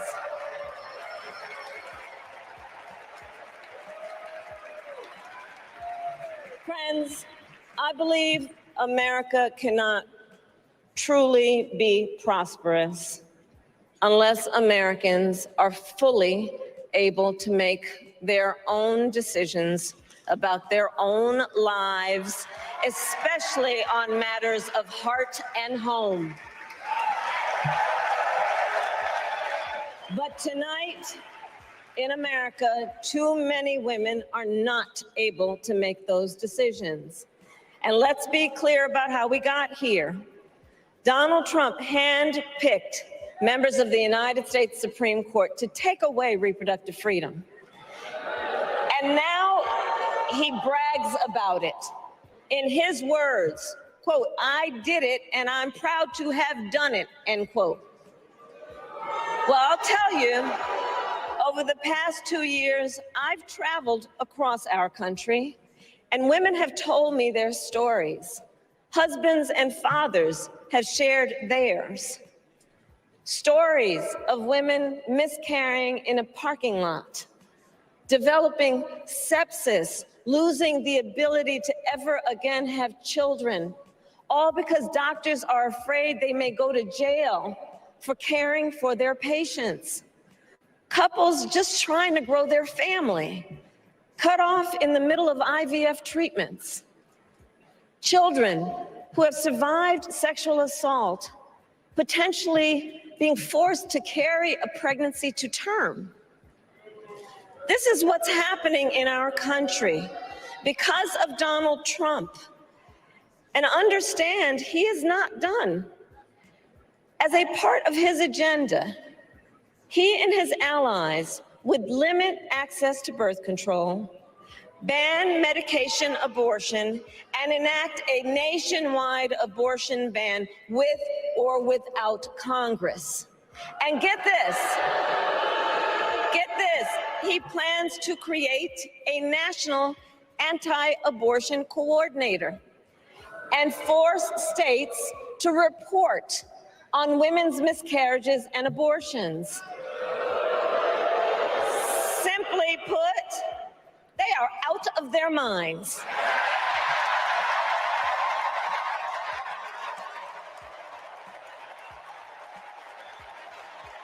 And one must ask, why exactly is it that they don't trust women? Well, we trust women. We trust women. And when Congress passes a bill to restore reproductive freedom, as President of the United States, I will proudly sign it into law.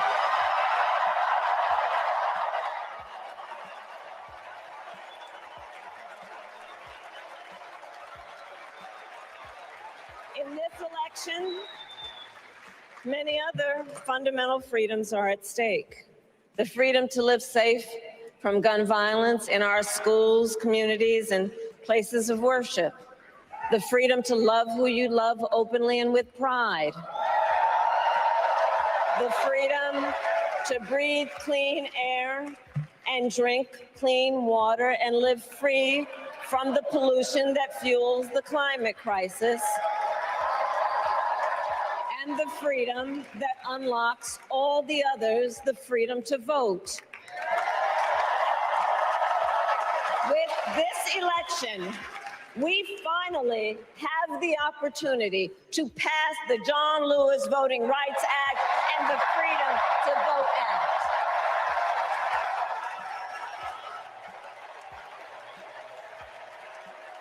And let me be clear. After decades in law enforcement, I know the importance of safety and security, especially at our border. Last year, Joe and I brought together Democrats and conservative Republicans to write the strongest border bill in decades. The Border Patrol endorsed it.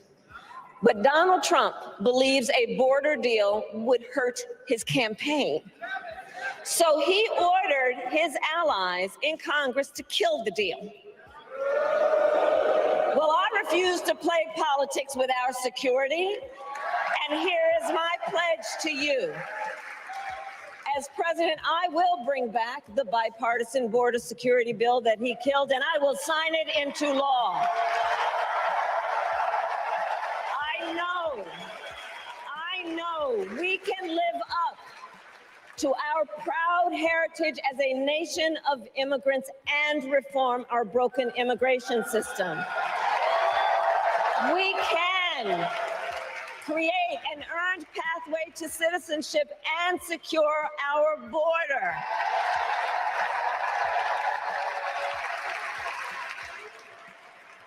And America, we must also be steadfast in advancing our security and values abroad. As Vice President, I have confronted threats to our security, negotiated with foreign leaders, strengthened our alliances, and engaged with our brave troops overseas. As Commander-in-Chief, I will ensure America always has the strongest, most lethal fighting force in the world. And I will fulfill our sacred obligation to care for our troops and their families, and I will always honor and never disparage their service and their sacrifice.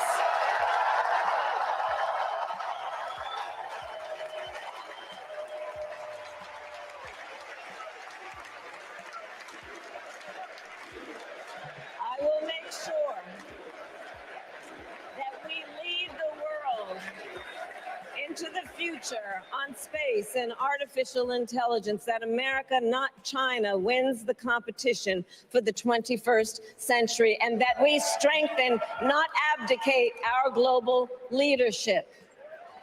Trump, on the other hand, threatened to abandon NATO. He encouraged Putin to invade our allies, said Russia could, quote, do whatever the hell they want. 5 days before Russia attacked Ukraine, I met with President Zelensky to warn him about Russia's plan to invade. I helped mobilize a global response, over 50 countries, to defend against Putin's aggression. And as president, I will stand strong with Ukraine and our NATO allies.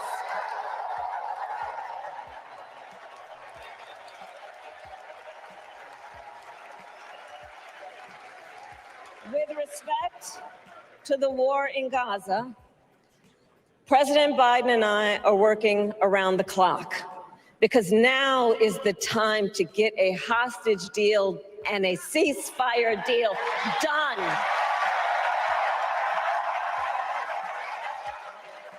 And let me be clear, I will always stand up for Israel's right to defend itself, and I will always ensure Israel has the ability to defend itself, because the people of Israel must never again face the horror that a terrorist organization called Hamas caused on October 7, including unspeakable sexual violence and the massacre of young people at a music festival. At the same time, what has happened in Gaza over the past 10 months is devastating. So many innocent lives lost. Desperate, hungry people fleeing for safety over and over again. The scale of suffering is heartbreaking. President Biden and I are working to end this war such that Israel is secure, the hostages are released, the suffering in Gaza ends, and the Palestinian people can realize their right to dignity, security, freedom, and self-determination.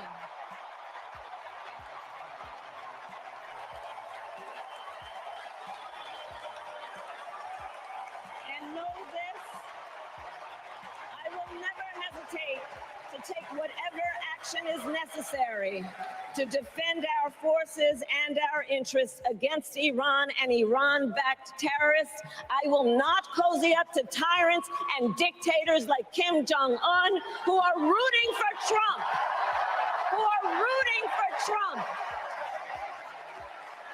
Because, you know, they know he is easy to manipulate with flattery and favors. They know Trump won't hold autocrats accountable because he wants to be an autocrat himself.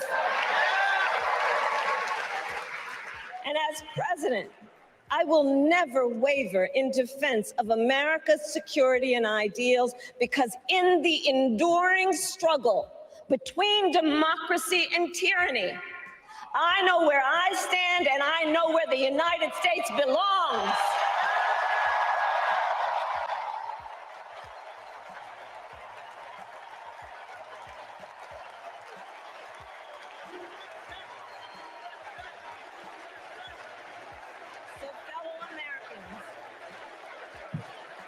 Americans, I love our country with all my heart. Everywhere I go, in everyone I meet, I see a nation that is ready to move forward, ready for the next step in the incredible journey that is America. I see an America where we hold fast to the fearless belief that built our nation and inspired the world. That here, in this country, anything is possible, that nothing is out of reach. An America where we care for one another, look out for one another, and recognize that we have so much more in common than what separates us. That none of us has to fail for all of us to succeed. And that in unity there is strength. You know, our opponents in this race are out there every day denigrating America, talking about how terrible everything is. Well, my mother had another lesson she used to teach. Never let anyone tell you who you are. You show them who you are. America, let us show each other and the world who we are and what we stand for. Freedom, opportunity, compassion, dignity, fairness, and endless possibilities.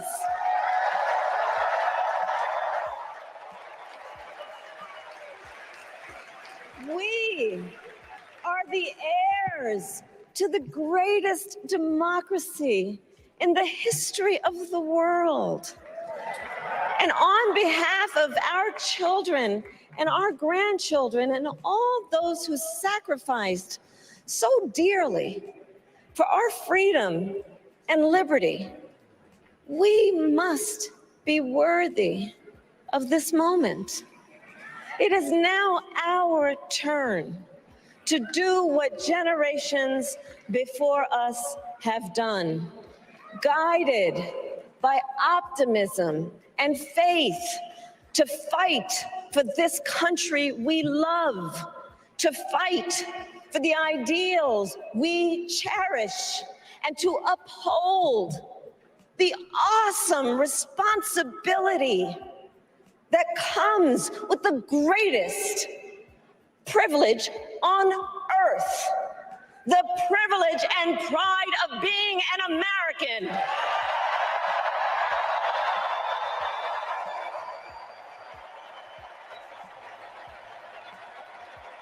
So let's get out there. Let's fight for it. Let's get out there. Let's vote for it. And together, let us write the next great chapter in the most extraordinary story ever told. Thank you. God bless you, and may God bless the United States of America. Thank you all.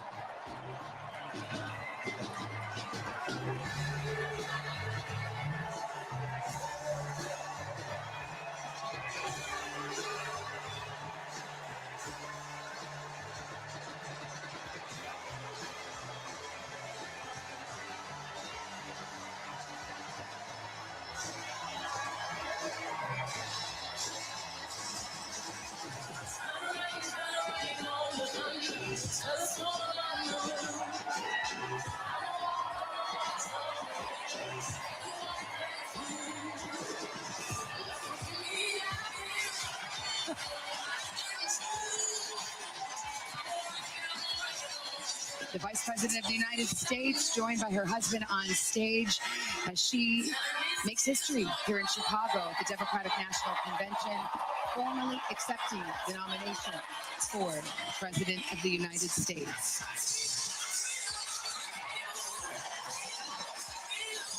And if the crowd wants Beyonce, they're at least hearing it right now as Tim Walz and his wife Gwen join the stage. Well, wherever Beyonce was watching, this is truly Kamala Harris's night on that stage tonight. And she really drew clear and sharp distinctions between herself and her opponent.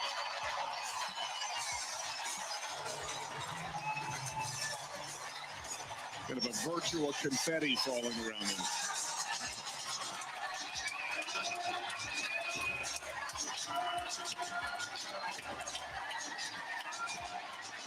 And there's the shot. Let's go down to Tom Gomez, who's on the floor of the convention and about to be hit with 100,000 balloons from the rafters. Hey, Tom, if you can hear me, tell us what you're seeing. Hey, Savannah, how are you? Yeah, it is incredibly loud, as you can imagine. I was just looking up because it just started to happen. If I can get you guys to go up, the balloons are starting to fall. There's 100,000 of them falling right now at the United Center here in Chicago. I also want to let you know and to point out there are large American flags right here. The Democrats tonight sending a very clear message that no party has the monopoly on patriotism. They want to make sure Americans across the country know that Democrats as well are patriotic as these balloons fall. I spoke to some delegates here asking them about what they loved about the speech. Most of them said that the loudest cheers for them came when they were talking about Kamala Harris as a commander-in-chief, what she would do in Israel, what she would do in Ukraine. For them, that was the part they were cheering the most, and also about her life story, that her mother was the hero of her story. She was the leader in her family, that they were immigrants. They came here. Life was hard. They were not rich, and yet they figured it out and were able to have a good life, a life that she wants to give other Americans. And also that they know who America is, and no one's going to tell them who America is, that she's going to lead America into the future. Clearly, the speech was well received as people, family, and friends are now gathering up on the stage with Kamala Harris and the second gentleman, Doug Emhoff, Governor Walz and his family, of course, his son Gus, the surprise star from this convention after that moment yesterday, and Democrats all across the United Center celebrating right now the official ticket, Kamala Harris, Tim Walz, ready to take on the Republican ticket, and there's about 75 days left before Election Day. Savannah and Lester, I'm going to send it back to you. Balloons still falling in various sizes on the crowd here. People still soaking at the moment. Vice President Harris and her family somewhere beyond these balloons. Peter Alexander, tell us exactly where you are on all this and the things that stood out to you over the last half hour. Honestly, if you've ever been to a bounce house, this is that times like 10,000 right now. Balloons are enormous. And this moment, these folks have been waiting a long time for. Among them, my new friend Cheryl from Chicago. Cheryl, when Kamala Harris accepted the Democratic Party's nomination, the first woman of color to do so, you were in tears, wiping them away from your eyes. What moved you so much? I come from the middle class. My parents were from the middle class. My mom was a nurse. My dad worked at the post office. And I got to go to college. But my great-great-grandparents were slaves. And my daughter's in Congress. This is so overwhelming. I never thought I'd see this. You told me you never thought you'd see a moment like this. How could you think it? Say again? How could you imagine it? Yeah, this is a heck of a moment. You're right. Hey, let me. So fast. I don't think we're going anywhere for a while. There are balloons all around us, so you better get comfortable for a bit. Right here. Hey, John, let me ask you. You're from West Hollywood, California. Yes, I'm the mayor. You stood up at least 36 times throughout this speech. What was it that resonated with you and made this night so unique? It was hope. It's so great to believe in a candidate and someone that just wants to make the lives of American people better. And as a gay man from the first place of the Republican Party in Ripon, Wisconsin, to have someone up there that represents me as the president is just the best feeling in the world. John, very nice to meet you. I appreciate you. Savannah, Lester, balloons, a little Beyonce, and the Democrats hope a political bounce toward November. Red, white, blue, and Beyonce. Let's go to Kelly O'Donnell near the podium. Off the stage, also taking incoming from the balloons. Hey, Kelly. Well, we just saw Governor Tim Walz coming over here to wave close up to Nebraska, the state of his birth, and giving the high five and touching his heart as if to say thank you and hello to those people who share a common home state. And of course, from this angle, you get a real sense of how all of the extended family is now soaking up the moment of the famous balloon drop. It's a once-in-a-lifetime experience for them, certainly. And we know there are 100,000 of these balloons. Took days to put them together, high above the rafters. And when the cue came, they started floating down. What a night for the Democrats. What an impossibly hard-to-predict set of events, including whether there would be guests or special guests tonight. What really was the focus of this night is the kind of change that Democrats have had in changing their ticket, now defining their candidate, their running mate, and now trying to take this from Chicago to battleground states and key places around the country. So this is the party. They're inflated with balloons, with confetti, and a night of a soundtrack about freedom. So as we wait for the last of the balloons to drift down, the stage is still full with the family and extended family. We saw Doug Emhoff's parents. We saw his first wife. We saw the grandnieces of the vice president, who is now, of course, the nominee, and extended family members of a blended family that represents different cultures, different backgrounds, all together standing for the Walls Harris families who now head on the road. Back to you up in the booth. All right, let's bring back Hallie Jackson and Kristen Walker to talk about a little this. I saw you all scribbling feverishly when we got into immigration, certainly when we got into Israel and Gaza. These are two areas that potentially can dog her during this campaign. Absolutely. Look, she took these issues on head on. What was notable, Lester and Savannah, when she talked about her vision for the future, it sounds a lot like she plans to build on the Biden agenda. What this speech did was really fill in a lot of those blanks about her biography, growing up, being raised largely by her mom, painting a picture, again, that theme of a strong mother and the figurehead that she had at the head of her table who inspired her to become the person who she is, what inspired her to become a prosecutor. All of those details getting filled in. And then when she talked about what she plans to do for the country, talk about things like cutting taxes for the middle class, talk about things like voting rights, things that really matter to Democrats. But again, we didn't hear a whole lot about how she would be different from a Biden administration. It's interesting because let's not forget this is someone vying to be the first female president, and the aura and the feel that people get from her is important. And it seems like she took on that role as prosecutor, whether it's about domestic policy or standing up to America's adversaries, or frankly calling out Donald Trump, her opponent, again and again, Hallie. A prosecutor who's making her own case now for why she should be the one to lead the country. And while her candidacy is historic, a presidency, if she wins, would be historic, she downplays We'll that. follow up that more in a moment. We need to take a quick break. Still ahead as the Democratic convention wraps up. We're already 75 days out from Election Day. Steve Kornacki will be here to break down the state of the race and the big board after this.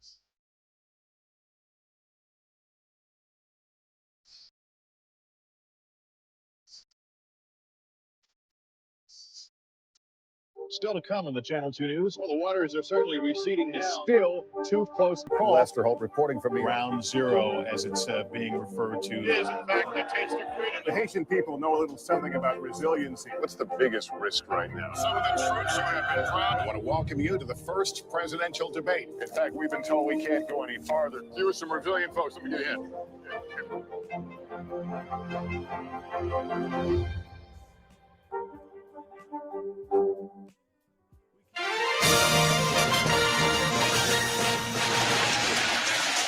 Welcome back to Chicago and our special coverage of the final night of the Democratic National Convention. Vice President Harris has officially accepted the Democratic nomination for president, and the balloons have dropped. So there's only one thing to do, and that's to check in with Steve Kornacki, our numbers guy, who can give us a sense of the state of the race now with 75 days to go, Steve, until Election Day.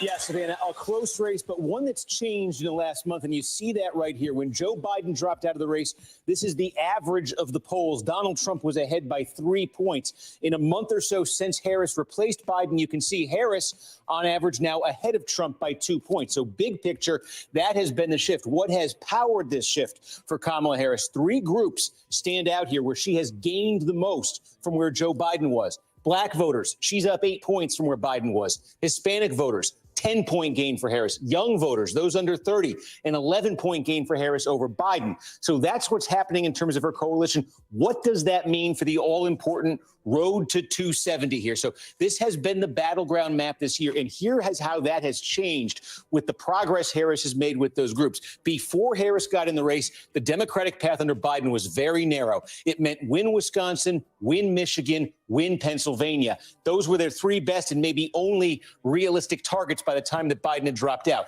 You can see what a win there for the Democrats would do in those 3 states. They'd be at exactly 270, nothing to spare at all. But it's now changing because of those demographic changes I showed you. More support from Hispanic voters, Nevada, Arizona potentially coming into play here. More support from black voters, Georgia, and how about this one? North Carolina, a red state in 2016 and 20. Democrats have said they want to make this a battleground. There's polling now in North Carolina showing a dead even race, even maybe Harris ahead by a point or 2. And so what that means is Harris no longer has that Biden limitation of having to win those 3 states there in the Midwest, in the Great Lakes area. Potentially, at least, she could win in some of these Sun Belt states and take the pressure off of that Great Lakes path. More paths, more possibilities for Democrats. We'll see if they can capitalize them in these next 2 months.